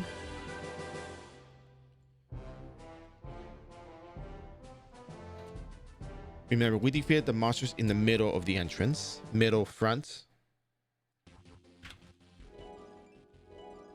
Oh yeah, we're not healing as much with these syrups anymore.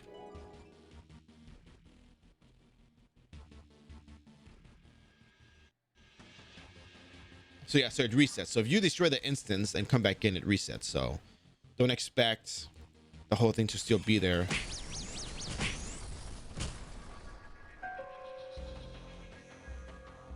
Intact if you destroy the instance.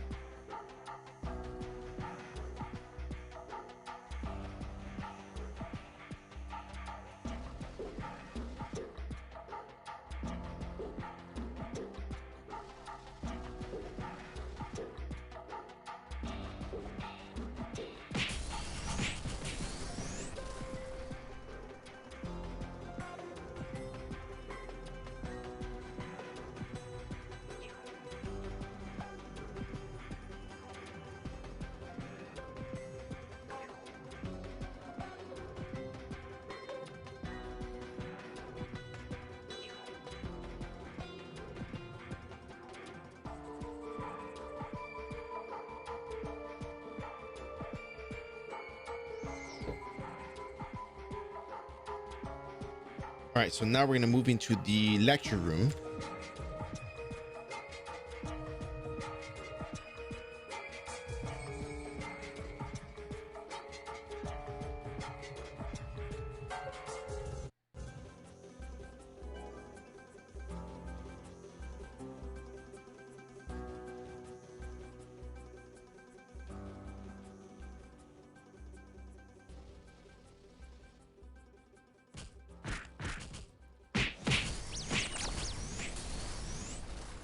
All right, so we clear this.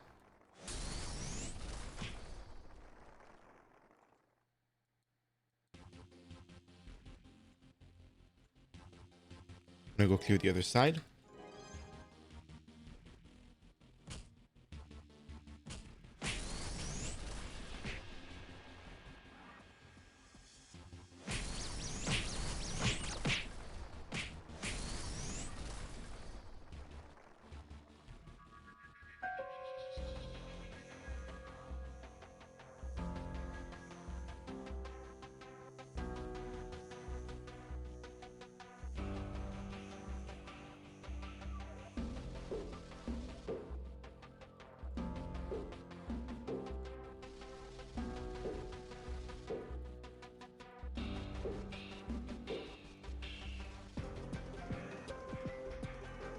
All right, so now we're here. We talk to Est.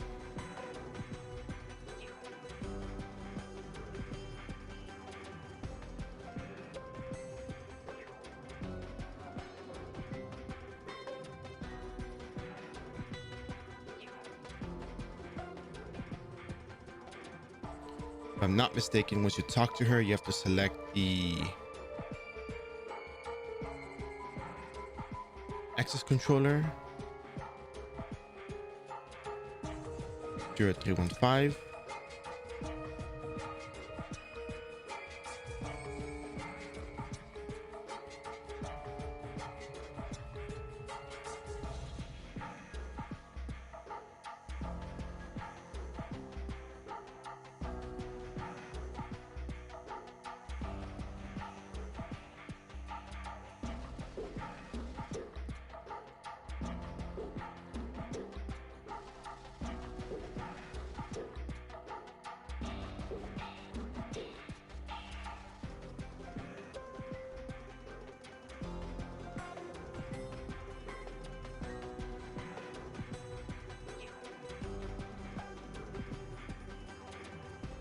All right, now we're done with this part.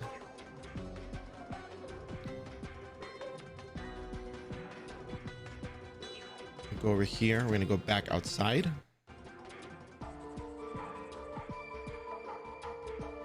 We're gonna go to the other part of the lab. It's gonna be like bottom right section.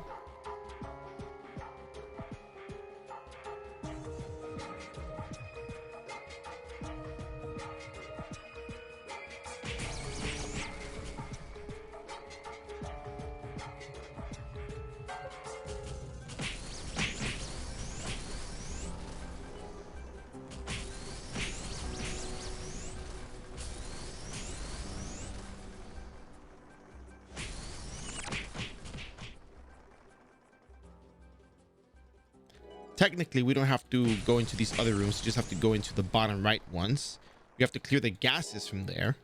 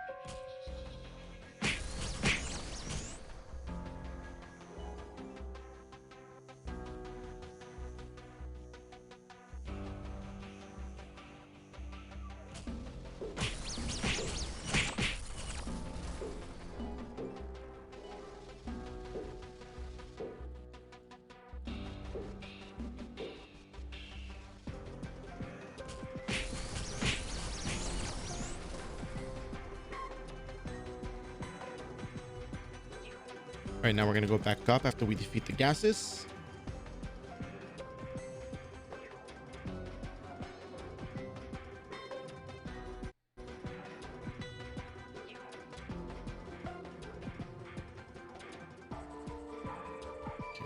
That's fine.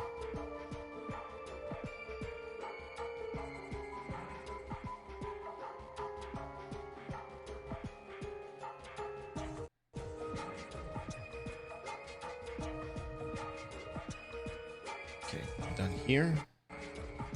Next room.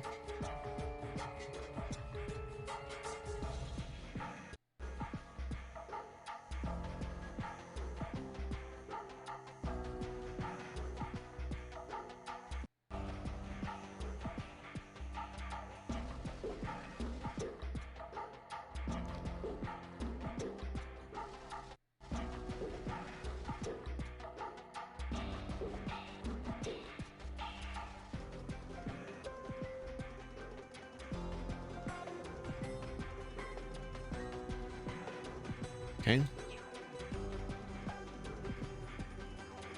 Double checking. And now we can go to the central meeting room, which is probably where we're going to die as well, because we want to make sure that people see that you can die in the instance and come back in. As long as you don't destroy the instance, you can come back in. And I don't think, let's see if you even have to defeat these monsters. If you don't, then that's of interest. Oh. Yeah, you don't have to defeat them, thankfully.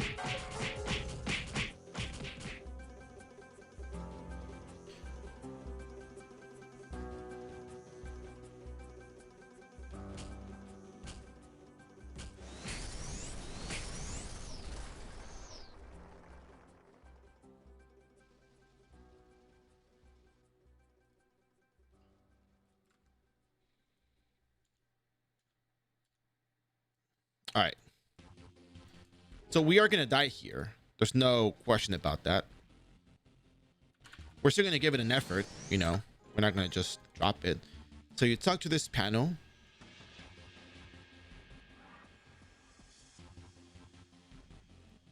And then you have to select a few panels. You have the top right.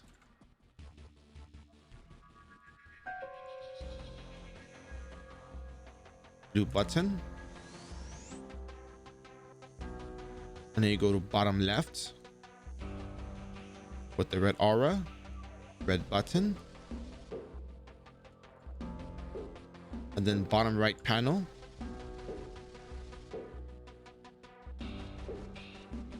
The white button.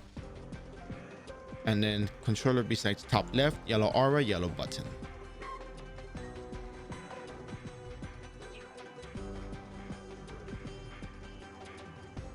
Yellow button.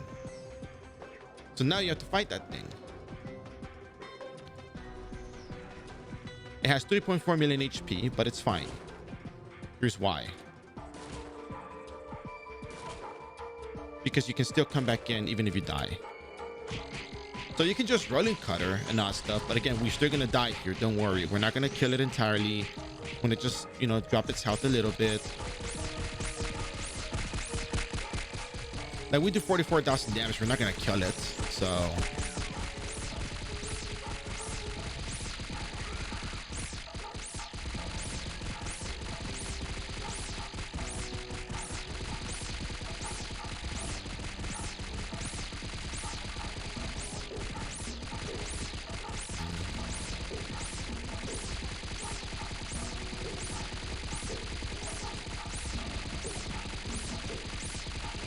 all right, so now we're gonna die, and it's fine. You'll see why. Because even if you die, you can still come back in, and we're gonna die to prove that. We proved it earlier, but now we want to do it again for the sake of showing. I think Alchemist is the most boring one.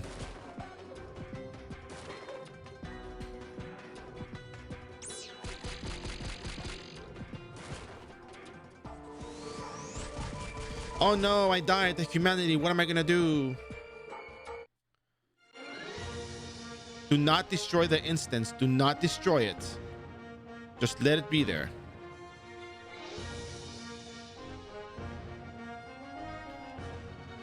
Just let it be there. Don't destroy it. Just let it sit there.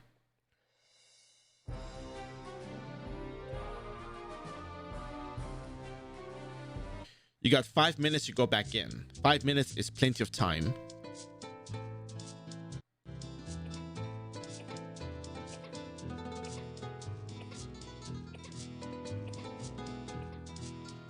Five minutes, plenty of time. I promise you it's plenty of time.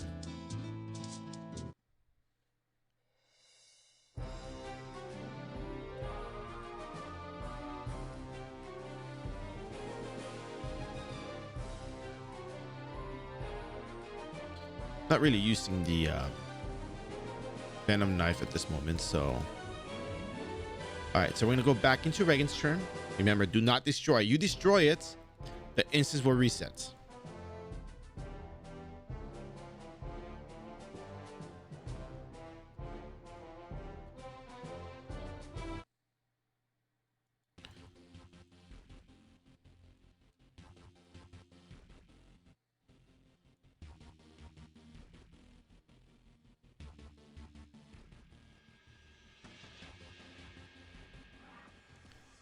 Just like that. Oh, and don't worry about the monsters. Those don't have to be defeated. You talk to Ace, enter. And there we go. The monster's still alive. And you can just keep going.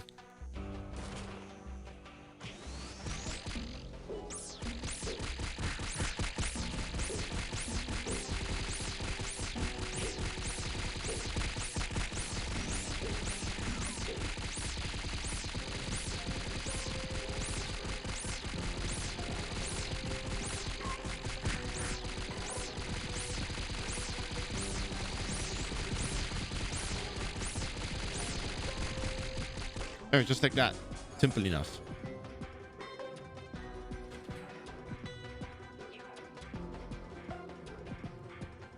So if you say lighthouse, you're gonna go back to lighthouse, but you go back to Einbrock wall, and you go back to cat on the bullet. And that's kind of what you want anyway, so why not, right? So the class that I think would be more annoying to level, or most boring for me to level up, I feel like Alchemist kinda is boring. Kinda.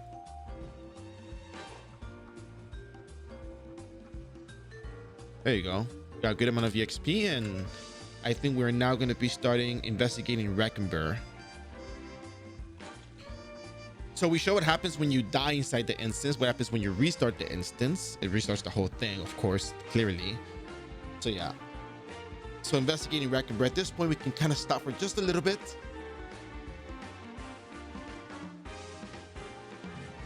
I will be right back. Again, thank you for your support. I will run an ad. I'm going to run the BRB screen, and we'll be back just so I know that I can stop here and come back on my footage. So thank you very much for your support, BRB. Oh, and by the way, Pepsi Tactics, thanks for the follow. Hope you enjoyed the stream. And Bear on GM, thank you for that as well. I have the notifications off because I'm recording this for YouTube. So yeah, thank you, BRB.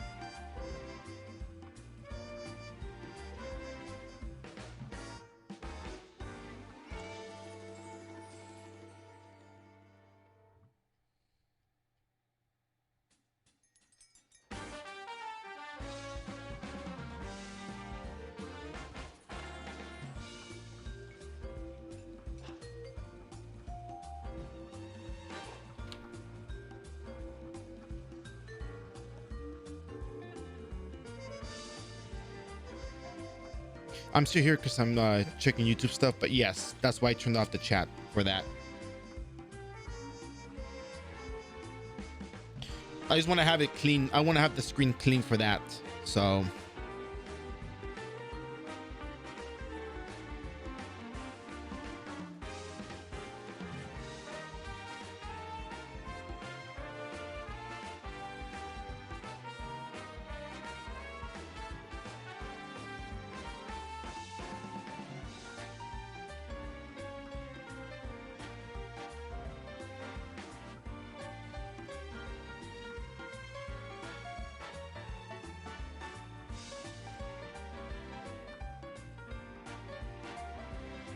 All right, now BRB.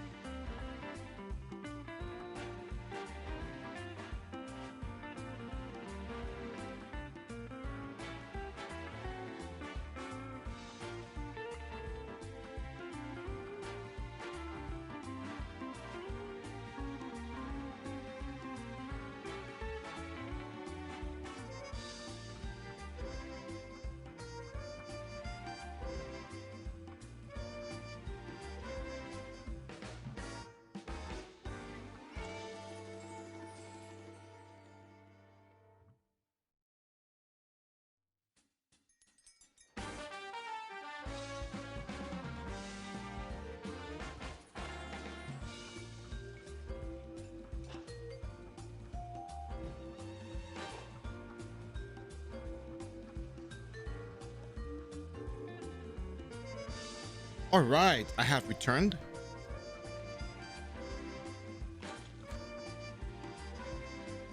And it is time to continue our adventure. So, hey Benno, how you doing?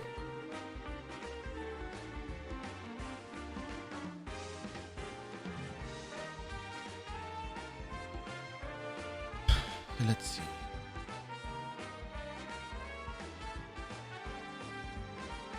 I got some stuff that I wanted to double check before I continued.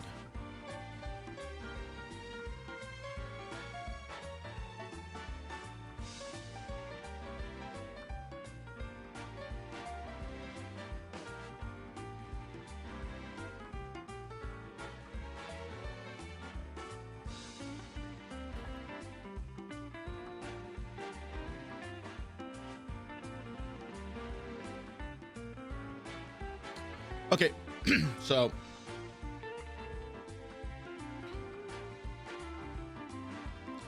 I got a download in progress that I'm finishing up. So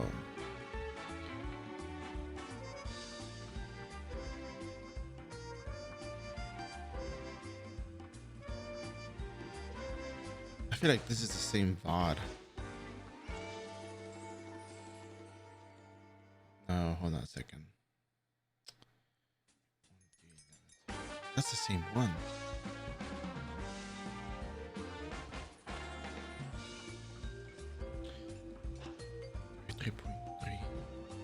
Better not be the same file that's been downloading all day, because I think I set up a different file to download. I don't want it to be the same one. Oh, it might be. Well, let it finish and then we'll see what it is. Because I'm trying to download some of the VODs to cut them down to be able to post the old booster VODs so people can level up their characters if they need to know where to go, aside from the job changes.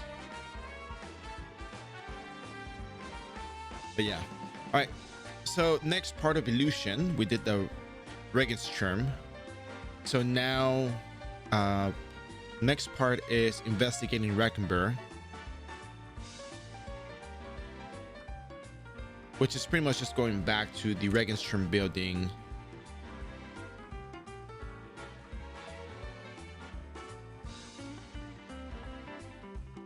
and then going to the you go to like a library kind of thing. All right, cool. All right, so let's do this.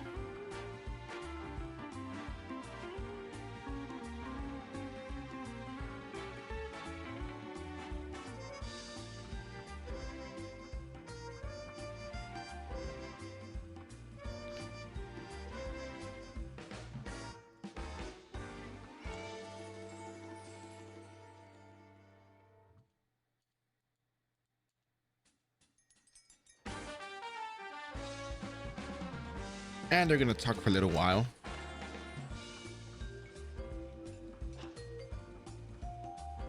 Just let them talk.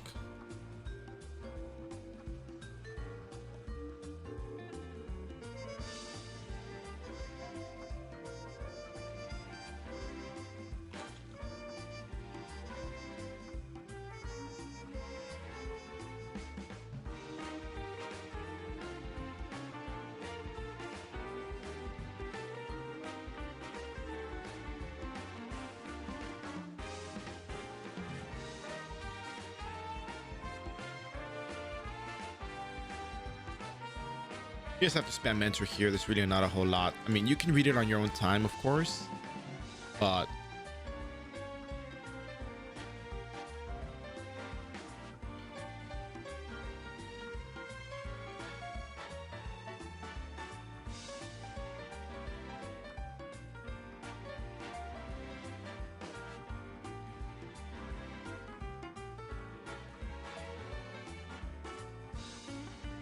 all right, so now you're done talking. We go to the airport in Einbrock, and that's very easy.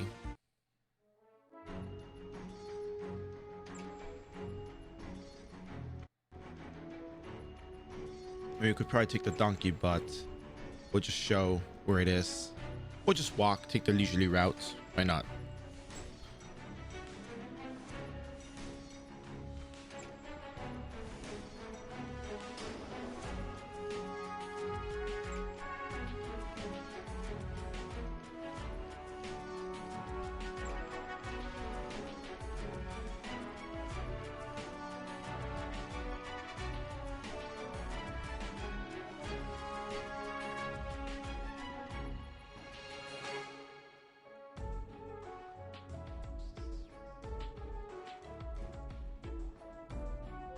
Again, nothing big, just spam enter.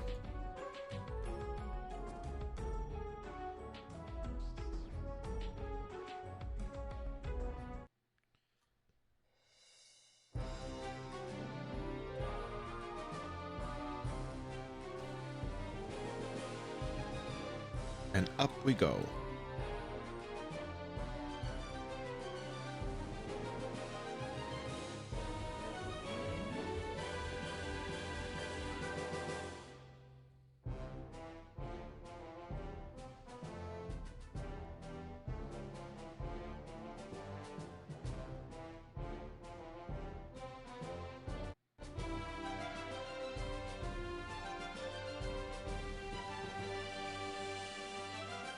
Oh yeah, this is pretty exciting.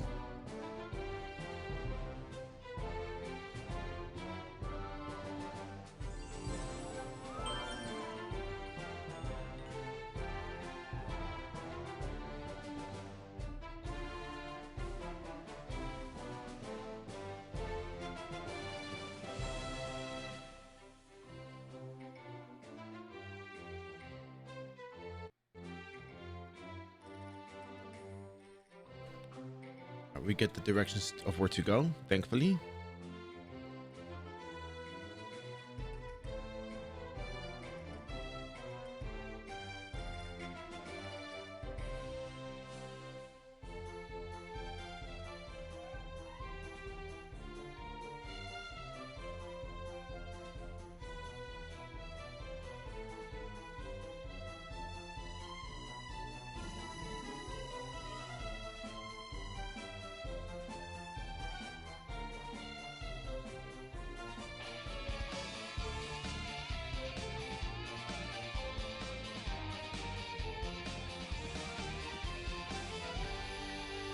So now,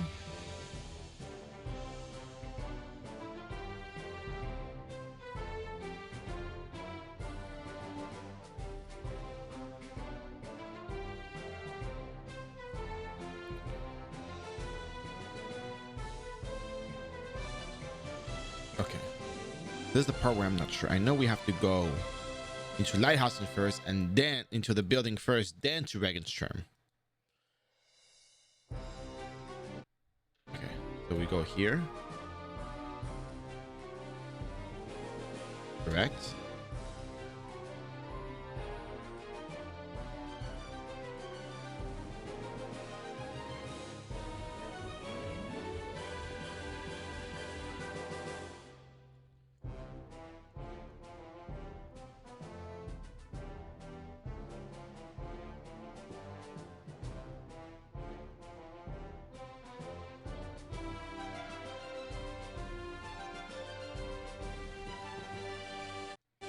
Oops.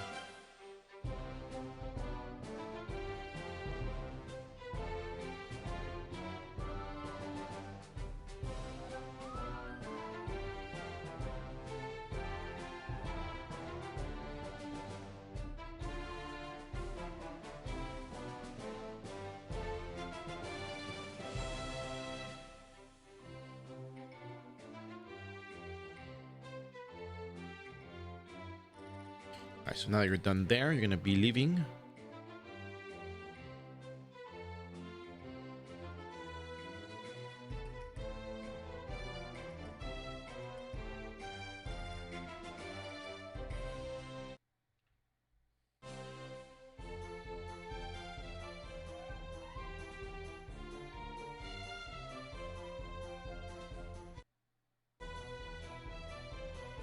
Can't save you. Only you can save yourself. You want a sealed kill? No, the sealed kill. Well, did you get anything good then?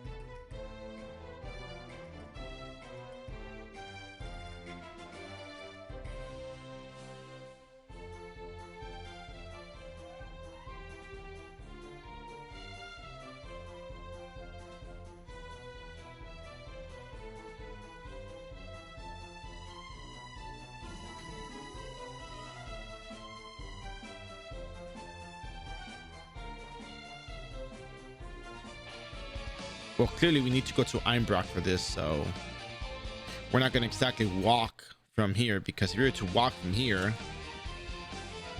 you have to go up, right, up, right, right, up, up. But we can just go to Einbrock and go up, so yeah, teleport to, you know. And again, if you don't have a teleporter like this wherever you're playing, you know, just, you saw the map, just go right, right, up, up.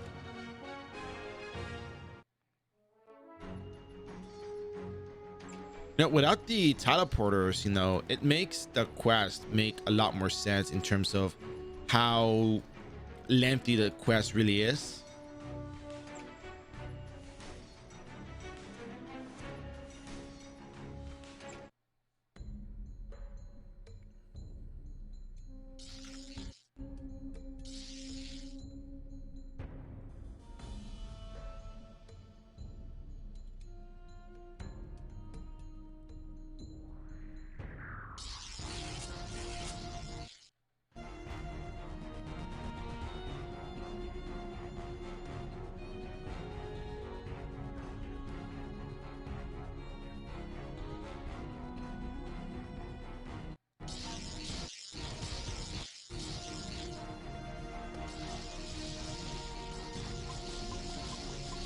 Did you get the Moonlight Paw by any chance, Math Geek?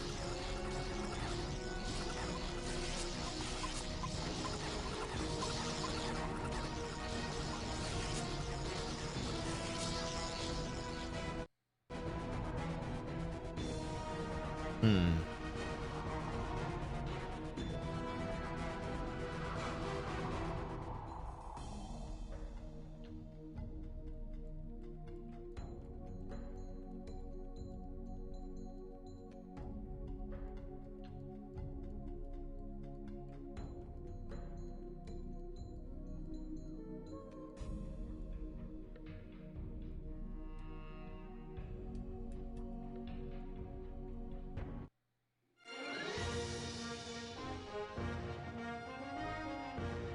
That's a good amount of EXP, to be honest.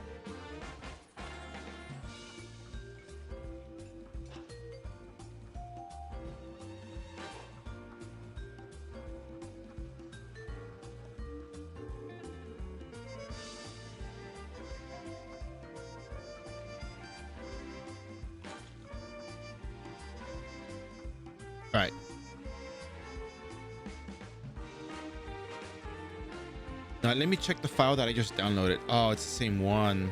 No way. It's art leveling again. Why did I download the same art video? That makes no sense whatsoever. What a shame.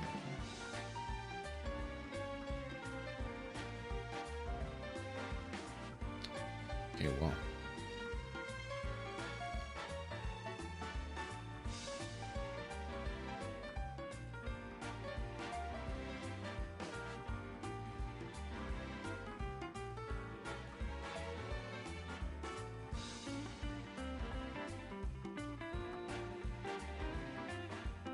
Highlights.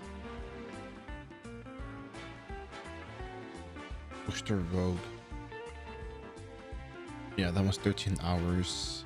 If I can get the Booster Rogue downloaded.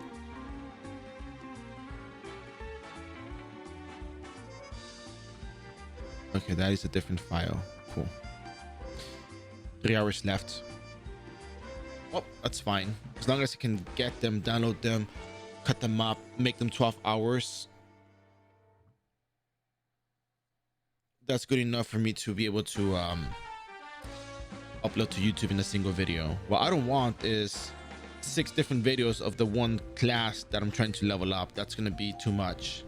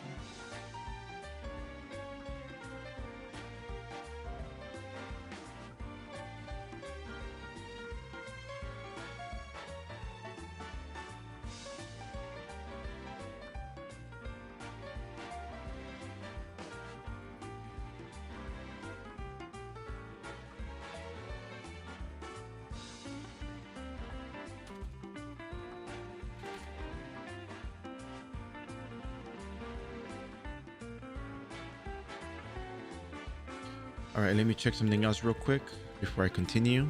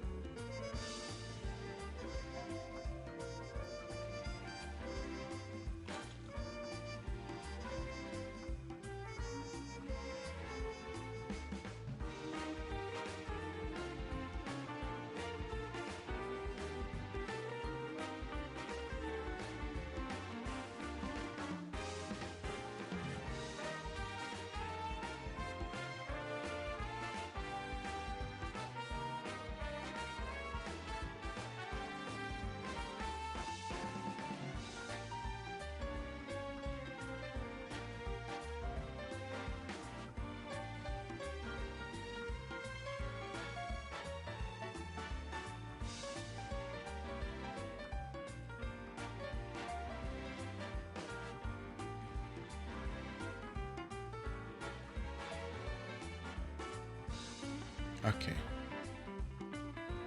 All right, cool.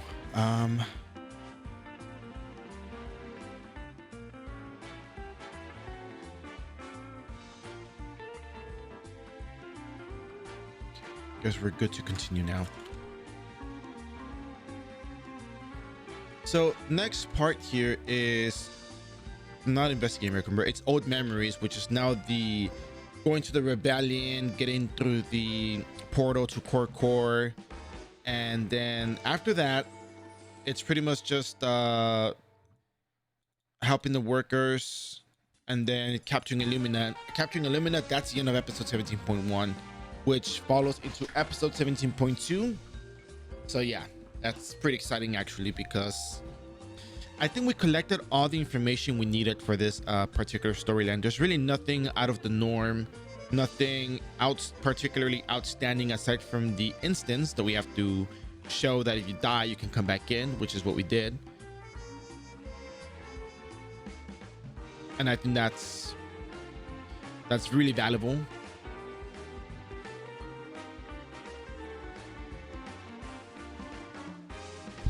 So that said, I think we are good to continue onwards.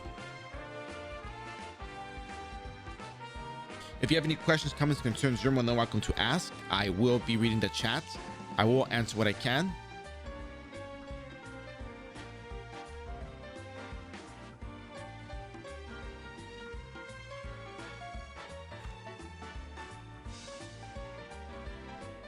So that said, let's continue with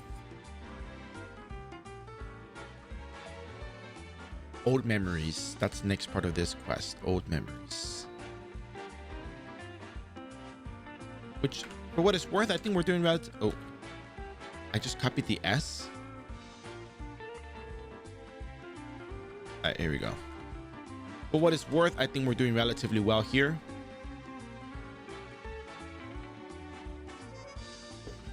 I think it'll be, you know, particularly outstanding approach to showing the walkthrough. I know it's not like the most complicated thing, but a lot of people find it difficult, and some people think it's really lengthy, but I think it's just worth knowing that if you try it, it's fine. You know, it's not really much of an issue.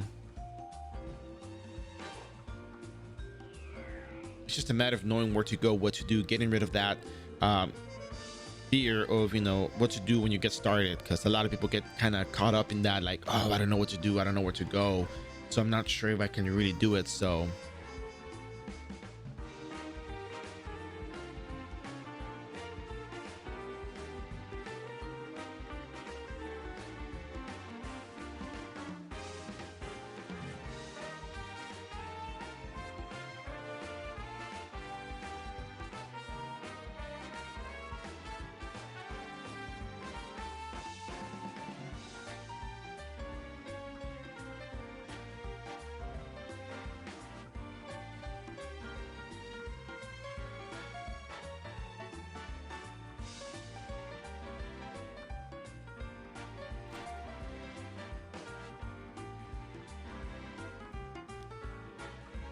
all right, so we're gonna talk to Philopontis. We already did.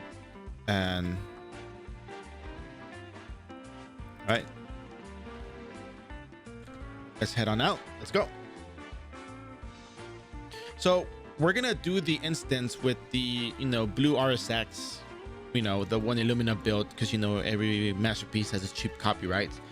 And I'm just joking, they're both masterpieces, to be honest. But no, still, in all seriousness, we're gonna die at the one instance where we have to fight the blue RSX. And the reason why we're doing that is not because we're not capable of doing it. Trust me, I would give it my all to manage to do this on a level 120 character. I would do whatever it took. But we want to make sure that people know that there's nothing to be afraid of if you die in an instance, because you can always come back in. You know, getting rid of that fear of I'm not strong enough to more like I'm not strong enough, but I can try multiple times till I get it down right, you know, which is important to acknowledge that, you know, even if you can't do it the first time, you can keep trying and then you'll eventually get it, which I think is what matters the most in all this. So that's it. Let's do this.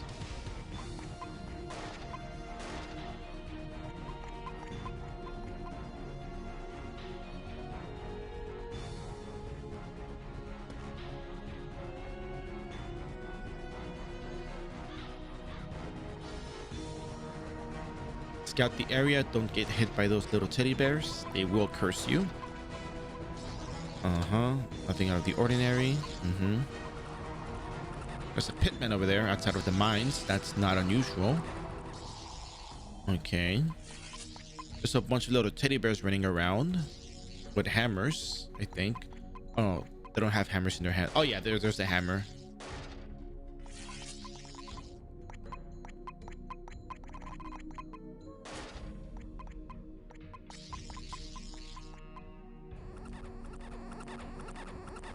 All right.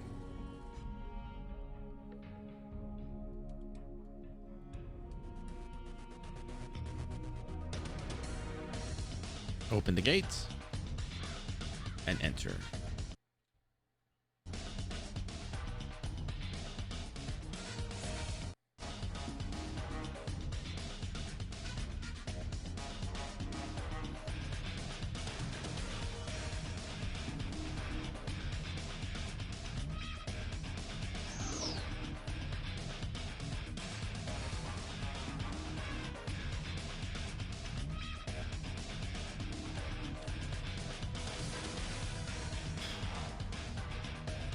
This part is always a bit confusing for many reasons.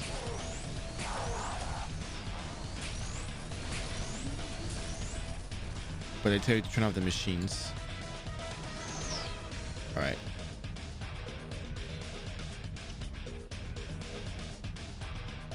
I need to make sure that I do this right.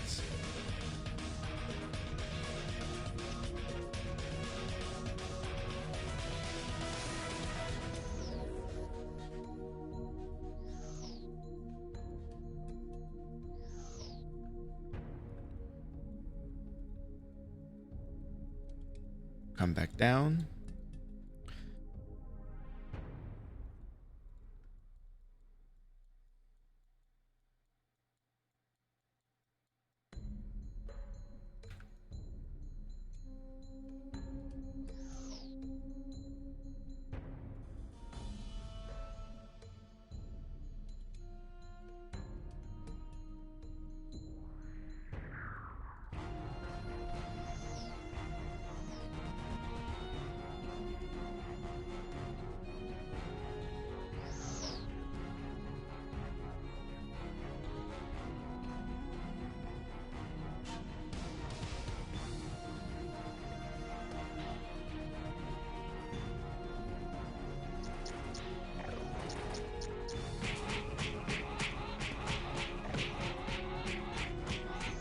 This wasn't so bad.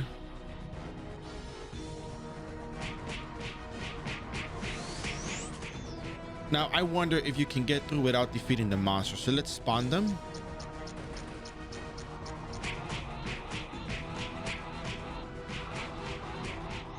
Okay, let's spawn them and then just cloak.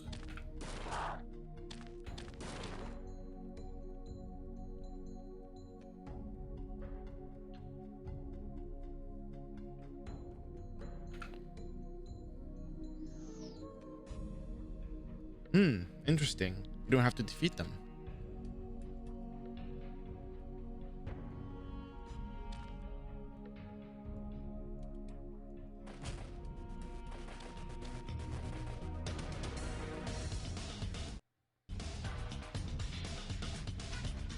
Well, that is very interesting.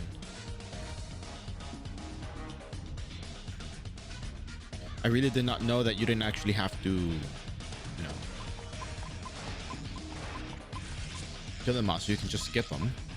Of course, assassin exclusive, right? Or, rogue class exclusive, assassin rogue, but still. That's kind of cool. You just have to talk to the NPCs. Whoops, wrong way.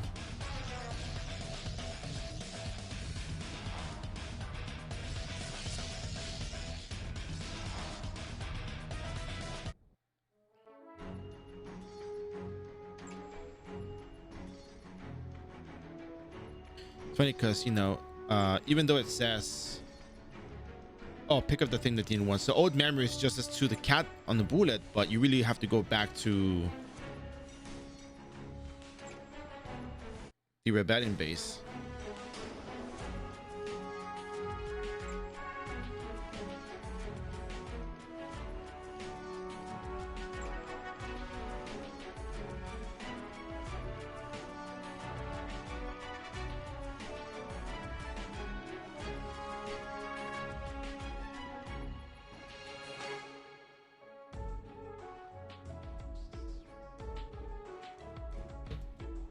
So in you go.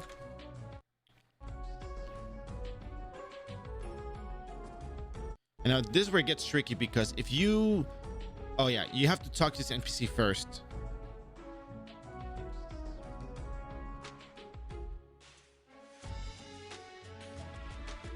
And then you get told where to go, which is good, because sometimes I have run in through this NPC and not even, you know,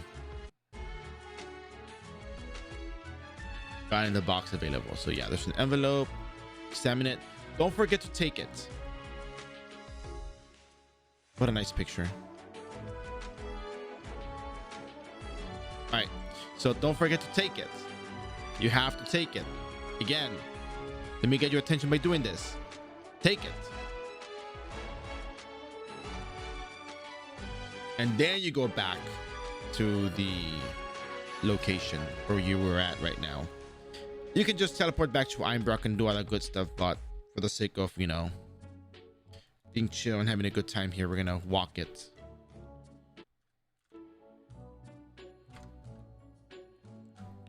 Yeah.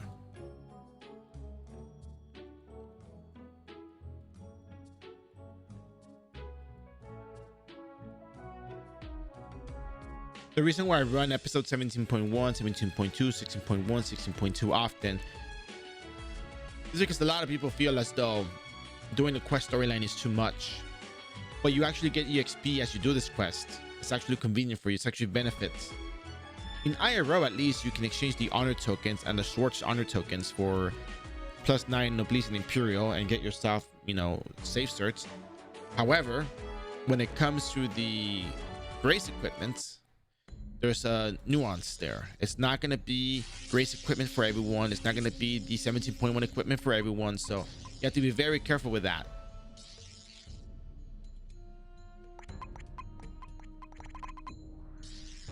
The difference is you're not going to be doing a lot of rolling cutter after 150. Not maybe you will, maybe you won't, but there's some mobs that are going to have millions of HP, and the ones that have less than a million HP, maybe like 500,000 or so, you can handle with EDP. Maybe 2-3 mobs at a time, EDP, rolling cutter, Thanatos guitar. Maybe that would be convenient for you, right? So at this point, you don't have to walk it. You can just teleport and land up here and you'll be set. That's all you gotta do. Easy enough as it is.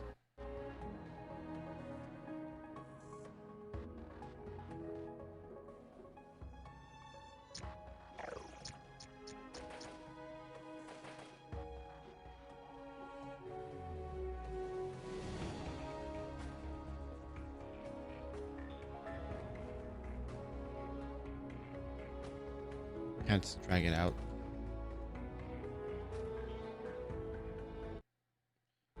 All right.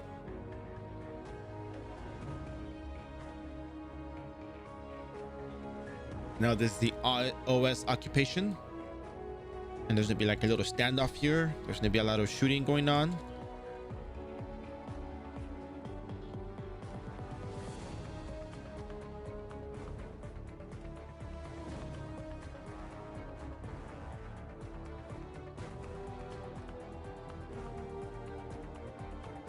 I do not know, actually.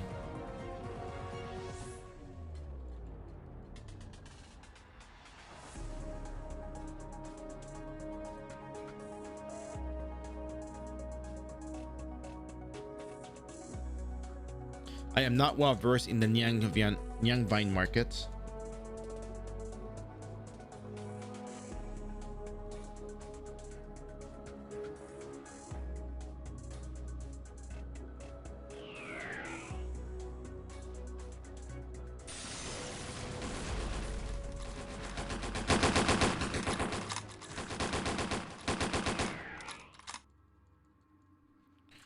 Whoa, whoa, whoa, whoa. At this point, you now have access to the side quest and the daily quest. Finding Patrick daily, side quest, Merc versus Merc, help the farm daily quest. So at this point, you can pretty much choose to capture Lumina.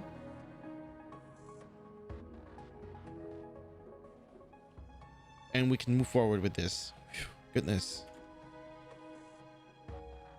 This is daily quest. We're not going to do it yet. Don't worry about it.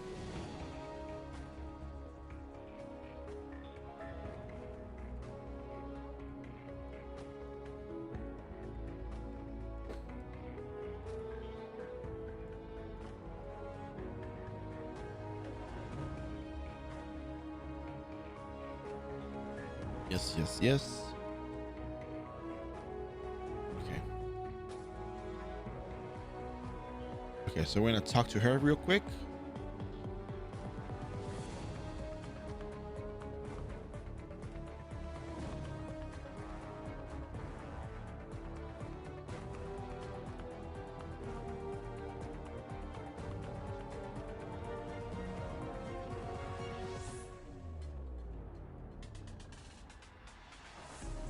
All right.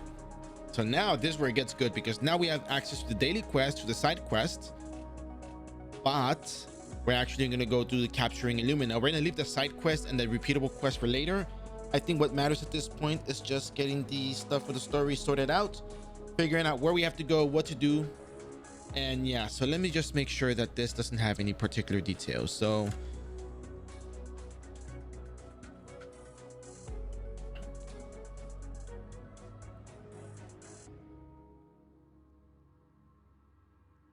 okay, so Rebellion, Elena, talk to Elena. It's a solo instance that allows only one person in at a time when not in a solo party. Now I feel I gotta do episode 17.1 just to see if you can enter in the party. Oh yeah, when with other players, the first one to enter must be set as the leader and must be able to beat EL 1871T on their own. After the first member returns, the next member to enter should be set as the leader when the path already cleared just to find and talk to Elena. Oh. Wow. Okay, so essentially what they're saying is make a party of 3 people. The leader goes in and takes out EL1817T, EL1-A17T on their own. Then they go back, and then the next person should be set as the leader. And then they just have to go talk to Elena. And then they leave. The next person comes in. Wait, what's wrong, Math Geek?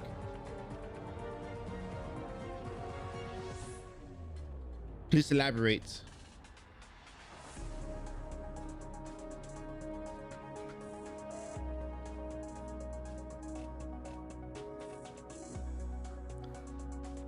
Oh, okay. All right. If you're talking about using the guide, I mean, I know the quest by heart, but since as you can tell, the stream doesn't have any overlays, so I'm trying to use the footage for like the YouTube stuff. You know, mute the thing, cut it up, voice over. But I want to make sure that I get all the information that I need, so I don't have to do this again. But apparently, I might have to do this with the with a party of 3 people at the very least, who haven't done 17.1, so that's going to be annoying. But that's kind of weird that you can actually do it like that, if this is actually true.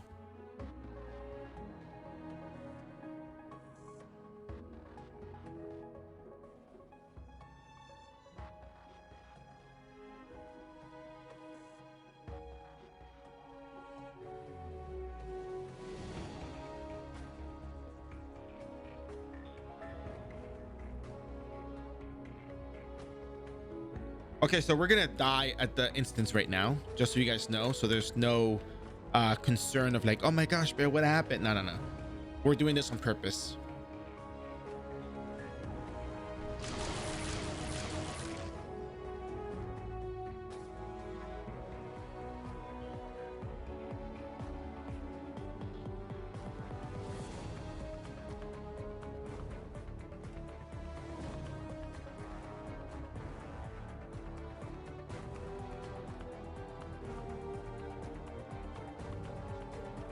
All right, this is gonna be interesting.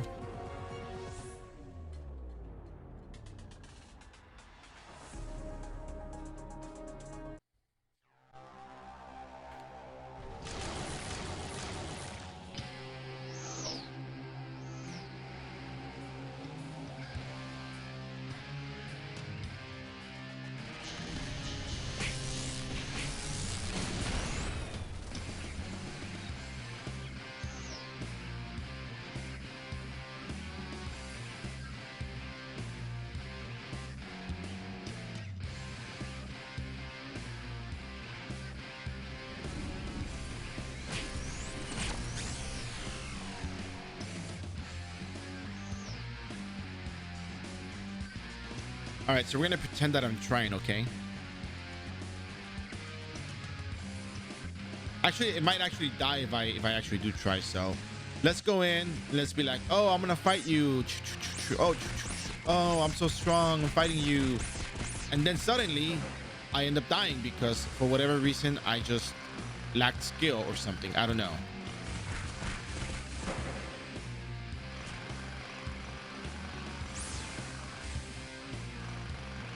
Remember, if I die, it's just to see what happens if you actually do die. I don't think you can really die from this thing though.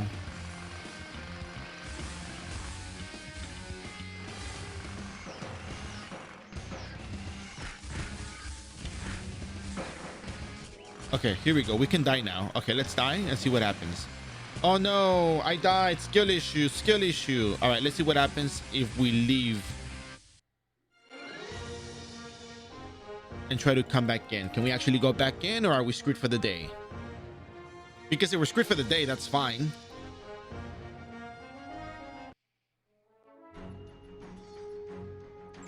What matters is that we know what happens if you die.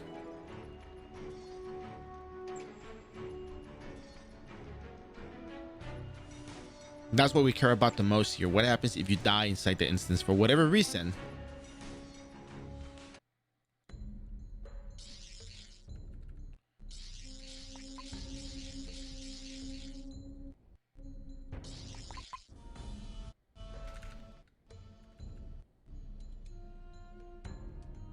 I'm pretty sure nothing bad happens. You can just do it again, right?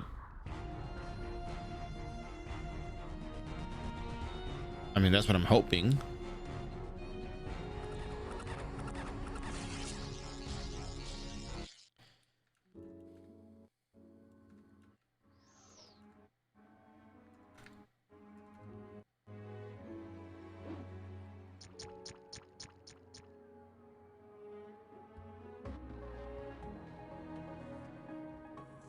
We're going to try something different as well. We're going to actually destroy the instance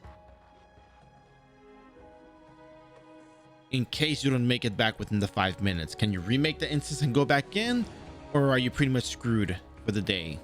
Very important detail right there. Very important.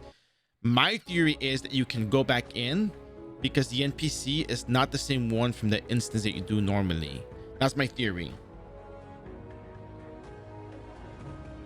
Makes you unable to rejoin, right? That's what I'm thinking. Oh, yeah, you can enter again, even if you...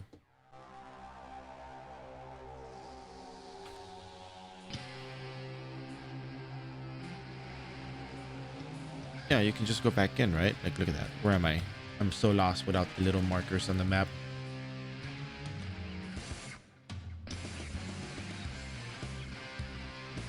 Minimap markers, where are you?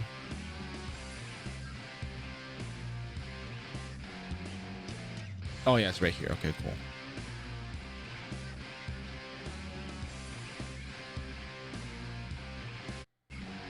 Oh, you get to fight it again. Cool. But what happens?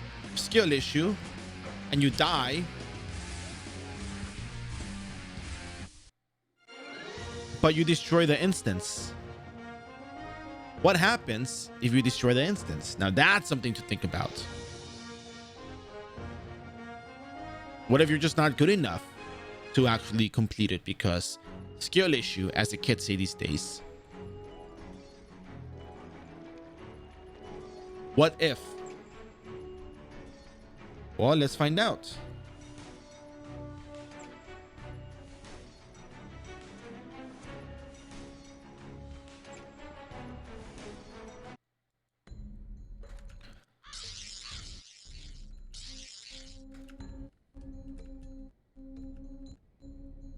All right, let's go back in and see what happens.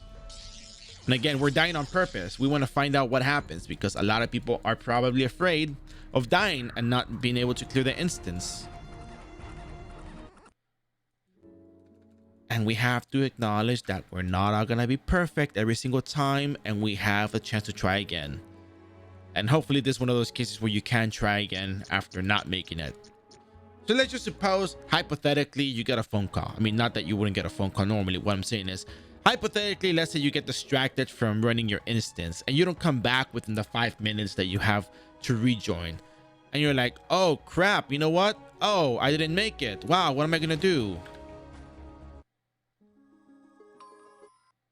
So there's no instance available for you. What do? Oh my goodness, you talk to Elena Volkova, and guess what? And you can enter again. There we go, problem solved. The only thing is that you have to start the instance all over again from the beginning. And you don't have to actually clear all 4. You can just clear the 2 on the side. So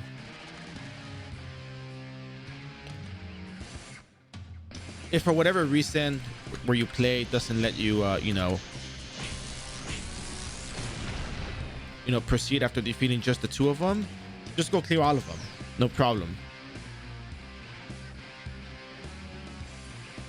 Just go to the highlighted spots. They're going to be highlighted for you, so I don't have to point them out for you. They're highlighted already.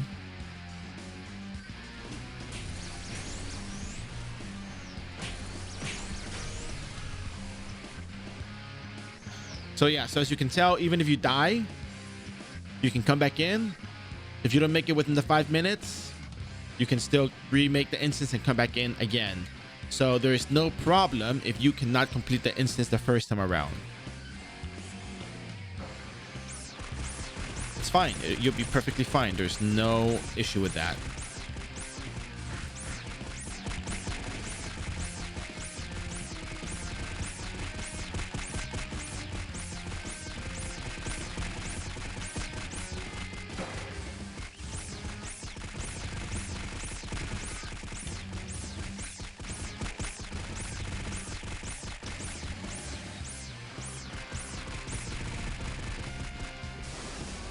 Wow, that's a lot of EXP.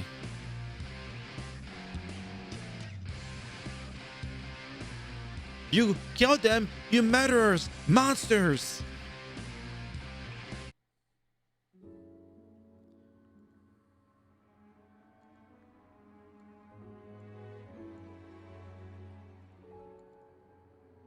So anyways,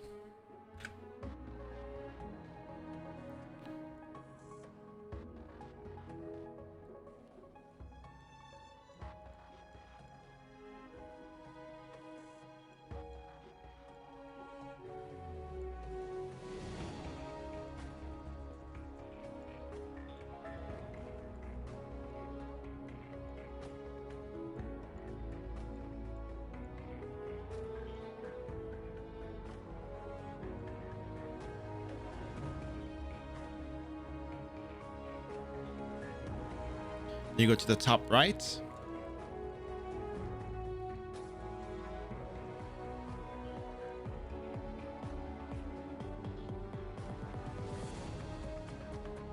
You talk to Rookie and you get some EXP.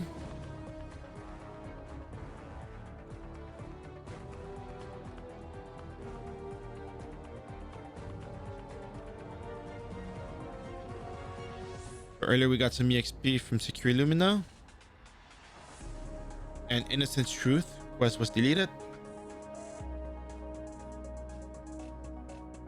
And you get 3 stacks of 400,000 EXP.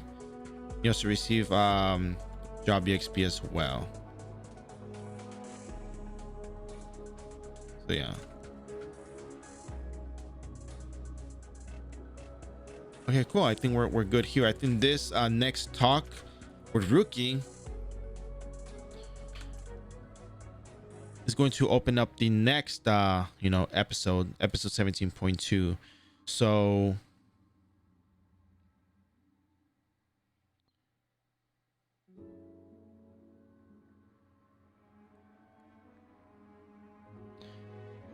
all right, so that's cool. Right now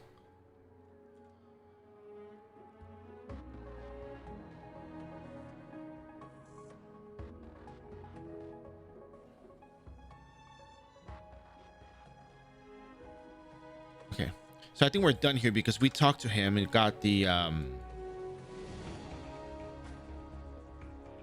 we got the 3 stacks of job exp for that. So we're pretty much done with episode 17.1. Now we have the daily quest and we have the side quest to do.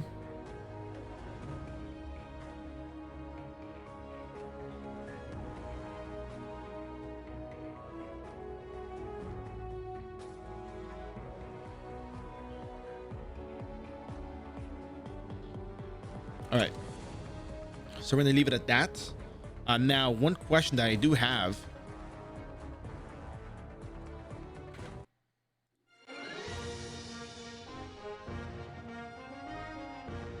is pertaining to the cat on the bullets.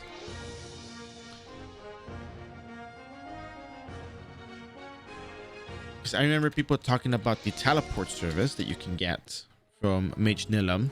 So let's see if Mage Nilam teleports us anywhere before the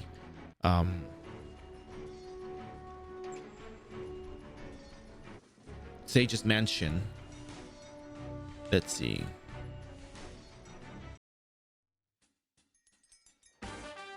Or is it only until after we go to the Sage's Mansion that we get the teleports?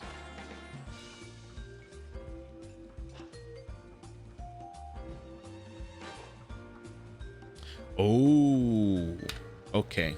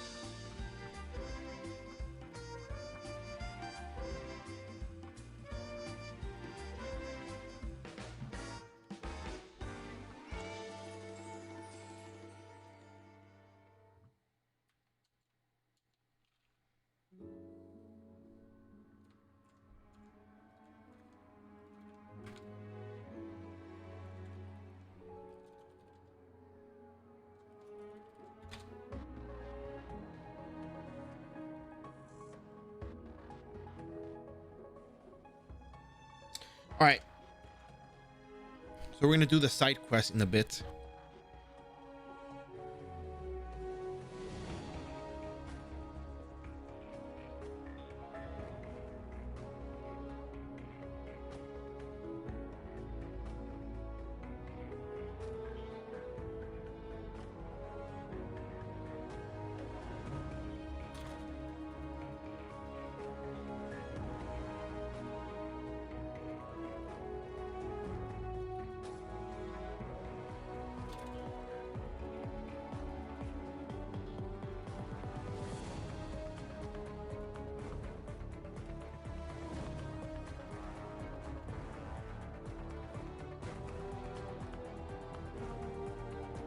All right, so let's go ahead and take a look at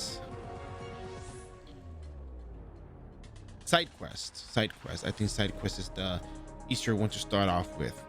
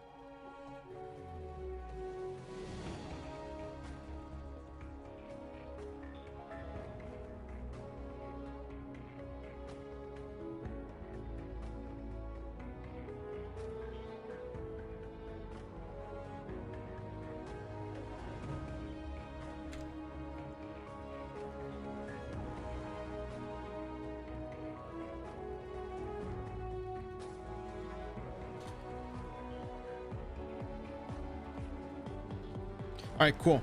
So we're gonna start with the side quest. Just reading something real quick.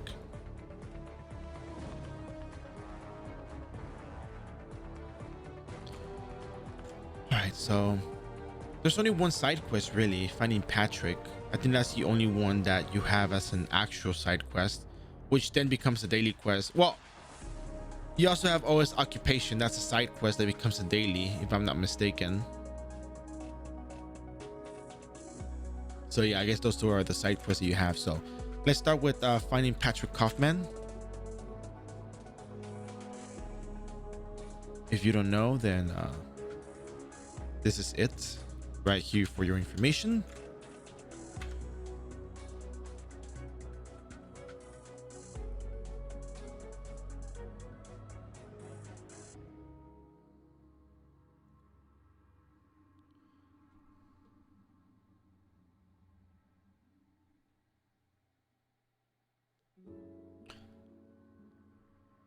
Okay, let me just make sure I have everything just to have it right on the first try.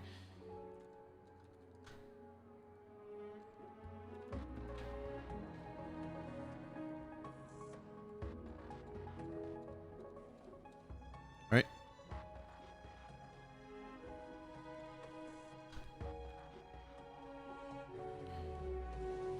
Oh, and for the record, you will want to pick up the 17.1 armor.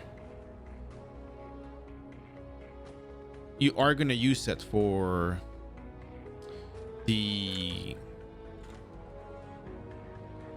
Faceworm Nest.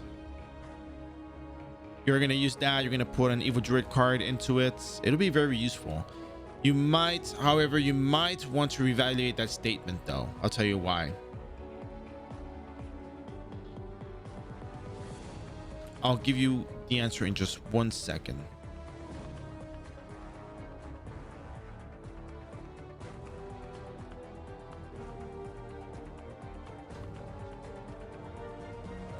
You're level 95. Which wait, first class?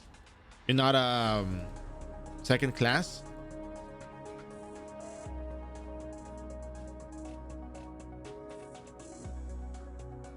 Oh. We did a misstep.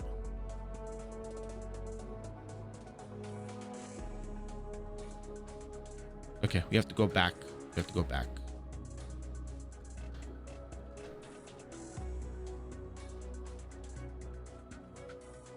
If you don't mind me asking, why first class? Oh, you're second class. Okay.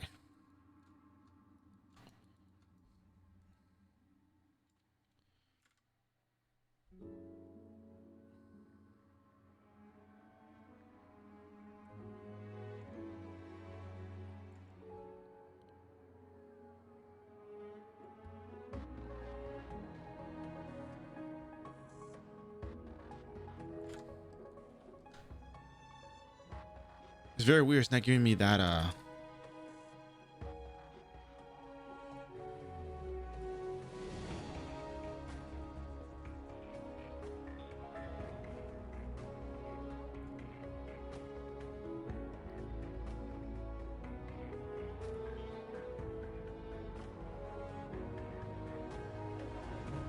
weird.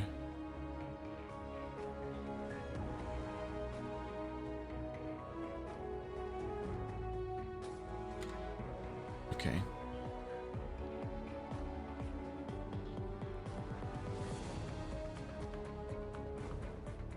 You go back to that NPC and then click on it just to have that documented. If you're a Crusader, you should probably do the... You should probably keep leveling normally. Just keep leveling at Start Priest if that's where you're leveling at.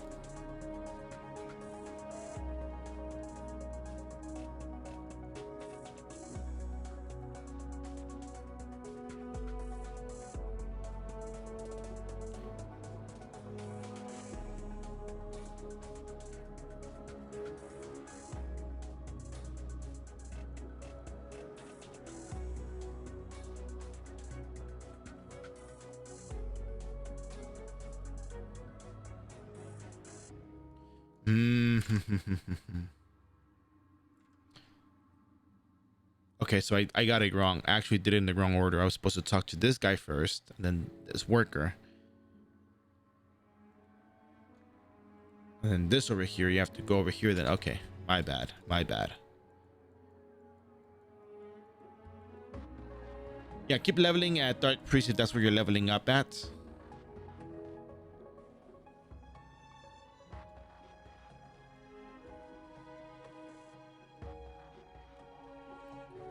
Yeah, it's better to do that as a rebirth character, because Crusader and Paladin are still going to both be doing the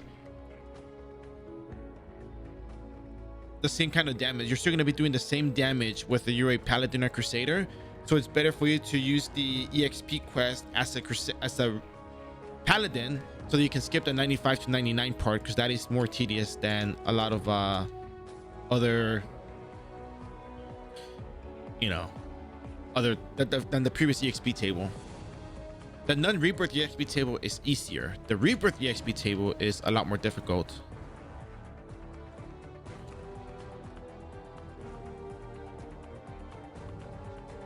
There we go. Now I got it right. Made a mistake. Made a mistake.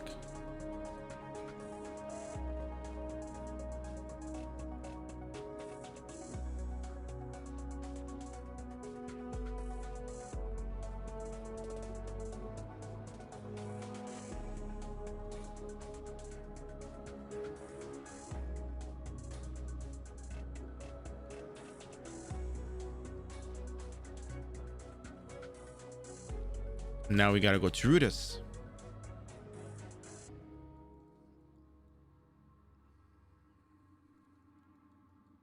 Yeah, I think Rogue, Stalker, Bard, Dancer, Clown, Gypsy, Crusader, Paladin.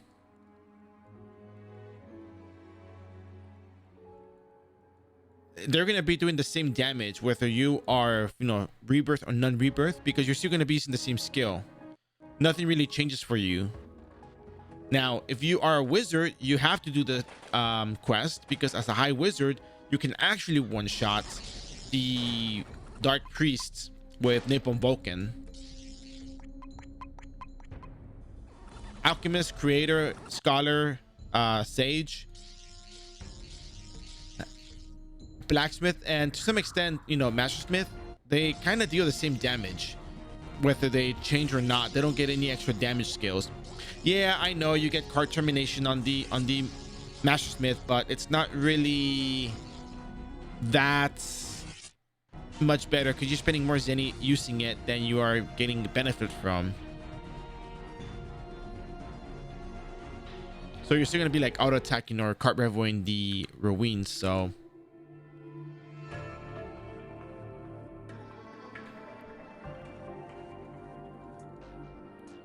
right.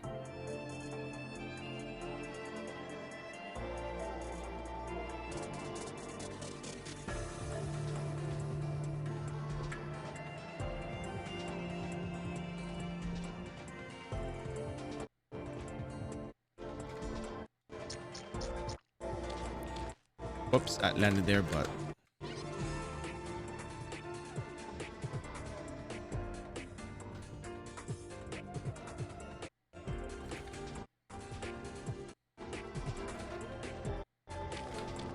actually, I wonder if the follow the voices. Yeah, you get the navigation link to that place. So just teleport to you, land there. I'm too low ahead on DP though. I'm doing evil during rate. Okay, wait. Too much money. What do you mean you have low hits? How much dexterity do you have? You should be able to two-shot those. Maybe your dexterity is very low. Probably.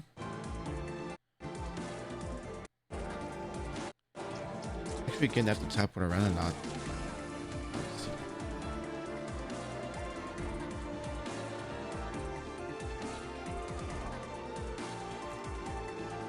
39 hit. Wow. Guess you do need more dexterity on that character.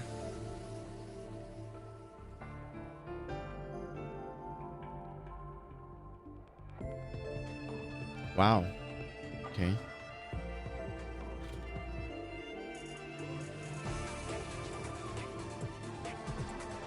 Yeah, 358. You probably be off by a bit more. Yeah.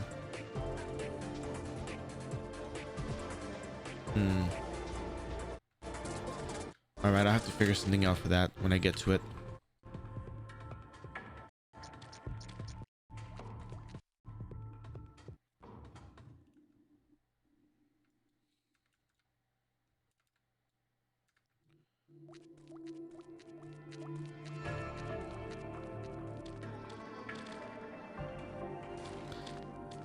In my VOD, do I have luck on the build?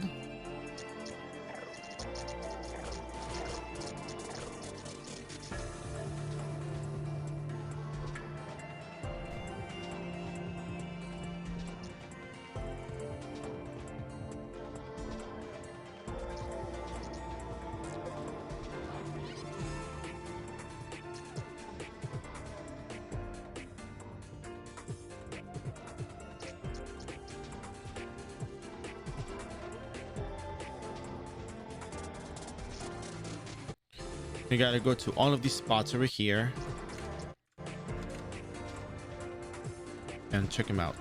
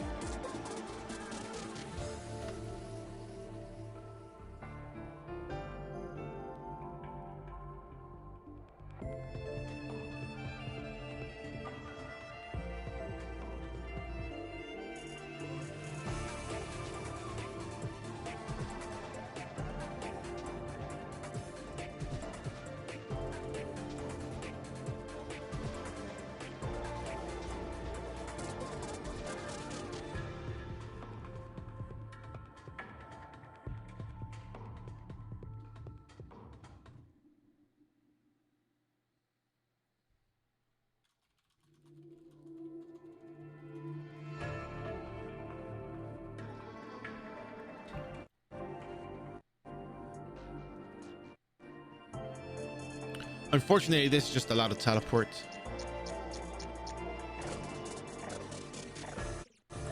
Gotta teleport till you find the spots on the map. So just, you know, when you get done, go back to Ace.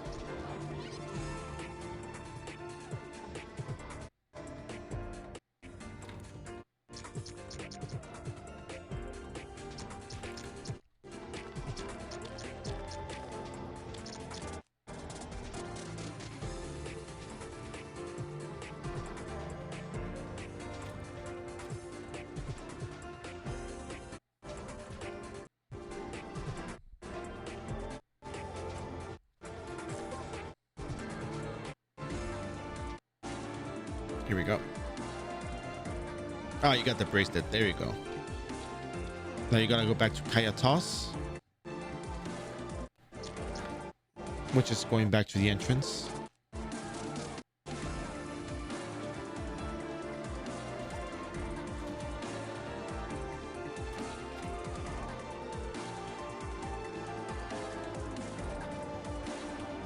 Yeah, I don't know if I added luck on that build, but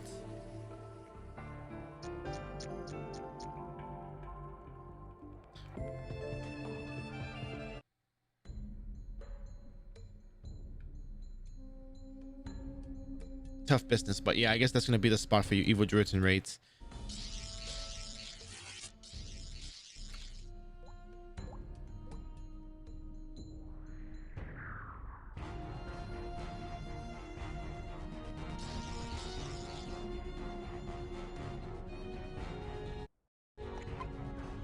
Oh yeah, yeah. I'm well aware of the one shot on those mobs.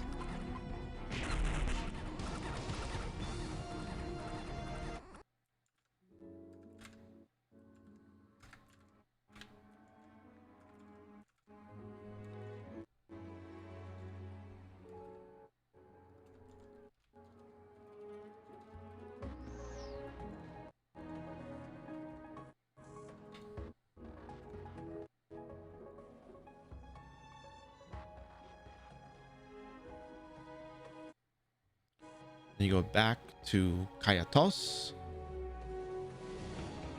or Kayatos Tos. Right.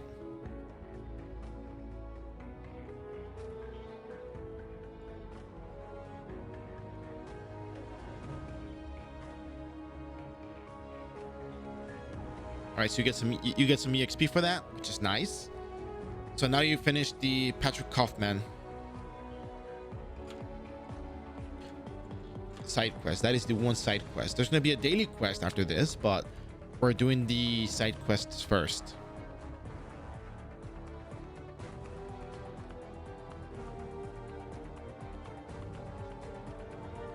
Now, here's another good question that you may be wondering, or you may not wonder. What happens if you fail the OS occupation, the OS occupation? What happens if you fail it? Well, we're about to find out after this. I'm sitting here, I'm just chilling, checking email, checking YouTube. So just bear with me. Ooh, Alchemist Part 1, 2, and 3 are good to go.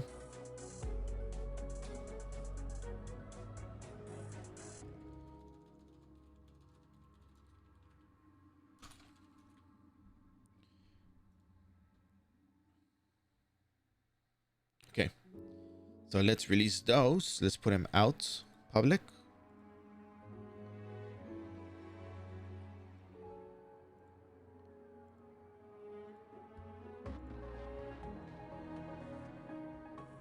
So we now have Alchemist Part 1, 2, and 3 for the YouTube videos. So enjoy those. And then later tonight, I'll work on getting that Bard and Rogue video cut up a little bit to make it fit in the 12-hour range and upload it.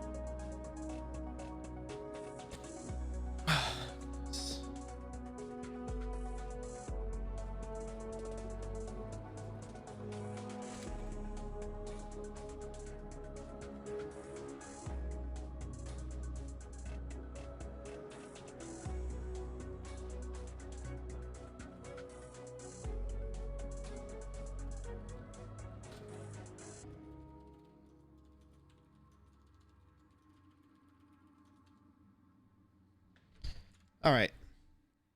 So we're going to try doing we're going to try two different things. We're going to die. Maybe we should just die at the end of the fight. That's probably just easier.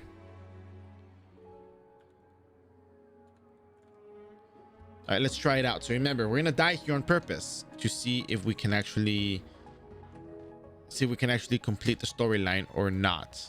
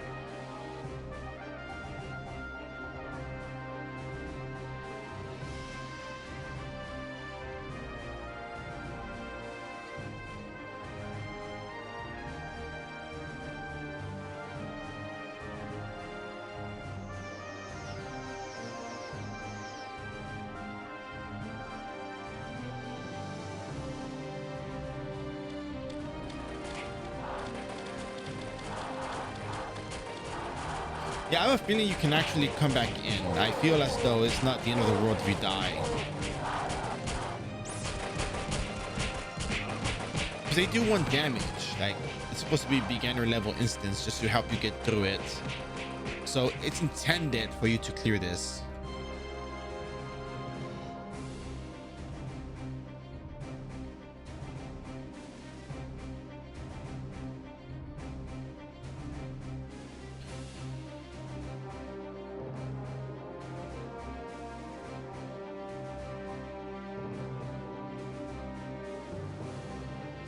$300,000 damage Aerostorm hit. Whew. Okay, well, episode 17.2.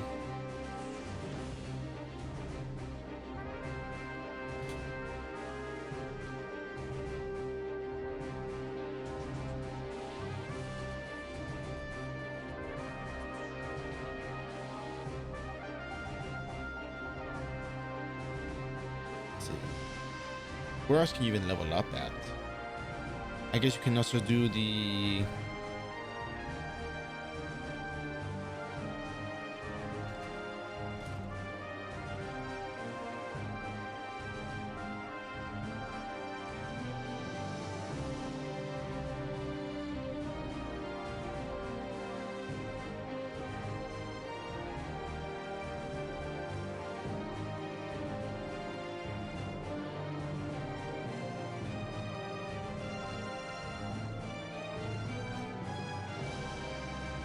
You're welcome. Have you done episode 17.2 by any chance? Oh, Abyss Lake. That's a good idea. Abyss Lake bounty board. Yeah, Abyss Lake is good. This gets 300,000 damage. I'm just like, that's a lot of damage already. Can just do lasagna, but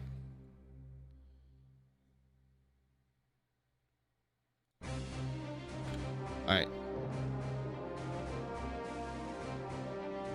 So here, there's a little map you gotta follow. If you have it. If you don't have it, well, darn, that's rough.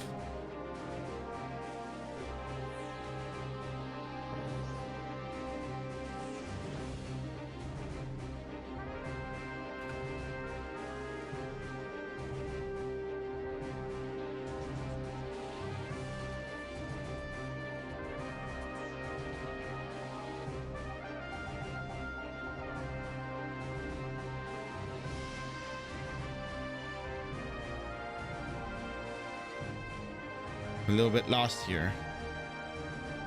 You know what? I'm gonna have to go back to the entrance. I realized I didn't use the coordinates.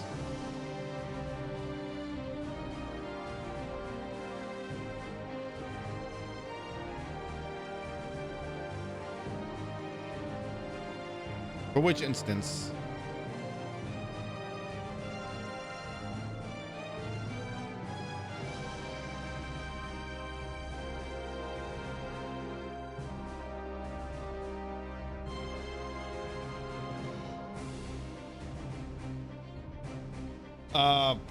Well, this is the OS Occupation episode 17.1.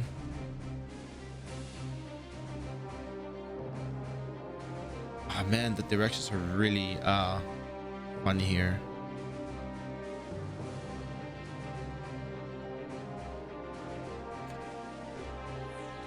Goodness. Okay. Well.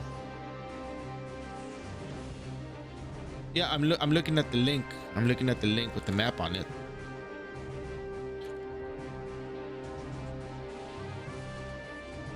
Or maybe I'm supposed to take a turn before here. Ah, there we go. This is probably it.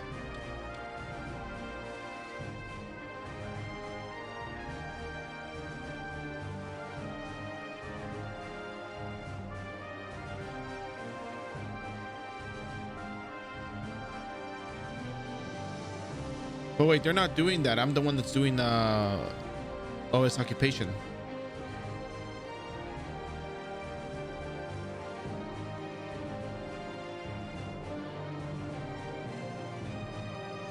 All right. And then once you do that, you go back up.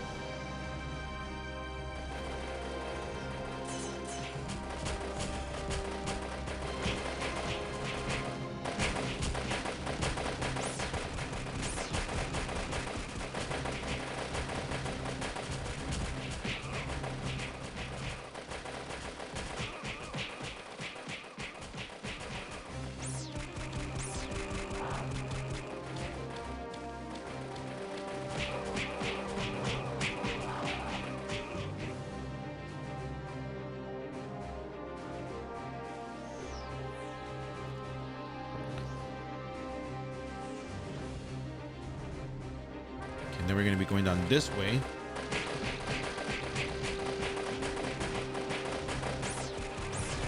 Yeah, I'm wondering what he means by mission limits.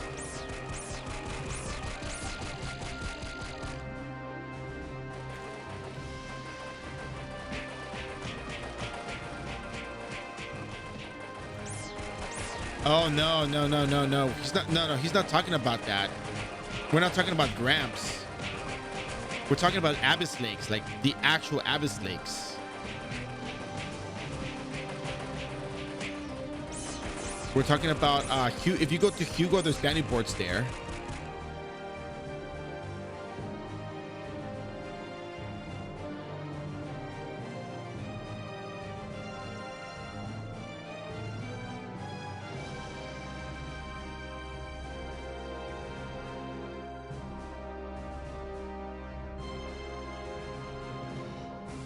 Oops, I'm in the wrong spot.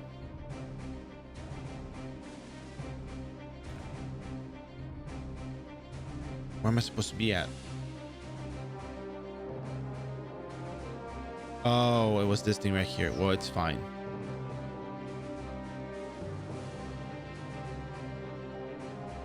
I can always edit that out, right?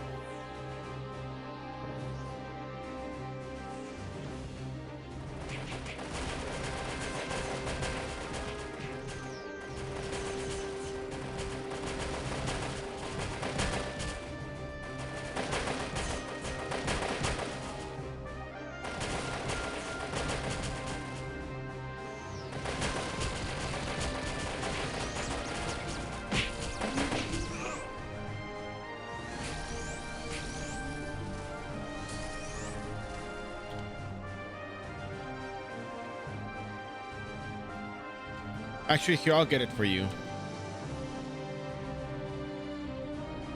There, done.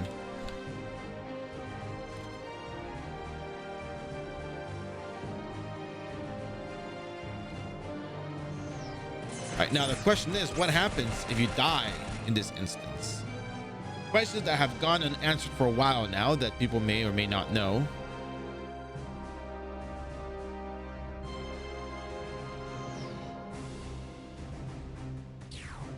Let's just say that for whatever reason you go through skill issue and you can't kill the monster here because you are lacking, you know,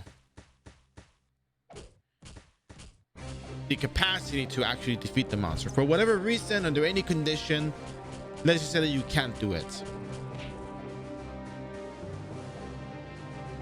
For whatever reason, you're just not capable of, you know, completing this particular fight. So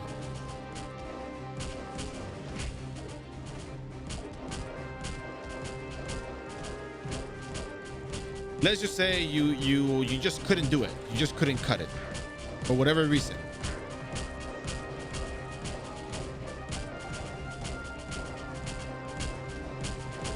Let's just suppose that your weapon broke and you got hit with ignition brake missed. Okay.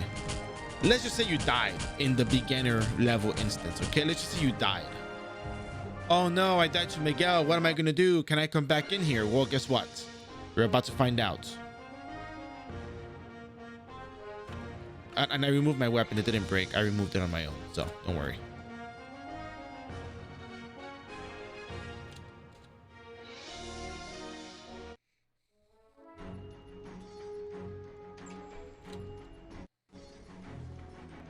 But since we have teleport to, you know, to the Millennium tickets, let's go ahead and use that.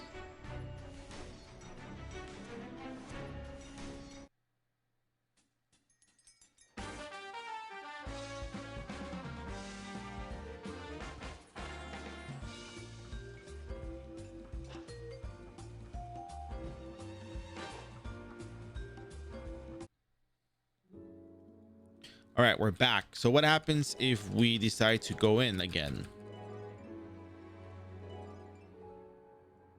Can we go back in? Let's find out. You can go back in even if you die. You don't make it through. You can still go back in and do it. And I'm assuming it follows the same, you know, concept as the Regenstrom one, where if you destroy the instance, you can still come back in.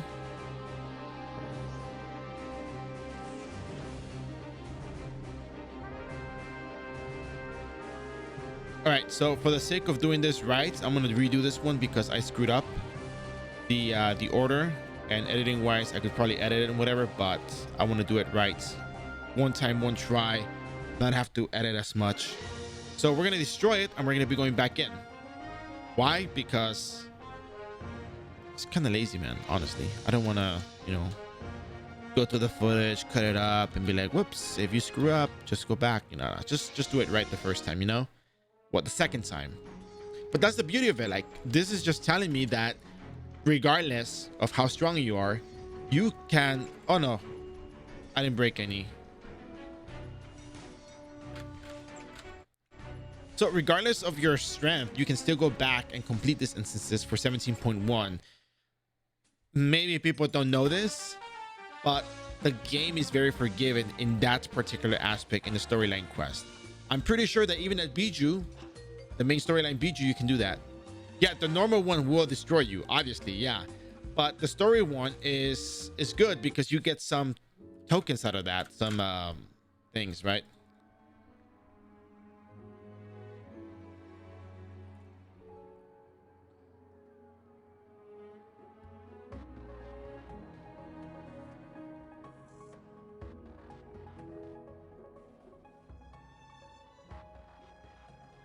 All right, let me re-enter so I can get rid of the text there.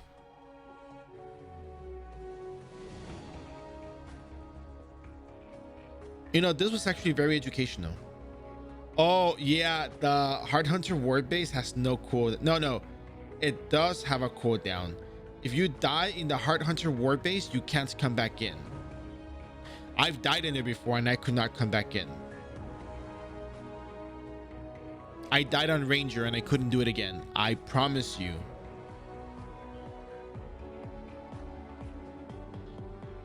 Yeah, but you said Heart Hunter War Base 1 had no cooldown.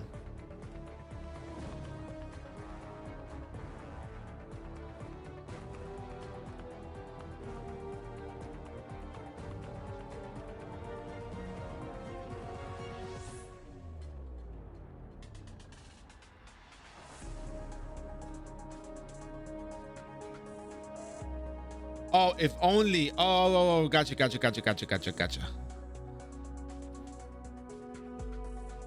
Reading difficult, but yeah. No, you worded it right. I was just misunderstanding it. Man, Heart Hunter War Base 1 is actually very difficult. It's just unfairly difficult.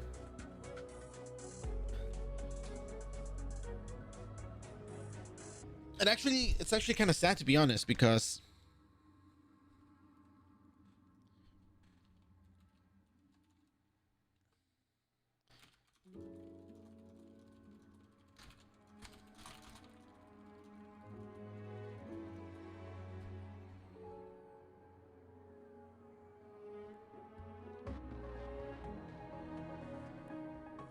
all right, so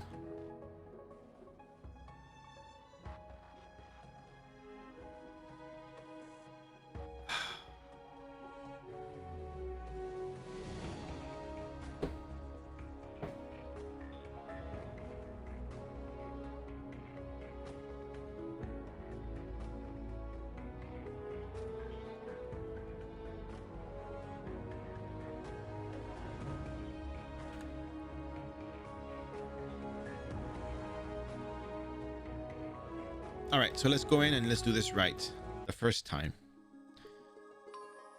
You know, it's funny because the free-to-play series Guillotine Cross has already exceeded the level of the booster series. That's kind of nice.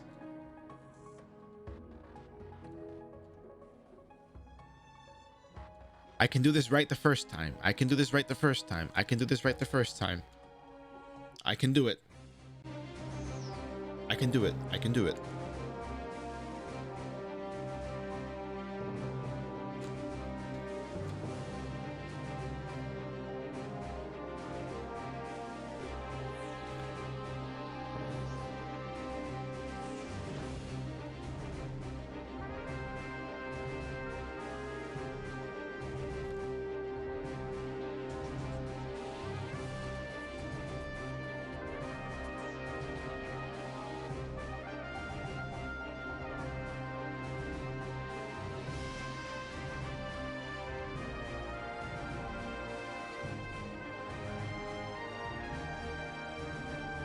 And then after this, I just got the dailies, and that's pretty much it for the 17.1 content.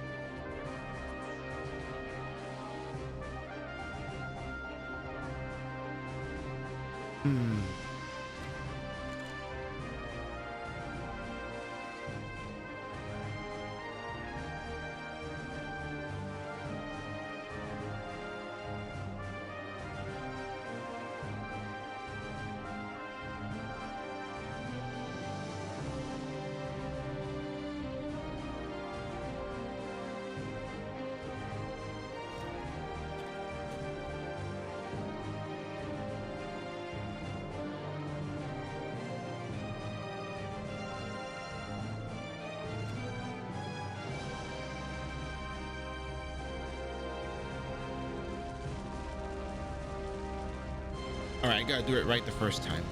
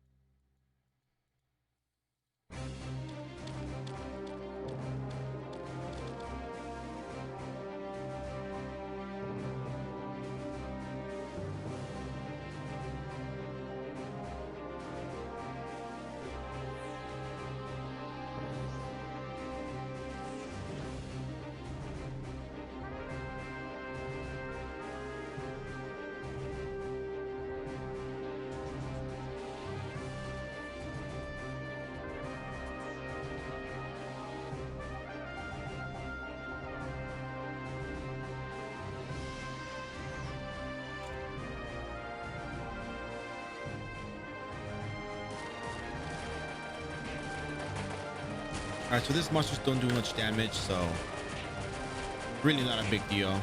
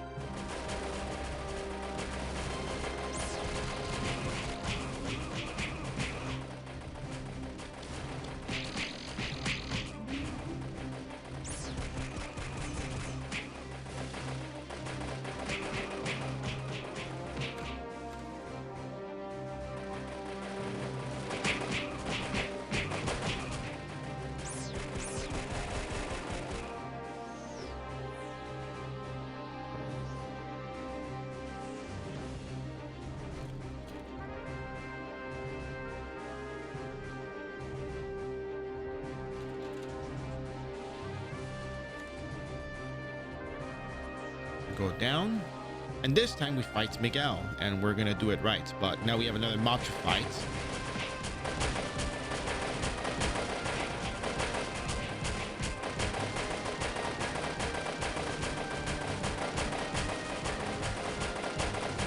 It's kind of nice how they deal 1 damage. Like, I'm very sure it's designed for you to be able to complete it and get the rewards for this. It's just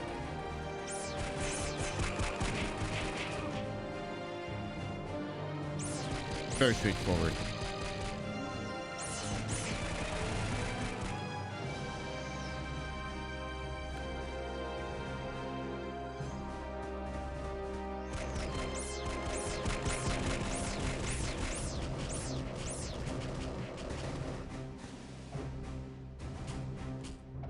Now this time it did break my weapon.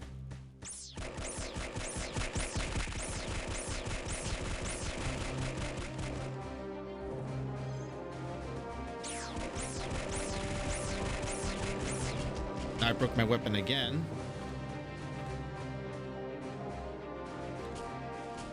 And it broke my weapon once again.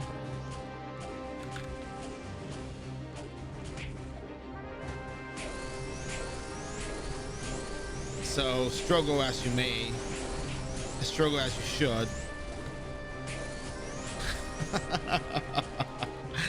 I was not expecting that to happen.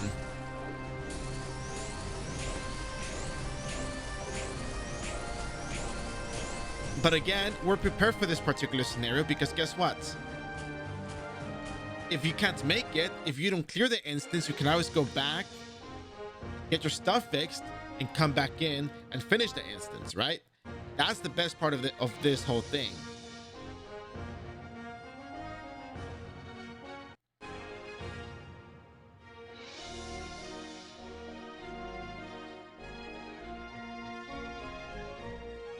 Now we got all of our stuff fixed. So let's go back in and try again because we have the option to do so, and that's wonderful. That's actually the beauty of all this. That you got the opportunity to actually be able to complete these things as it is. If they break your armors, it's fine. If they break your weapon, I mean, well, your weapon only your weapon can be broken by demonstration, so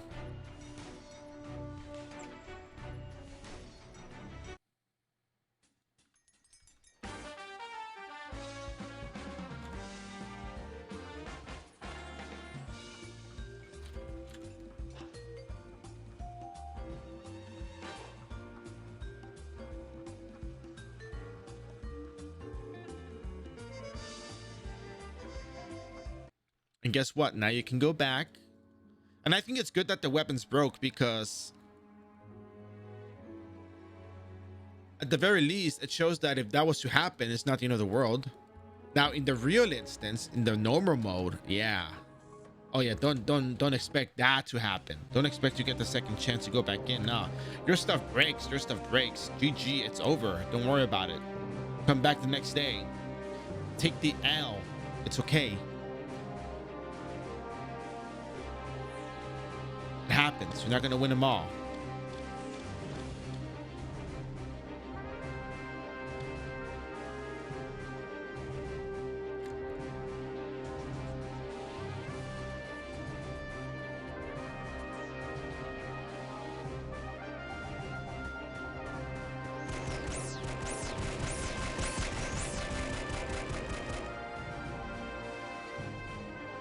All right, cool. If you die, you screw up, something happens, you can come back in. Your weapon breaks, you can come back in.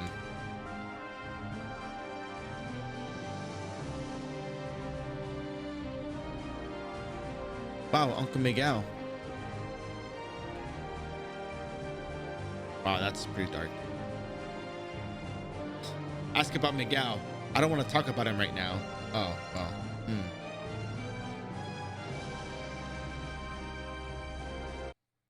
Have you done episode 16.2?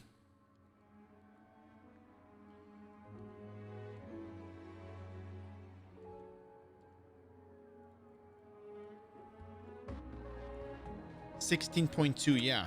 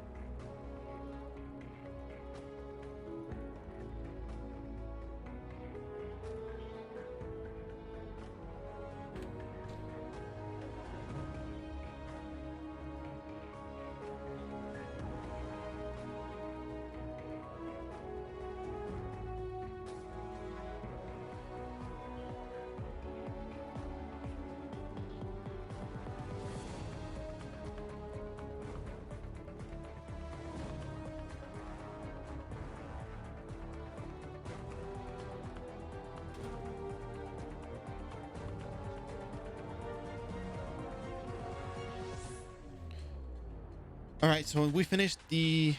Does iRO Wiki have the walkthrough? Yeah, they have the walkthrough. I also have the VODs where I leveled up, where I did the episodic content. If you want to go back, maybe what 2 days back, probably yesterday I did six. No, not yesterday. 3 days ago. Oh. Yeah, iRO Wiki has the walkthrough. I haven't done this in video format as of yet.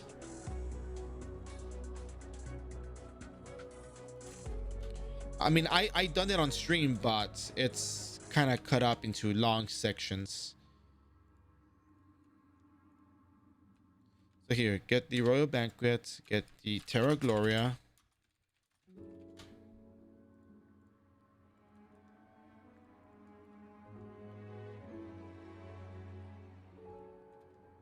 There you go. And then you can do Illusion. And then there, you are now at core with this. Awesome.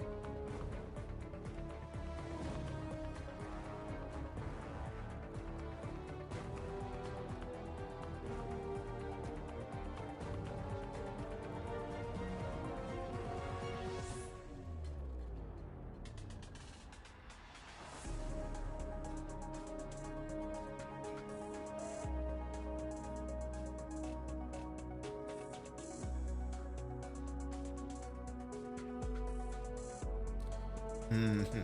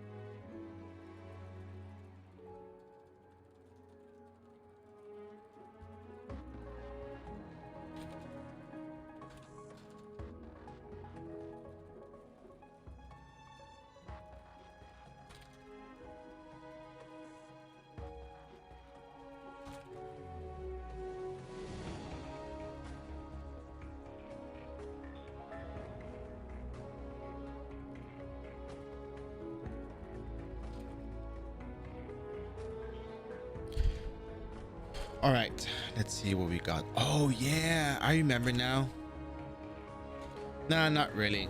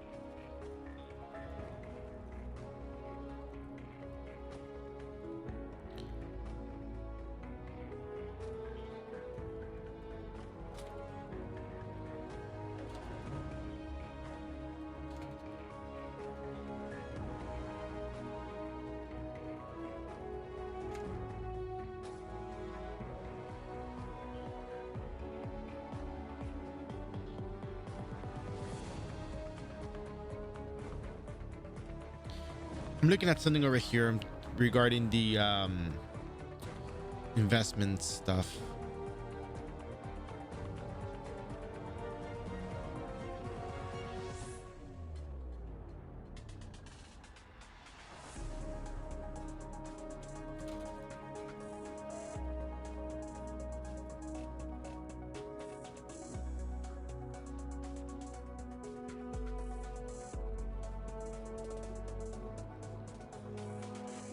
Okay, so I know we can exchange for the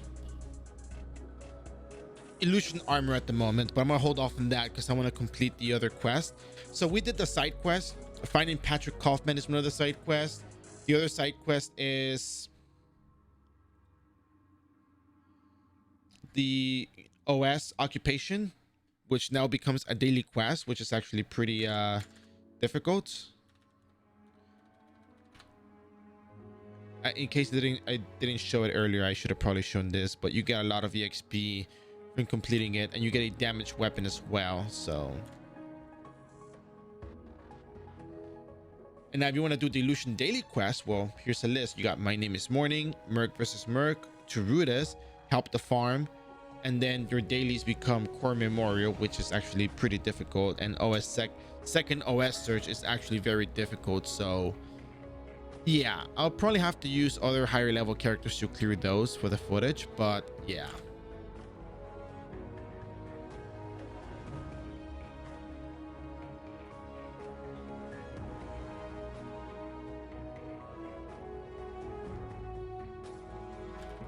I don't think there's an order in particular we have to take, but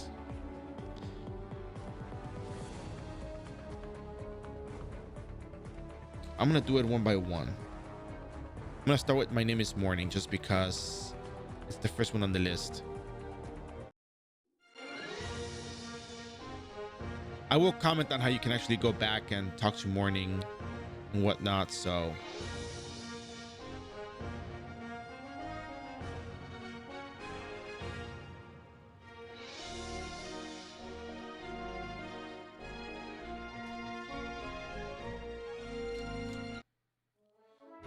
let's make our way over to Rudis. We're gonna take the Millennium ticket just because we know that, you know, it exists for us, and because, well, if you know where Rudis is, you know where Rudis is, so no problem. And yeah, I know I could have done the Patrick Kaufman daily, finding the bracelets at the same time that I do finding Morning, but I just want to make sure I separate them and then just comment on it later. So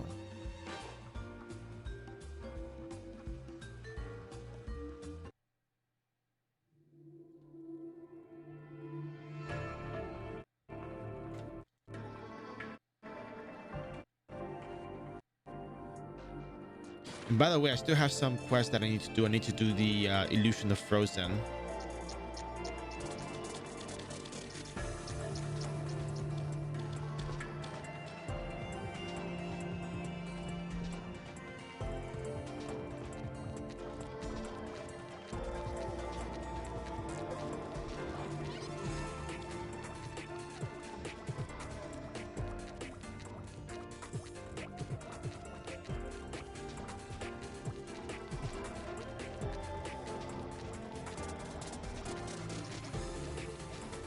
Oh, this was gonna be troublesome.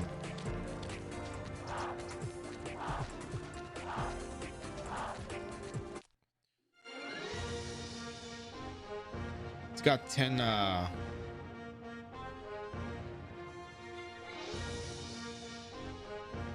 got different things that he can give you, multiple things.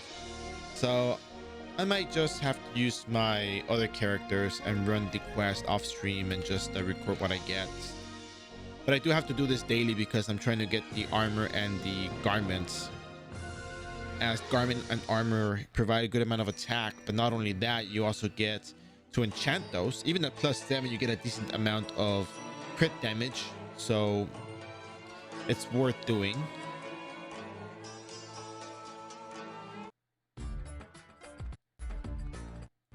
But venomous canines, very easily you can get them up here.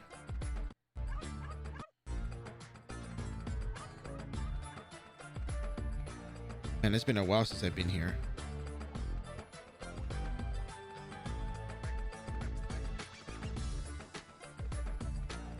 Wow, the memories.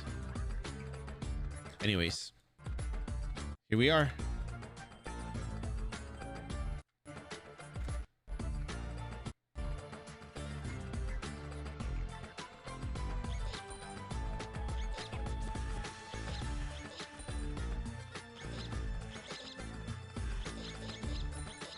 Two-handed spear. All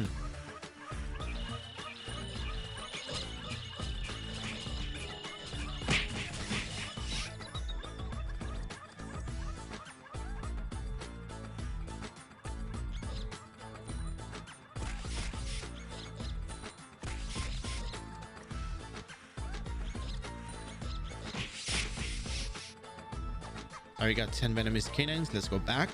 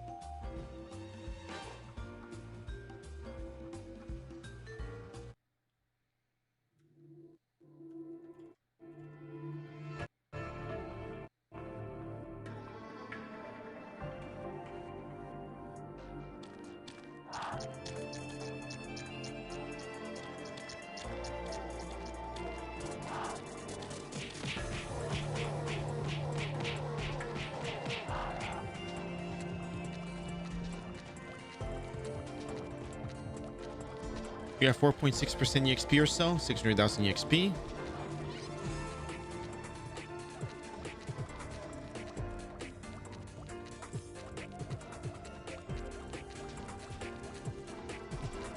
All right, so that completes that daily quest. Then we're gonna go back to the OS, the occupation location, and we're gonna go ahead and talk to the mercenary there to do Merc versus Merc.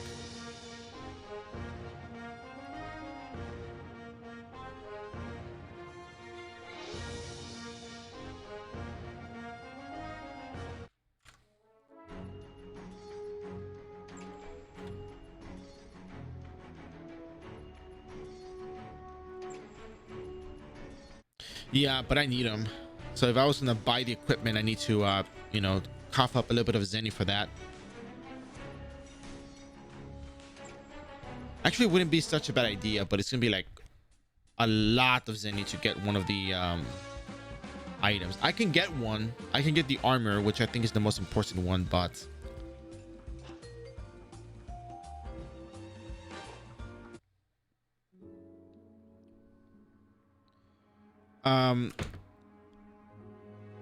you get about 60 or 50 free.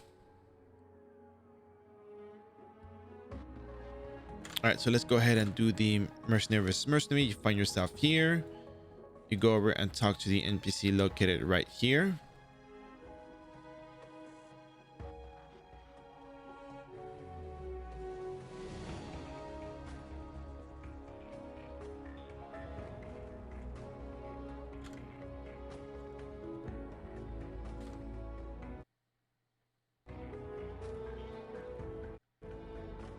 And yeah, just switch your equipment.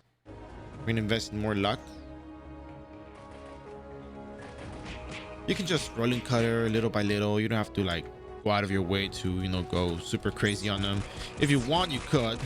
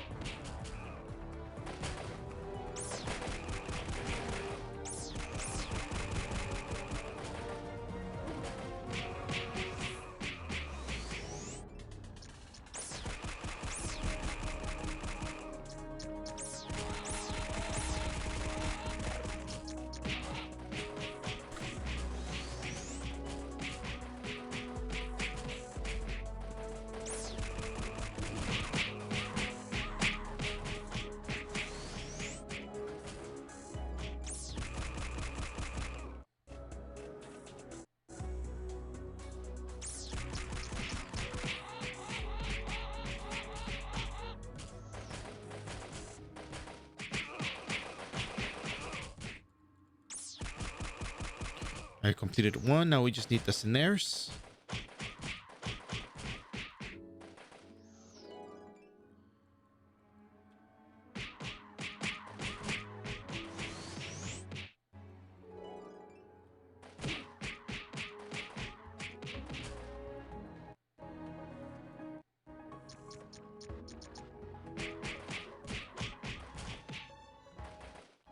And that's it. We go back, turn it in, get our EXP for it, and move onwards into the next daily quest, which is going to be very, very simple, straightforward.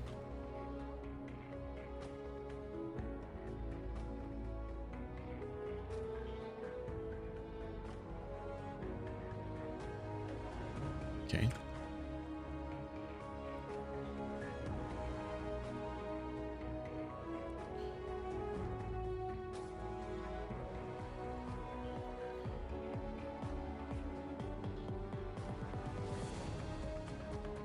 I'm going to do help the farm first just because it's right here.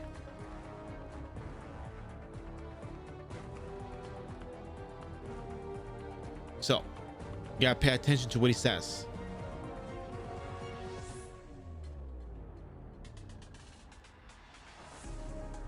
For the grapes, catch aphids. For the green beans, pull the wheat. For the pumpkins, catch aphids. So grapes and pumpkins catch aphids.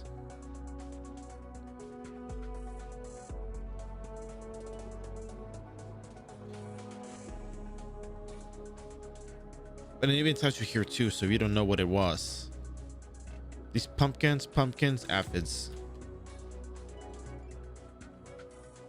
And if you don't know where the pumpkins are, where the green beans are, click on the mini map. It takes you to where you have to go.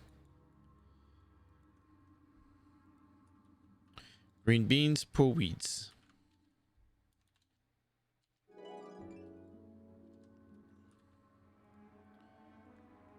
All right, go back, turn it in.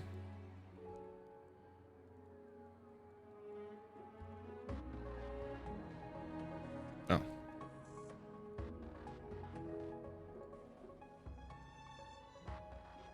Some EXP, 1 core, and the 5 mysterious components. 69 and 65.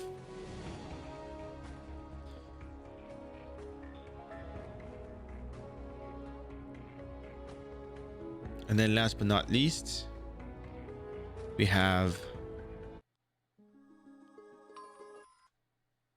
Turudus.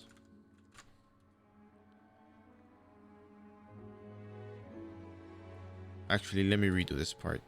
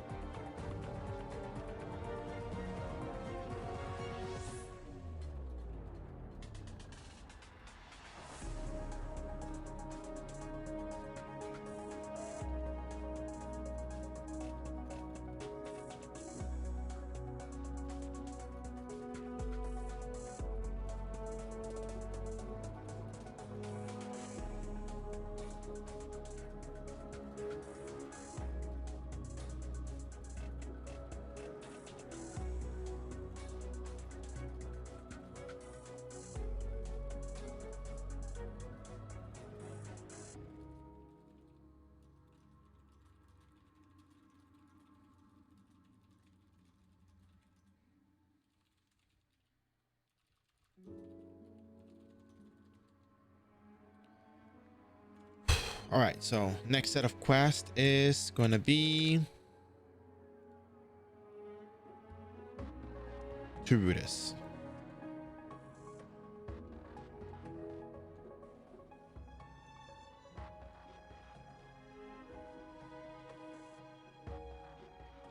Okay, so now we're going to be going back to Rudis. Oh no, we have to turn into Ace. But we have to go back to Rudis. So you can go back, teleport, do things like before, or you can just walk.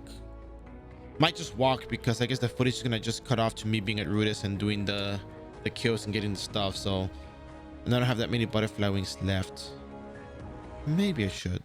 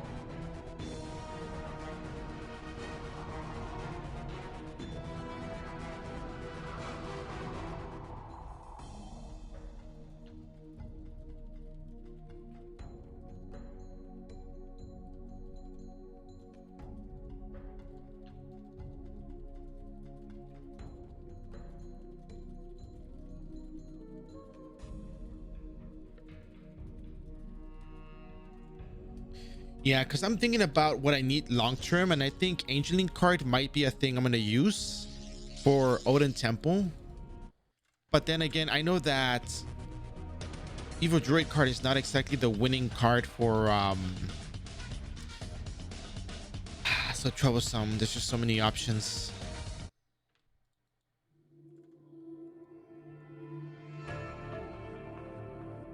So anyways, we'll get more into that later.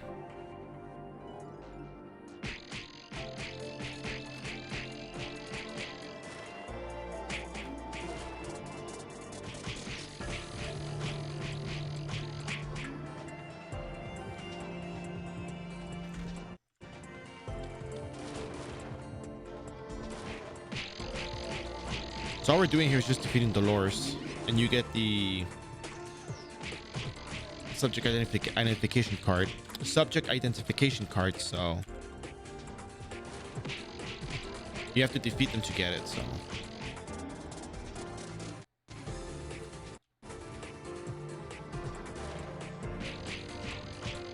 it's kind of crazy how I haven't actually needed to use any poison bottles this whole time, and it's just straightforward.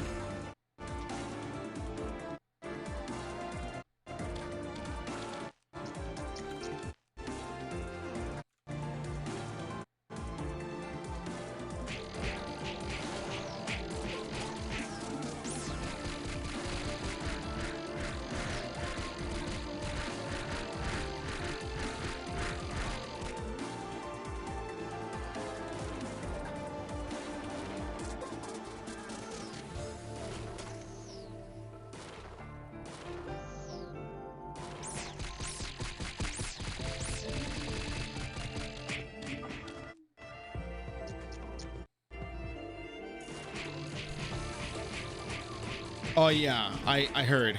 I heard. I think what you have to do is you have to kill a certain amount of monsters, and then I think someone else in your party can kill them. Like once you get enough of these subject identification cards, you know how bounty boards give you the kill count if someone else in your party makes a kill. I think you could do that to get rid of them. But I'm gonna be doing the daily frequently, so yeah. And I know you should be able to get rid of them easily. You don't have to go through this kind of problem, but again.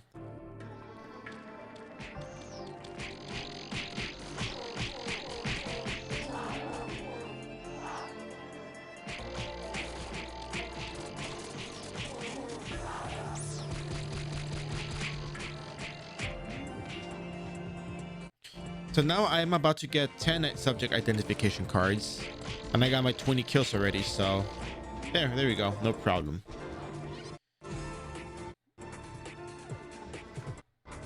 At least for me, no problem.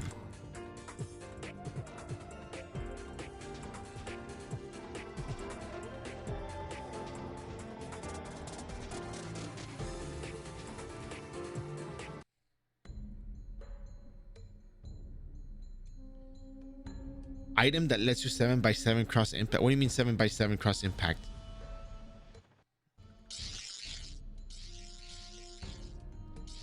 Make cross impact AoE. What?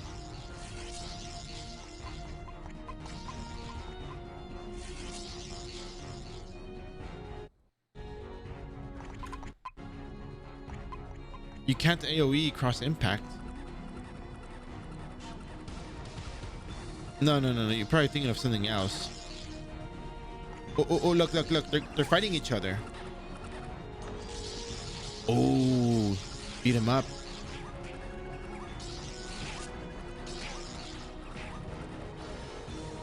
Wow, Pitman wins. I don't mess with Pitman, just saying. No, it's not for me. I put mad respect on the Pitman. They can claymore traps. Pretty good skill. I'll give him credit for that.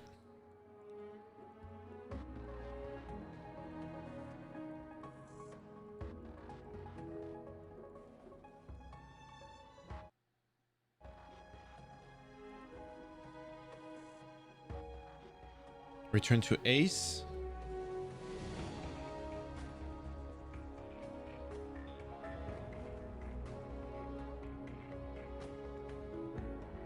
And that's it for the daily quest that we have for this 17.1.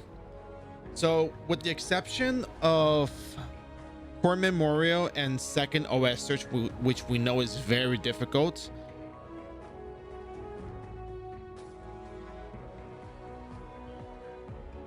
we have completed the daily quest for this and the side quest. So at this point, we don't have to do anything else with the exception of completing all of the My Name is Morning quests, because Morning has a lot of different requests. So yeah. All right. It's 4:18 p.m. What can I do? I'm not going to start 17.2 yet. Unfair fight. Pitman is 4 monsters. Well, I mean, it was 4 versus 4. Well, 4 versus 3, kind of technically. But they do a damage for 1, so.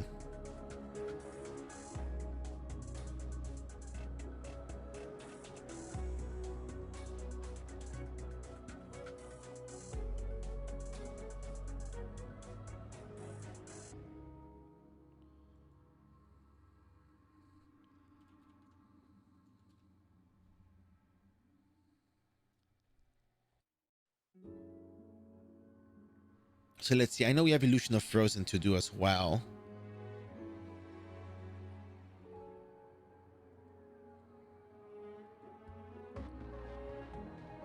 I could probably do Illusion of Frozen. Maybe.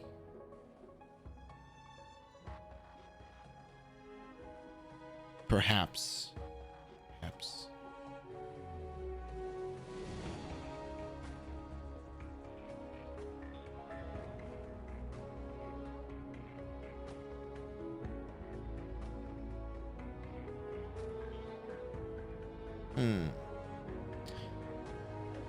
because then I can get the level. You know, the closer I get to 140, the better. So we'll go ahead and do that for now.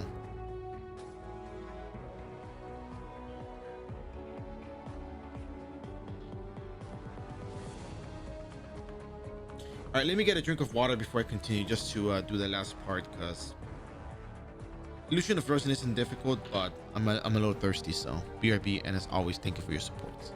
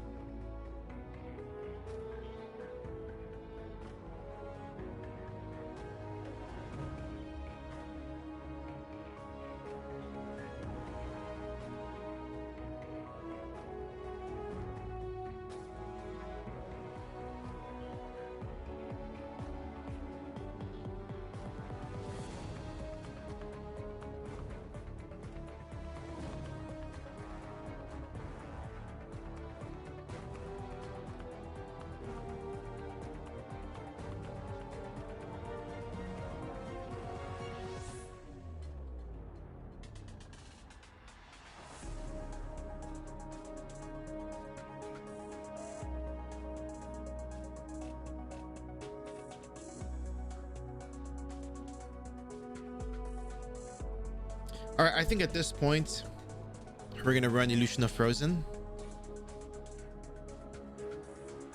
The other thing that is of particular interest to me, I'm thinking about it. I'm just a little bit unsure. I feel like I'm gonna be keeping the Imperial set for running Faceform Nest, because the cost for these illusion armors is not like super high. But I know that if I use Shadow Element, it's gonna be really good at the whatchamacallit, Abyss Lakes level 4 long term. We're talking long term here, you know, because I played these characters over and over multiple times. So what I'm getting at is, if I save my illusion armor for battery card, I can use my priest to get holy armor enchant. I can keep the shadow enchant and use it for Abyss Lakes. And then if I want to get another armor to actually put an attack enchant on it, I could probably do that. However, the point of Evil Druid is also freeze prevention. So that's another difficult thing.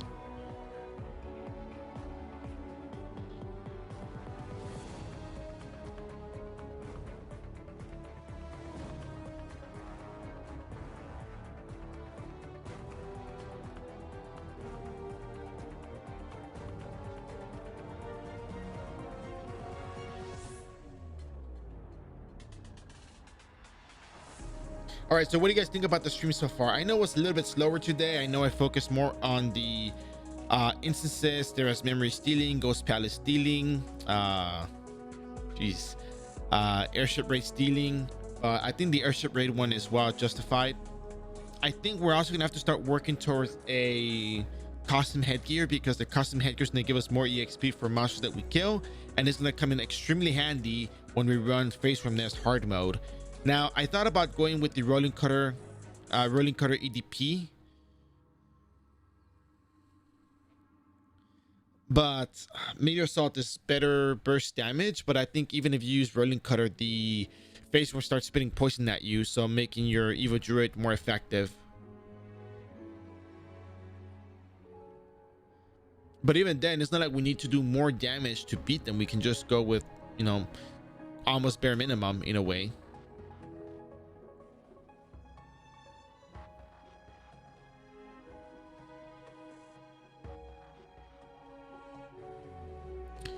So, now I'm starting to think that maybe I just have to keep using the Imperial sets and use rolling cutter, because it's just more cost effective to just do that. And it probably might actually be, in all seriousness, it might actually probably be.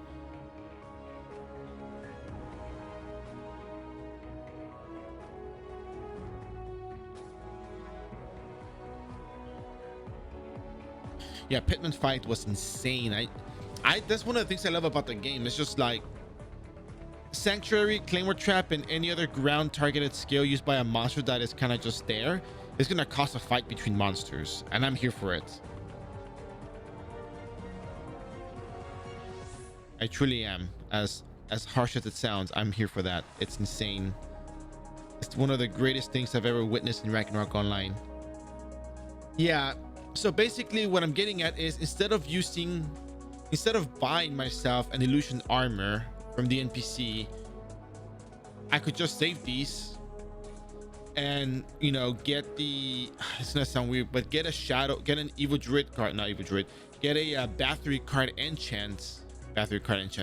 My bad, let me backtrack.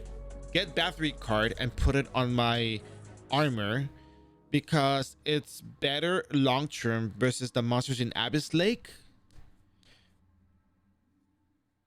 than it is for me to put an Evo Druid card and then have to get a Bathory card separately, and then maybe even get an Angeling card. I'm thinking about using my priest.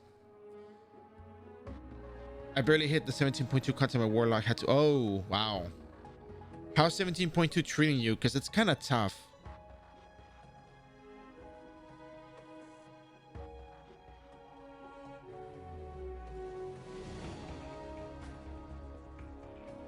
Slower now, faster later. Yeah, because the real catch here is that you can use 2-3 EDP bottles, and you can probably clear face from nest hard mode, and you're gonna get a whole ton of EXP, like insane amount of EXP, because you're gonna have the Natus Qatar,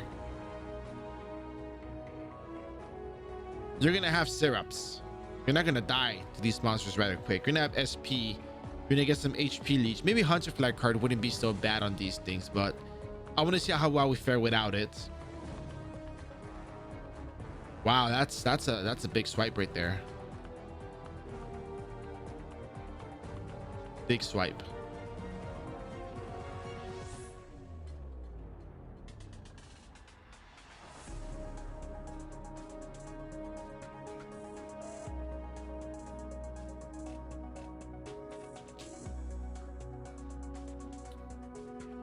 But yeah, so I'm thinking Imperial sets might actually be good for just general rolling cutter meteor assault versus the face worms.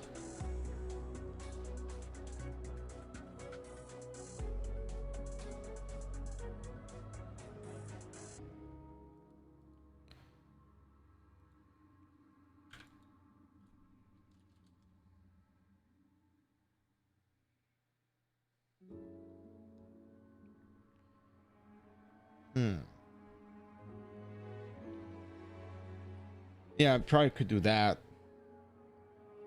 I think one of the things that I learned from doing these series is that pacing is everything.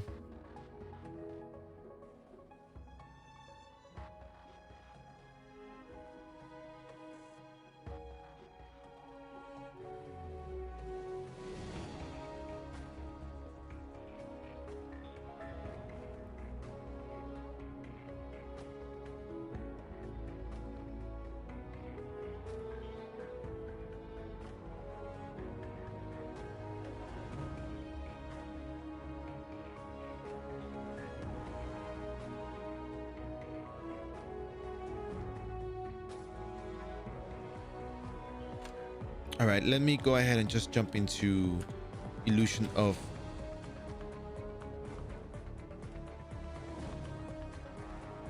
frozen. Honestly, I'm not getting any like 1 magical defense. I'll keep it just for the looks. Well, it's not even the looks that I like. It's just whatever. All right. All right, let's head on back to Illusion of Frozen. Let's do that coverage for the first time. There's 3 different quests you can get, 4 different quests actually. So let's go get our wind Qatar, because we do need our wind Qatar. And today was actually a very productive day in terms of material collected, because we actually saw our weapons break in the Miguel fight, and I think that's something that we really needed.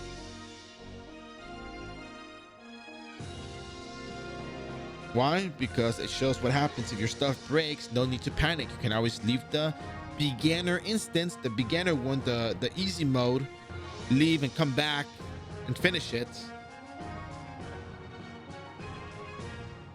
Now the normal mode, which is the hard mode, the one where you're gonna get this absolutely destroyed, don't worry about that. It's fine.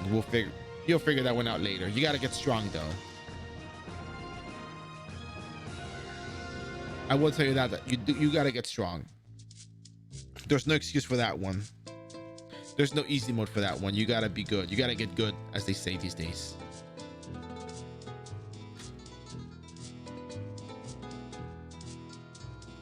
Which in turn, I gotta get good, because man, that's difficult.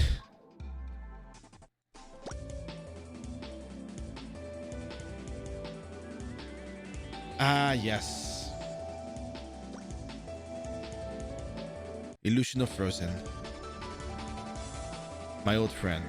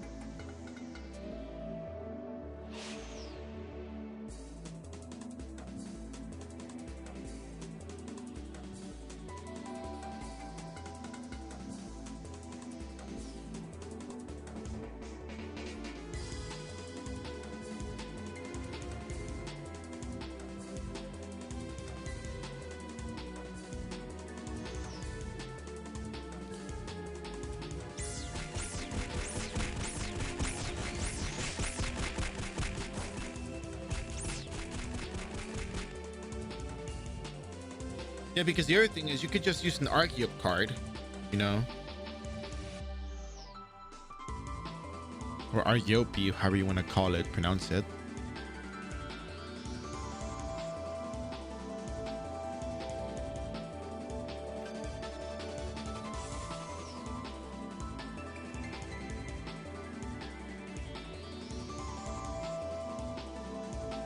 For whatever reason, those cards are also expensive. I don't know why, they just are.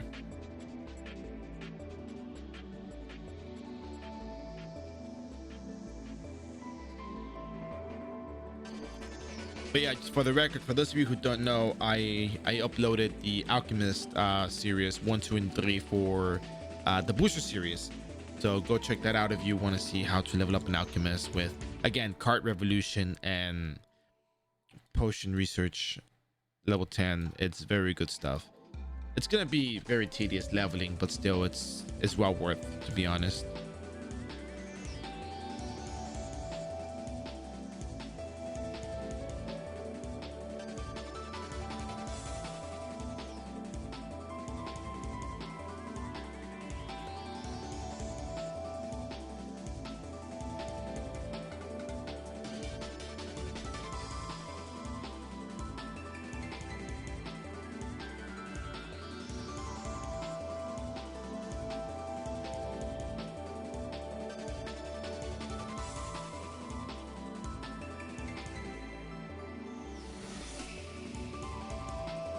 Got your 10 dry twigs. Cool. They have to defeat 10 angry ice titans.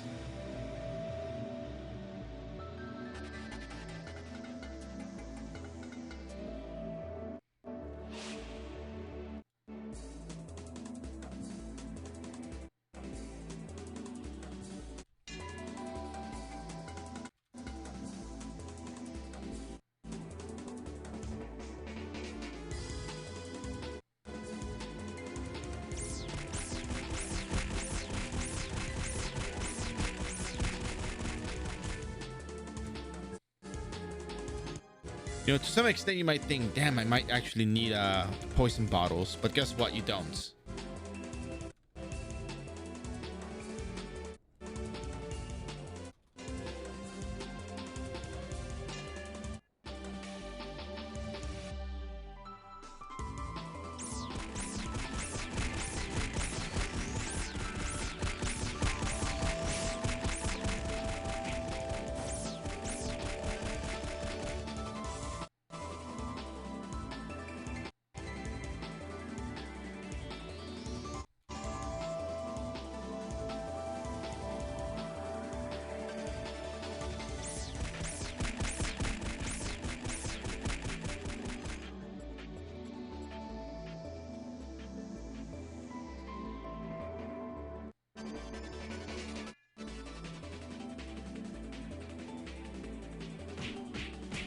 Imagine hitting for 4,000 damage this whole time.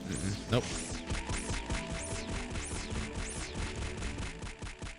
I can't do it.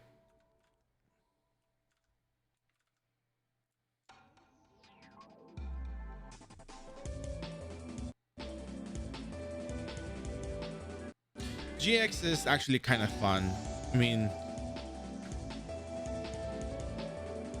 you know, jokes aside on how strong it is, that it's like the favorite class, you know, it's actually pretty decent. I think that it has a little variety.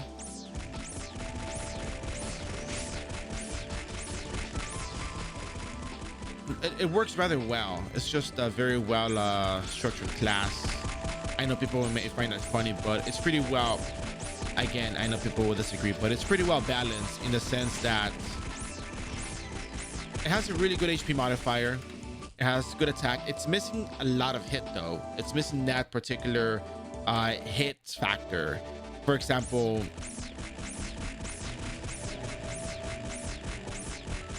at least Knight and Mechanic Blacksmith have the Adrenaline Rush and two-handed Quicken to get more hits. Knight is also really well balanced in terms of everything. It has decent damage. It has a very good attack damage modifier on Windcutter. We're talking Windcutter build. We're talking viable builds. And it has the hit with a Spear Dynamo. Aura Blade gives it a lot of attack, well, a lot of damage. So it's a pretty good class overall because it has a lot of abilities that make it strong. Not like overpowered, but just strong.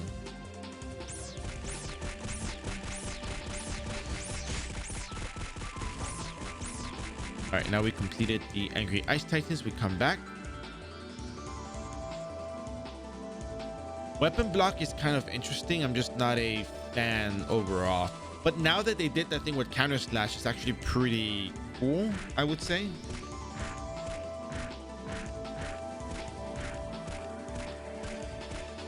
But before then, I wasn't exactly a fan.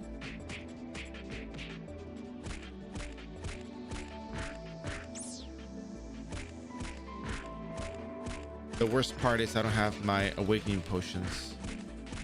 So I'm gonna go at this slowly.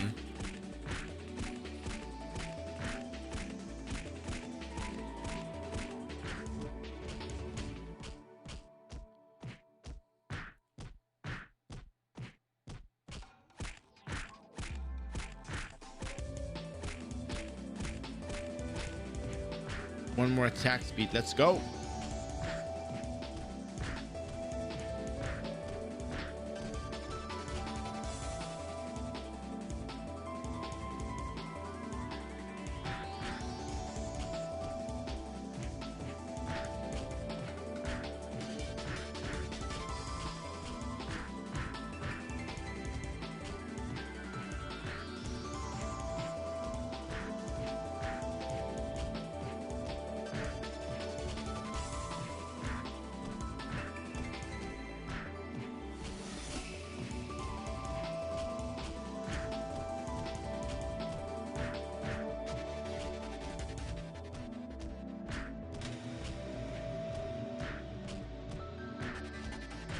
Yeah, the attack speed modifier is kind of interesting.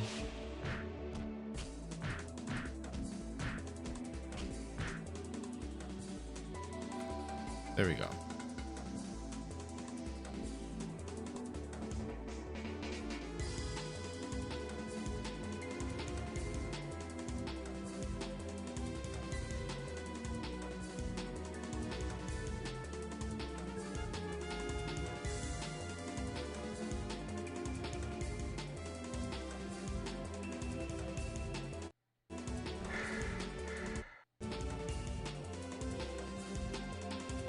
Okay, cool.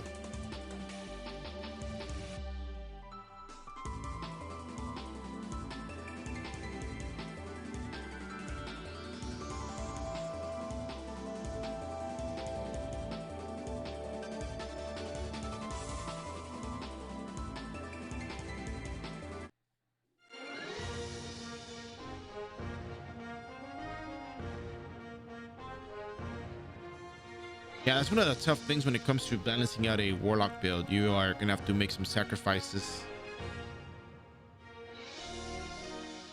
in terms of what you can have, what you can't have. And I think even if you had a dagger, you still hit once. I don't know if you double attack, do you?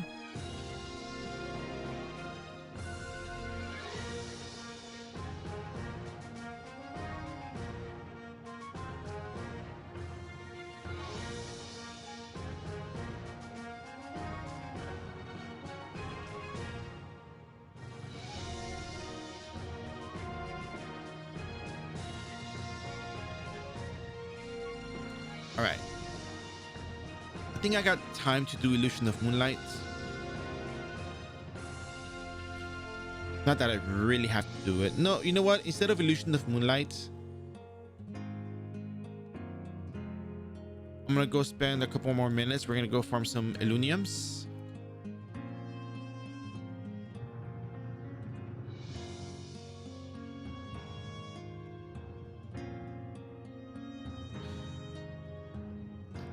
Maybe double attack works, but not multi-hit skills. There's a difference between double attack and multi-hit skills, but we'll find out tomorrow because we're gonna do this thing again tomorrow anyway. So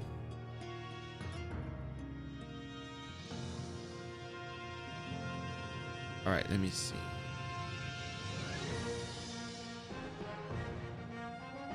Yeah, we're talking about the ice, the frozen. Yeah, I'm gonna make the costume goggles. They're gonna be necessary when I hit the Face from Nest hard mode. I think that's when you really want to use those.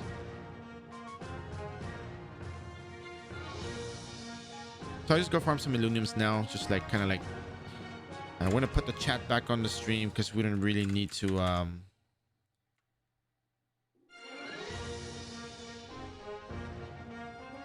We're not really doing anything for recording at this point, so it's cool.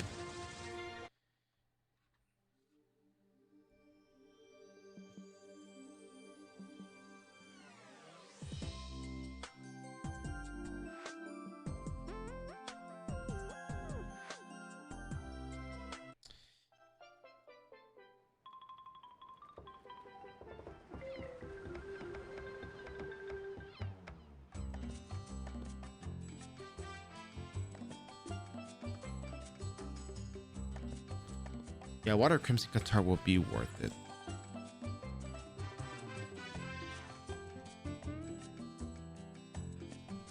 Water.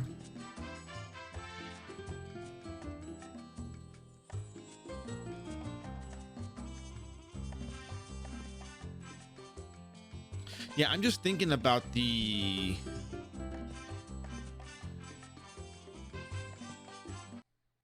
Face from Nest. Like, how am I going to tackle that? It's not a bad thing. It's not difficult. It's not too complicated.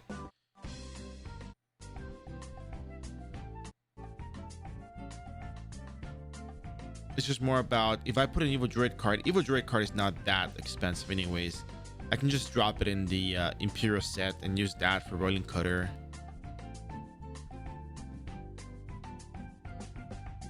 It's not a problem.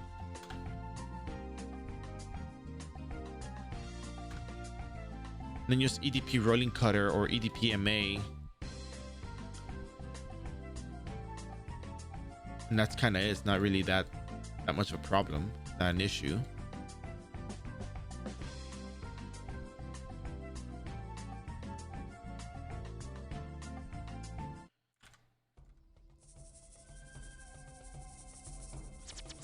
Imagine getting an argue up card there. Oh.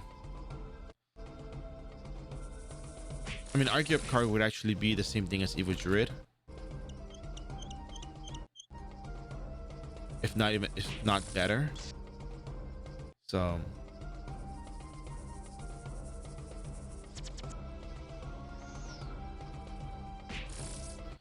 in fact, I think it's probably I think it's cheap. I think Evo Druid is cheaper anyway, so it's not a big deal. It's just that I know the moment I step into Faithful Nest hard mode, everything's gonna change. It's gonna be you're gonna be leveling up a lot faster. That's for sure. There's no question about it. You're gonna do a lot better from there on forward.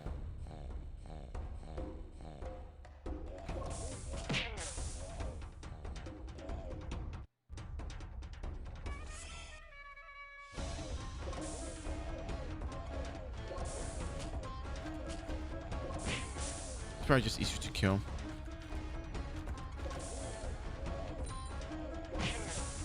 It is easier to kill. So what we're gonna do is we're gonna switch over to the rolling cutter.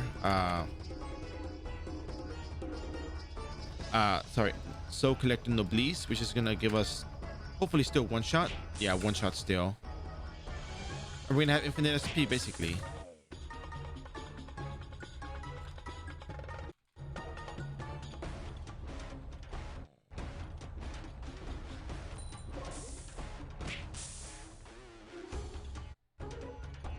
So one thing we can do is we can probably just use the save certificates that we got, or we can sell them, which part of me would be happier if I sold them.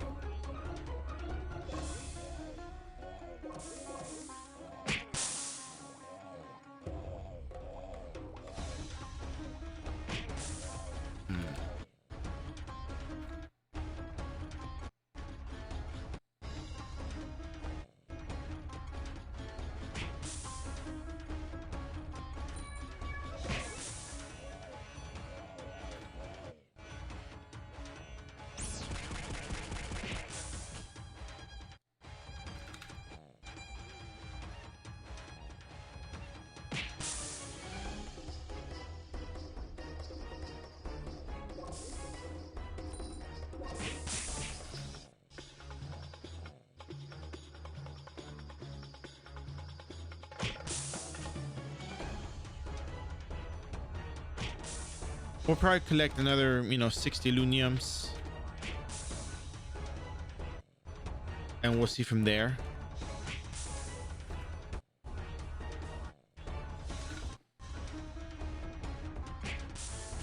I'm considering tomorrow running episode 17.2.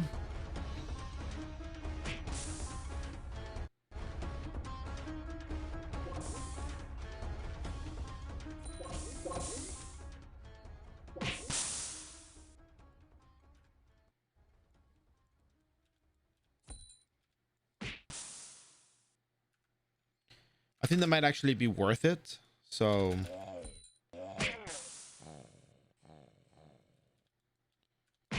because that way we get the access to the new locations. We can probably even do those daily quests for the bathhouse and the library.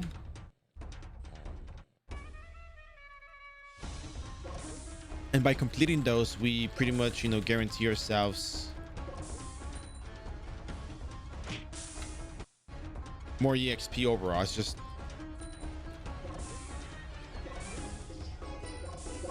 a greater, EXP influx just by completing those quests daily. So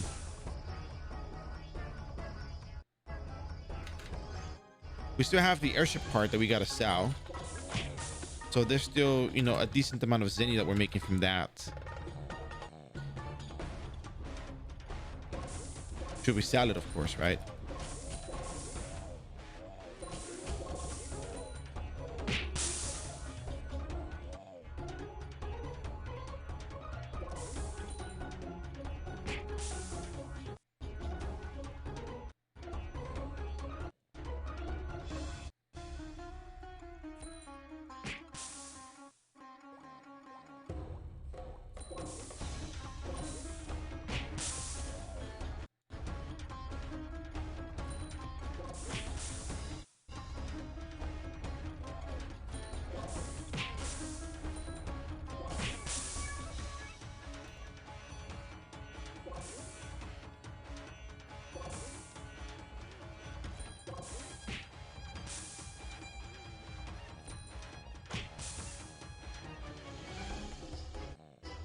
But, you know, part of me is tempted to just, you know, use my save certificates and make the temp to +8 from +7. So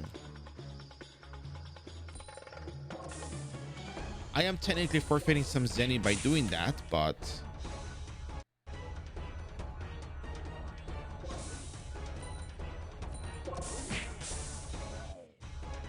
and again, if you are watching the stream, you can do the 20th anniversary quest and get um the costume headgear and costume garment that gives you a total of 60% exp boost. I'm only doing this to future proof the content, so if I do this, it's not like, oh well, Summer, you had this event headgear, event costume, and it just doesn't work for us because we don't have it available. You know, I want to make sure that it's as simple and, you know, future proof as possible for people watching later on. So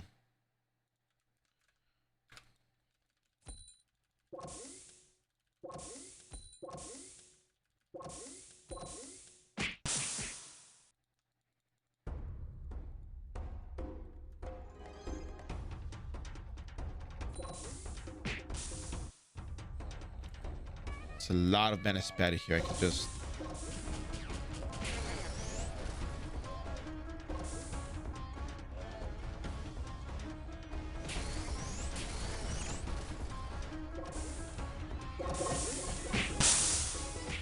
2 Illuniums, 3 Illuniums, not bad.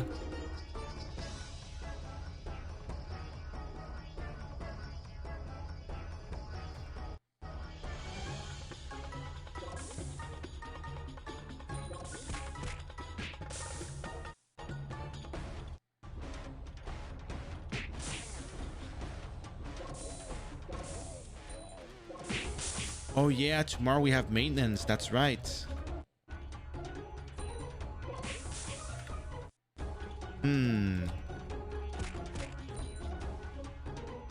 Well, I'm gonna have to wake up earlier tomorrow then.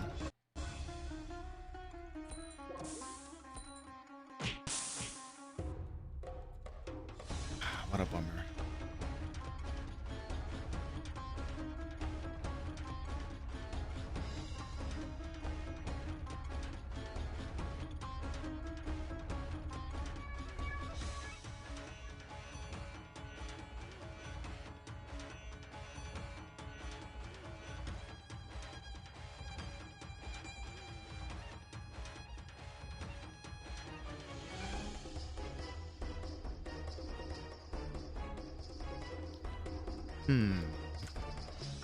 Yeah, unnecessary evil, right?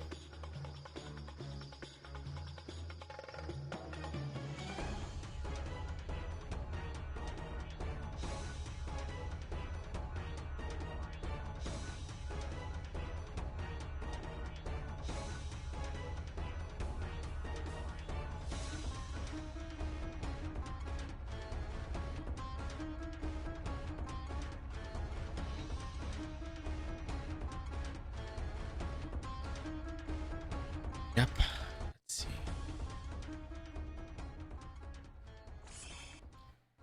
Teleport away from that mob button.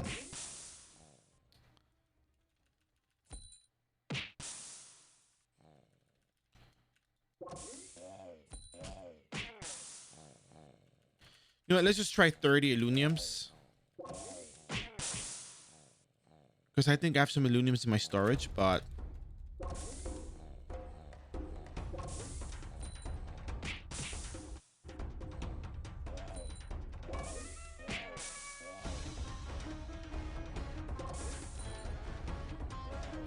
I think I will use these safe certs. I'll forfeit the Zenny that I would make from those safe certs just to give it a shot. Just to have it already, you know? There we go. All right.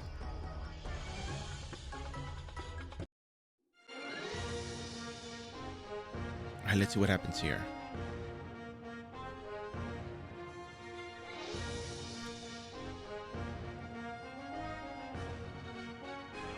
Oh yeah, we have 39 Illuniums. Oh, we have 69 Illuniums.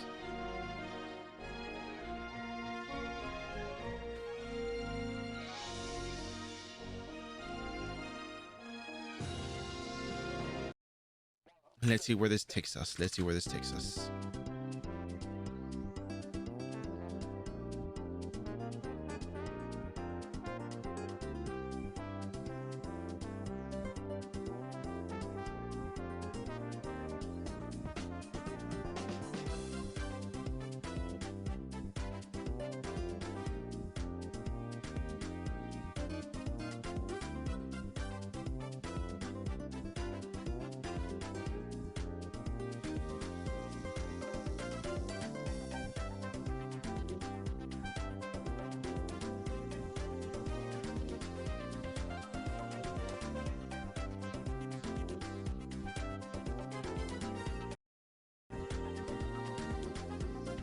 I'm pretty sure this will help out, but most of our EXP is coming in from other sources, mainly from Quest.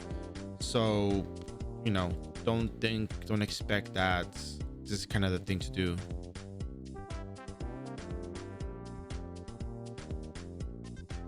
Like, don't think you have to do it right away. You know, you can take your time with it. Like, if you're doing Magma Dungeon, yeah, it might help.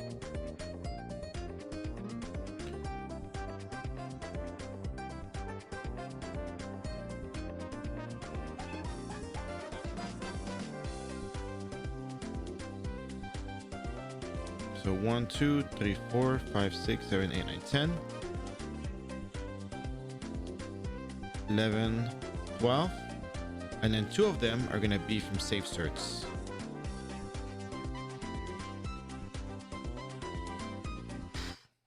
All right. Let's see how well we do with these. And if we have any extras, profits.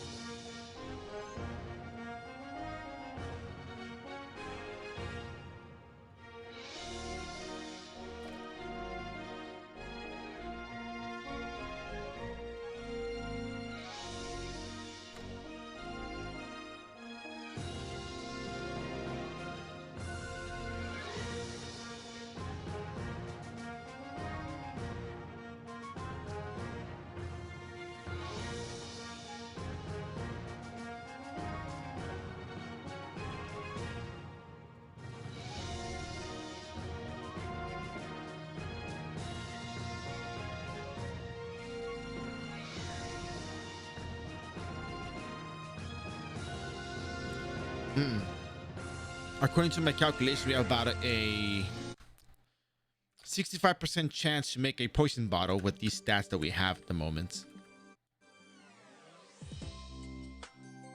Could you imagine brewing 65% chance? Like, no. No, no, no, no.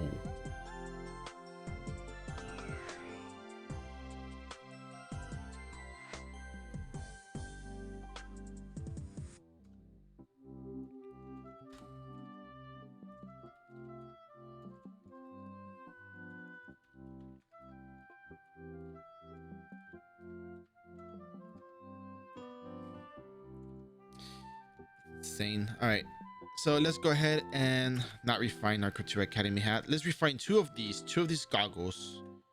Oh, we have to go to their storage. Forgot to get my things from the storage. Whoops.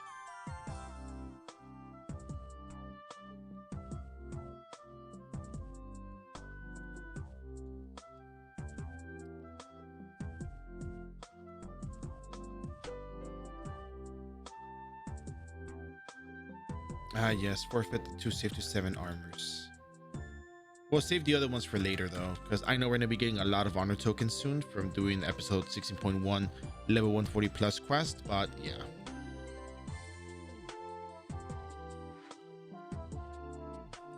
Goggles. Save to 7. Oh.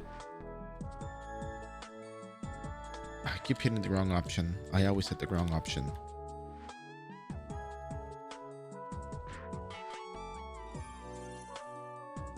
I love how they do an explosion to show the refine. Oh, city map.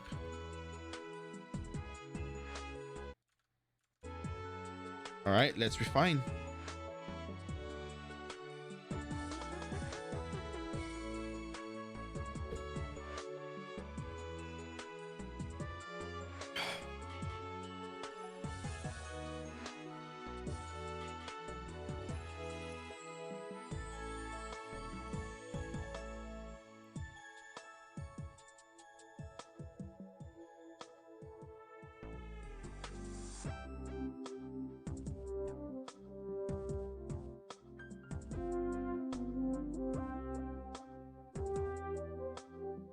All right, cool.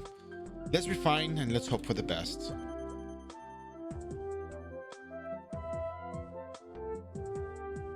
We're gonna start with the other goggles first because gotta build up the anticipation. Oh yeah, you don't equip anymore. Fair.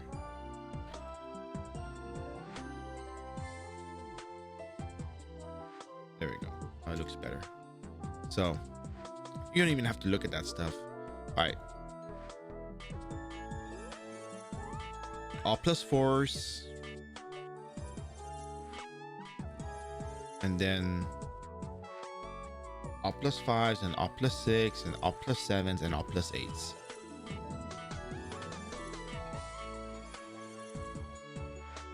Cool.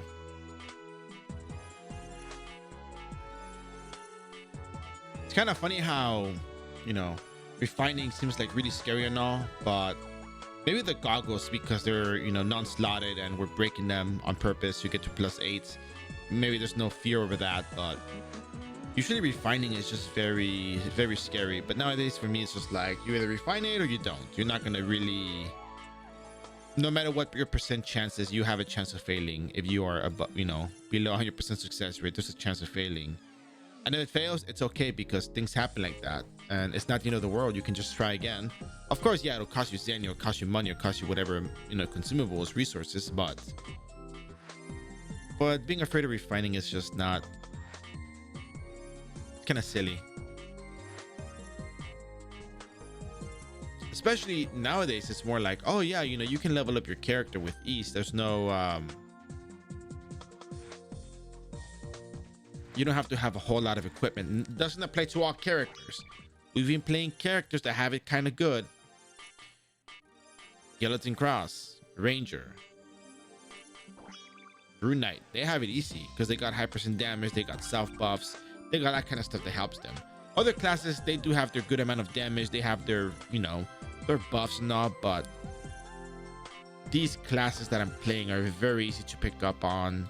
You kind of get the hang of what to do with them. Warlock, Sorcerer, they're a little bit more complicated. My Ragnar World Championship mace got destroyed. Thought I did everything right to protect it. Who knows? Did you submit a ticket for that? You should probably submit a ticket and say, hey, you know what? My thing broke. I thought I had protections on, blah, blah, blah. They'll probably do like a one-time thing, maybe. I've heard people who have had their pets restored because of a little mishap. It was in September. Oh, goodness. Well, that's way back. Way back. A little too way back.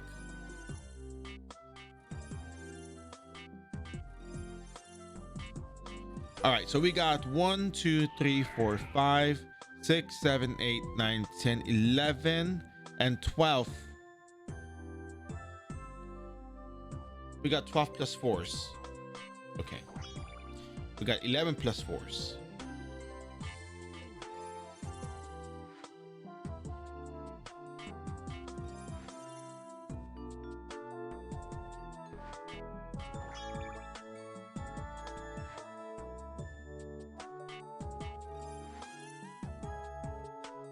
I feel like I'm lacking Illuniums.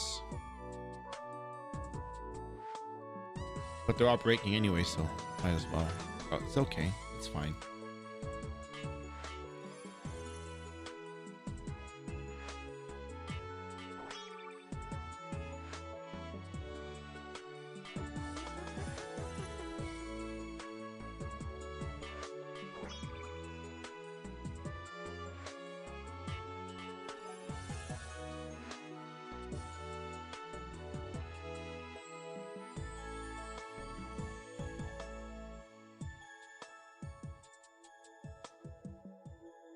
We got 7 plus 5s. We're still going to be needing some Illuniums, I believe. Unless they all fail, unless they're all going to be failing one at a time, then that's going to be incredible.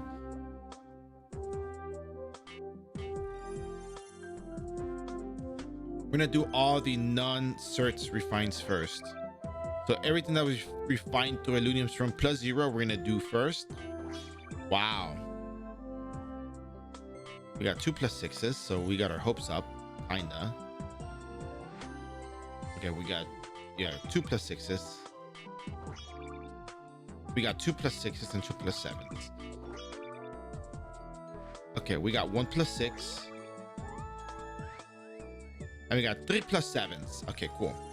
So we have 3 chances to actually make it into the, you know,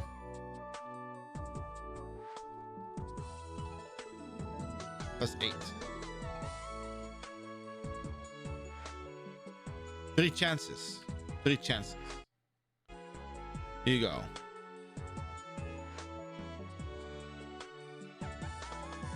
This is the one that was refined without the certificate. So we're gonna leave it like that. We're gonna refine it. We're gonna put it away.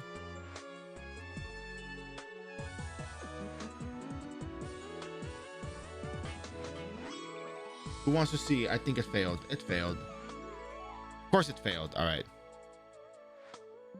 All right. Let's just do it like this. Oh God. Okay. 1 plus 7. Superstitious beliefs are kicking in.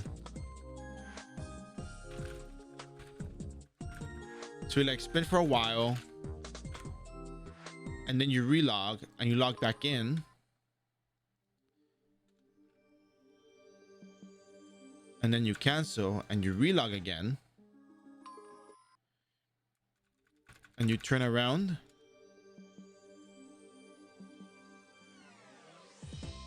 It actually worked. I believe in superstitious attempts at refining. Nah, I'm just joking. All right, let's go turn this thing into a custom headgear.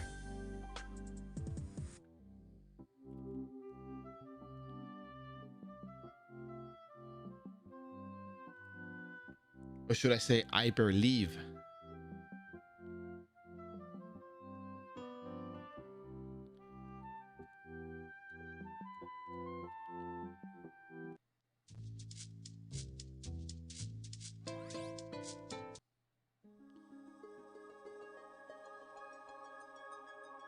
All right.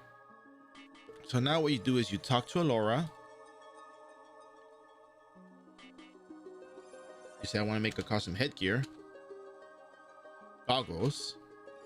Customize it. And now you have custom goggles, which increases the XP you gain from monsters by 30%. It's only the monsters, it's not the quests EXP or bounty boards.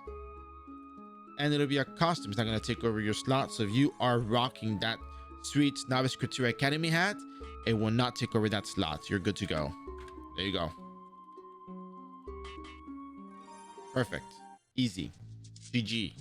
As the kids say these days. GG. And that was tough. The amount of mental pressure on the individual for refining. 5 minutes ago, Bear be like, yeah, refining is something silly, nothing to be afraid of. You know, things break, they break. Somewhere 5 minutes later, the absolute intensity, the absolute pressure perceived by an individual for hitting the refine button goes beyond the limits of that which we understand. iRO players know the pain of break on refine. iRO players know the thrill of the gamble. I'm just joking. Kinda. But yeah, so now we have the custom goggles, which is perfect for when we reach level 140. And I think tomorrow I kind of want to do 17.2. I think 17.2 is actually worth starting now. We do have the means to do damage, kind of. Tomorrow we will complete the... I think tomorrow we will complete the Gray Shard. There's no way we're not going to get the Thanatos Qatar. We're going to get the Thanatos Qatar. We're going to get 7. Plus 7. We're going to make it plus 7 with a save certificate. Let's just see if there's a cheap Evil Druid card or a cheap Argyup card. I think Argyup card would just be better. Show me the Argyup card. 3.3 million Zenny.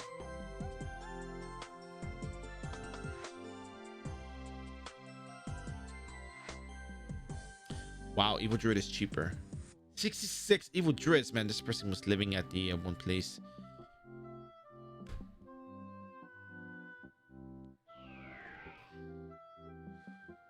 I mean, I'm not there yet. That's the thing. I'm not there yet.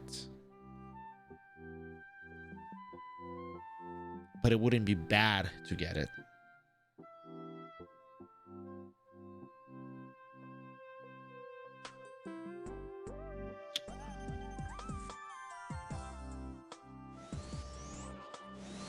This is kind of tough, actually.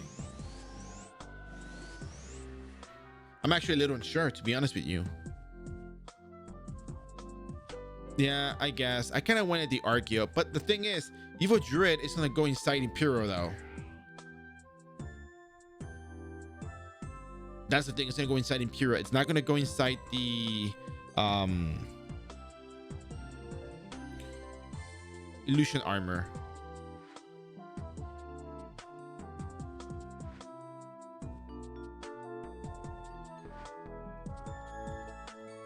I just want to see one thing. How much is Illusion Armor? Yeah.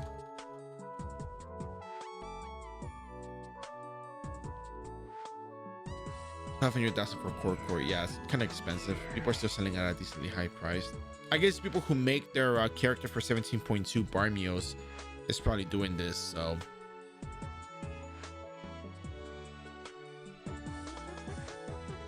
Poison bottle.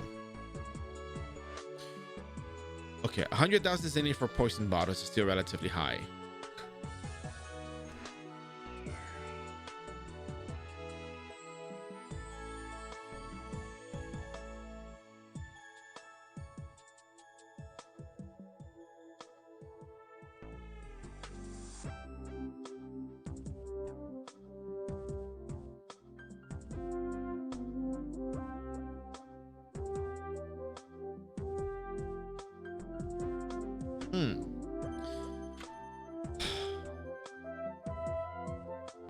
I guess we could say that I traded the Earth Leader card for Evil Druid.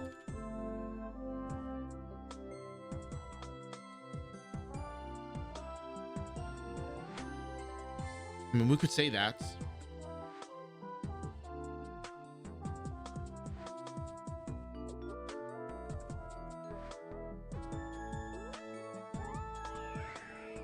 Well, because cross impact, Shadow Cross is probably a lot of damage.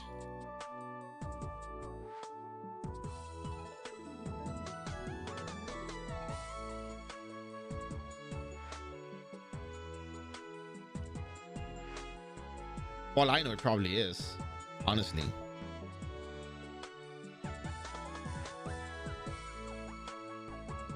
But no, they're selling them for 102,000 Zen each. That's the thing. They're selling them. 102,000 Zen, 102,000, 102K.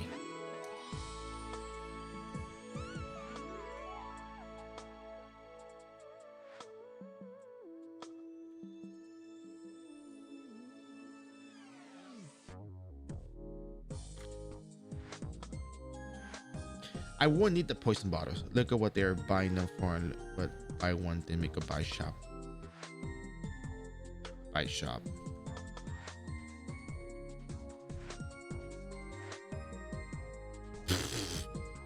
Wow, this market is insane. Somebody sold one here. Somebody sold one here.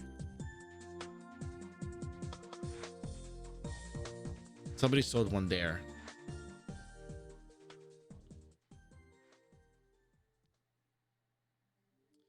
Kind of interesting. When people sell these things, I wonder, what are they up to?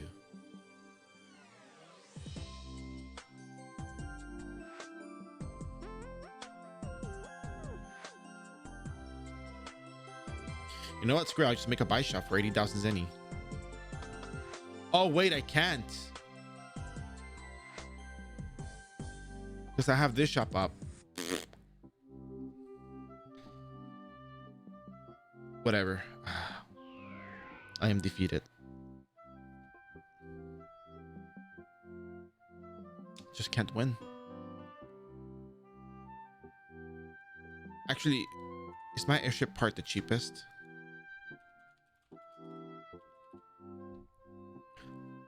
¿Qué onda, Krogus? ¿Cómo estás? Oh, someone is selling 25 for 10 oh my god, someone's selling 10 for 25 million. Oh my god. Okay, well, I'm gonna have to wait for that shop to go away. Are they offline? No, they're online, so they're gonna disconnect at some point.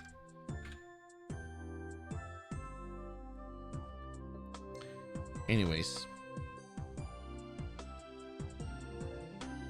I could probably undo the shop, but selling for less than 25 is kind of a bad business. Do they? Do they what?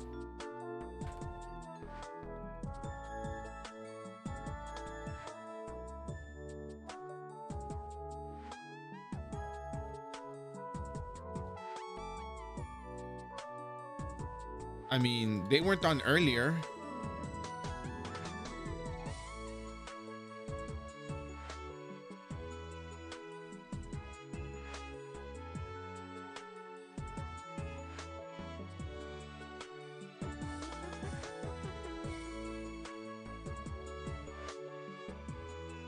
No, maybe people aren't buying gremlin tames these days.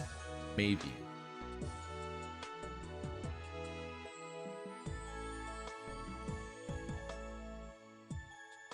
Should I just forfeit the 49 millions and just go to 25 and maybe it'll sell?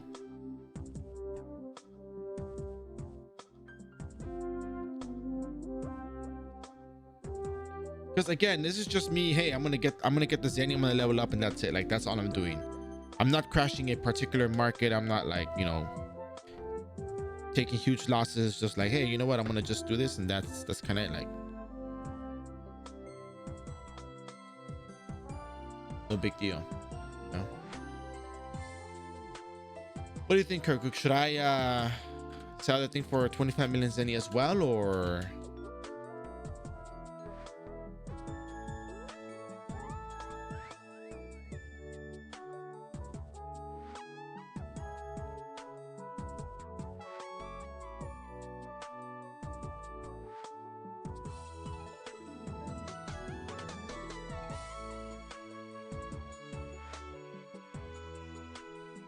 See, which cards am I looking for? Can't believe I'm doing this. Zero cards. Wow, okay.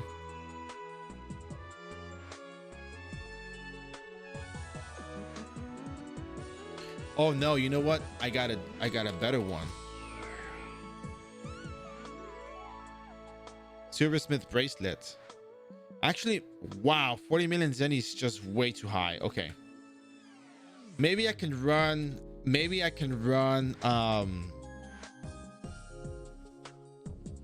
what is that place called?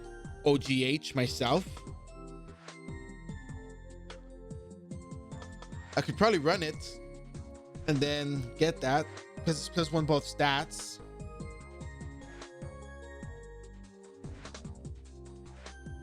I did get an Apple of Archer in this series. I mean, I could just use Blessing and Gloria if I wanted to, you know.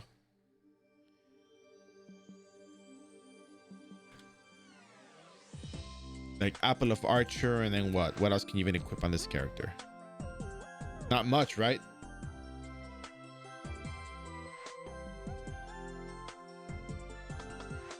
Because I'm not gonna go out of my way to go get so many cards though. That's the thing. Like, maybe I might buy the poison bottles now.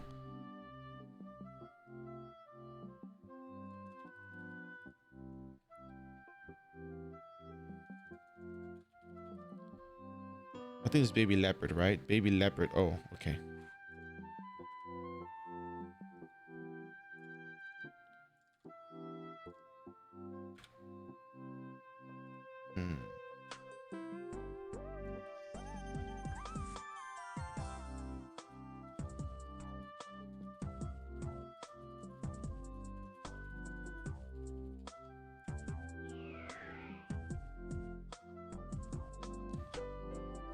Well, I guess I'm gonna have to just leave it at that and figure this out, because I don't think anyone's gonna pay 49 million Zenny when someone's selling for 25 million. At this point, I probably have to just buy my own poison bottles,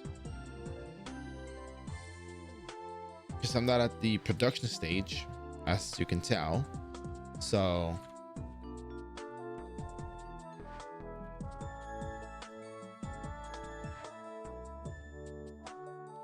Can you transfer Zenny to other character and buy poison bottles from that? And buy shop? I could. I could.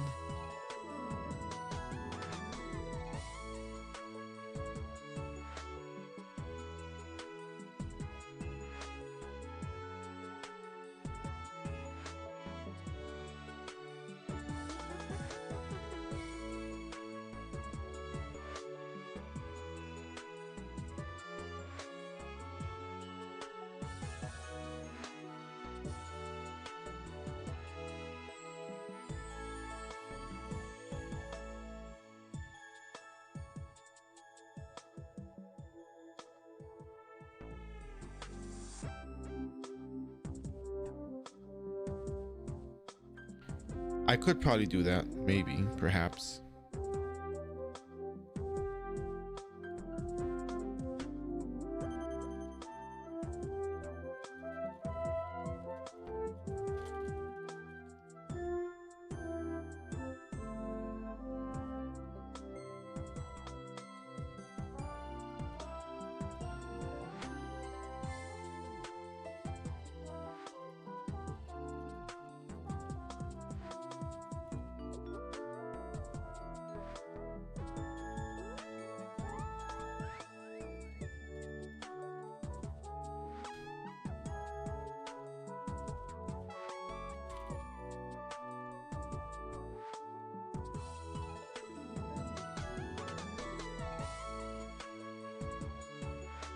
Oh yeah, now that's scary.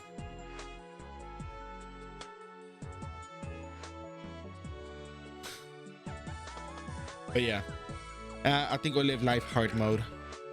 If I can do it hard mode.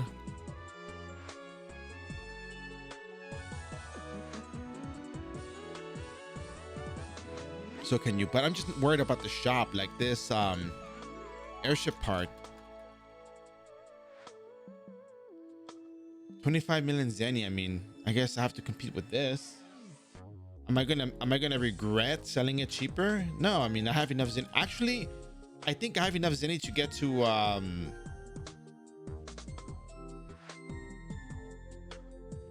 150. No, to 180, I think.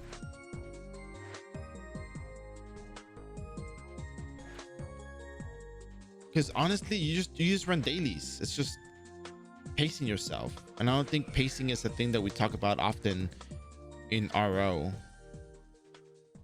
We don't talk about it enough.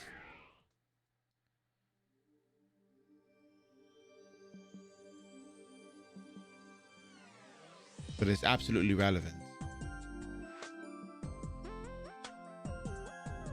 Yeah, well. Let's go ahead and drop this off. We went from level 130 to 134. We got 4 levels today, so that wasn't so bad. I was about to click on this.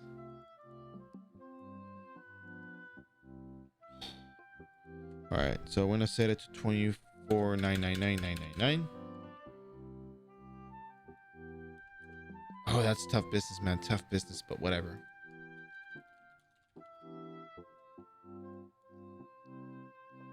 If it's gotta go, it's gotta go. And I think it's gotta go. It's just gotta go. There's no point in holding on to an item that you're not going to be able to sell in the market because someone else is selling it cheaper than you are, especially when it's drastically cheaper and there's a higher quantity. So I'll just take whatever loss and just move on, because I'm still going to be running airship raid. I don't know if I'm actually, I don't even know if I'm supposed to be running airship raid anymore. I got the airship set.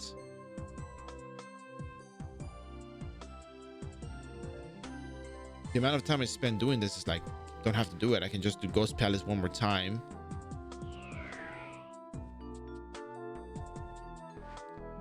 Get my Thanatos Qatar. I can just run Sarah's memory for the extra Zenny for the, you know, pocket change for the day.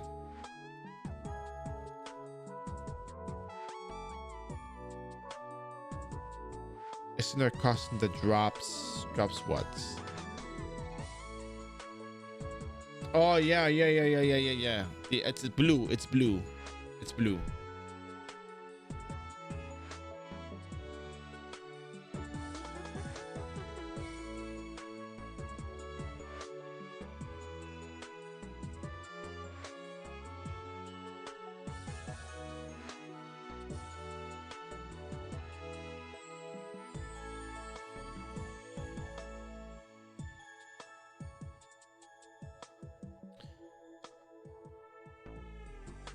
Hmm.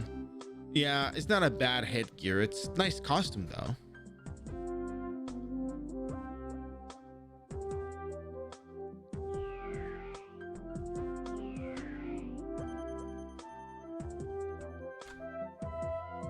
All right, well, that's it for the day. We're done for the day, y'all. We're done. We got a lot of footage. I need to go over my notes for tomorrow. What I'm going to be doing really fast. 17.2 is not that bad. It's just the Garden at Dusk portion that is actually kind of difficult because the amount of damage that they deal there. And yeah, so thank you very much for stopping by, Coconut Dreams. Really appreciate it. Good luck with your Warlock. And as usual, guys, before I go, let's just do a little bit of what's it, housekeeping? Is that what they say it? So don't forget, we have a YouTube channel. We have a YouTube channel uploading the old booster videos showing you how to level up, where to level up. Because as it turns out, the leveling strategy, the leveling approach doesn't really change all that much from a couple months back to now. If you're starting off a brand new character, these are the places where your character can go and thrive with minimal equipment. And you probably need a whole lot more equipment to actually do all that more stuff. We also have a Discord channel. If you have any questions, comments, concerns, you're always welcome to ask me on there and I can answer them. We also have a very nice community on there, very, very lovely community on there. So if you're interested in joining, jump in on there. And that said, we're going to be back again tomorrow. We're going to be coming back earlier because tomorrow is maintenance day and I got some stuff that I need to do. So I'm gonna be heading out now. Have a lovely evening. See you guys tomorrow. Remember, do your best. It's okay if you screw up. It's okay. There's always tomorrow. You can try again tomorrow, instance wise, easily. And yeah, peace out. Have a good night. See you in the next adventure. And of course, if it's not your cup of tea, then you don't have to drink it. And with that said, the Captain's Thunder Show is going off the air in 5, 4, 3, 2, 1. See ya.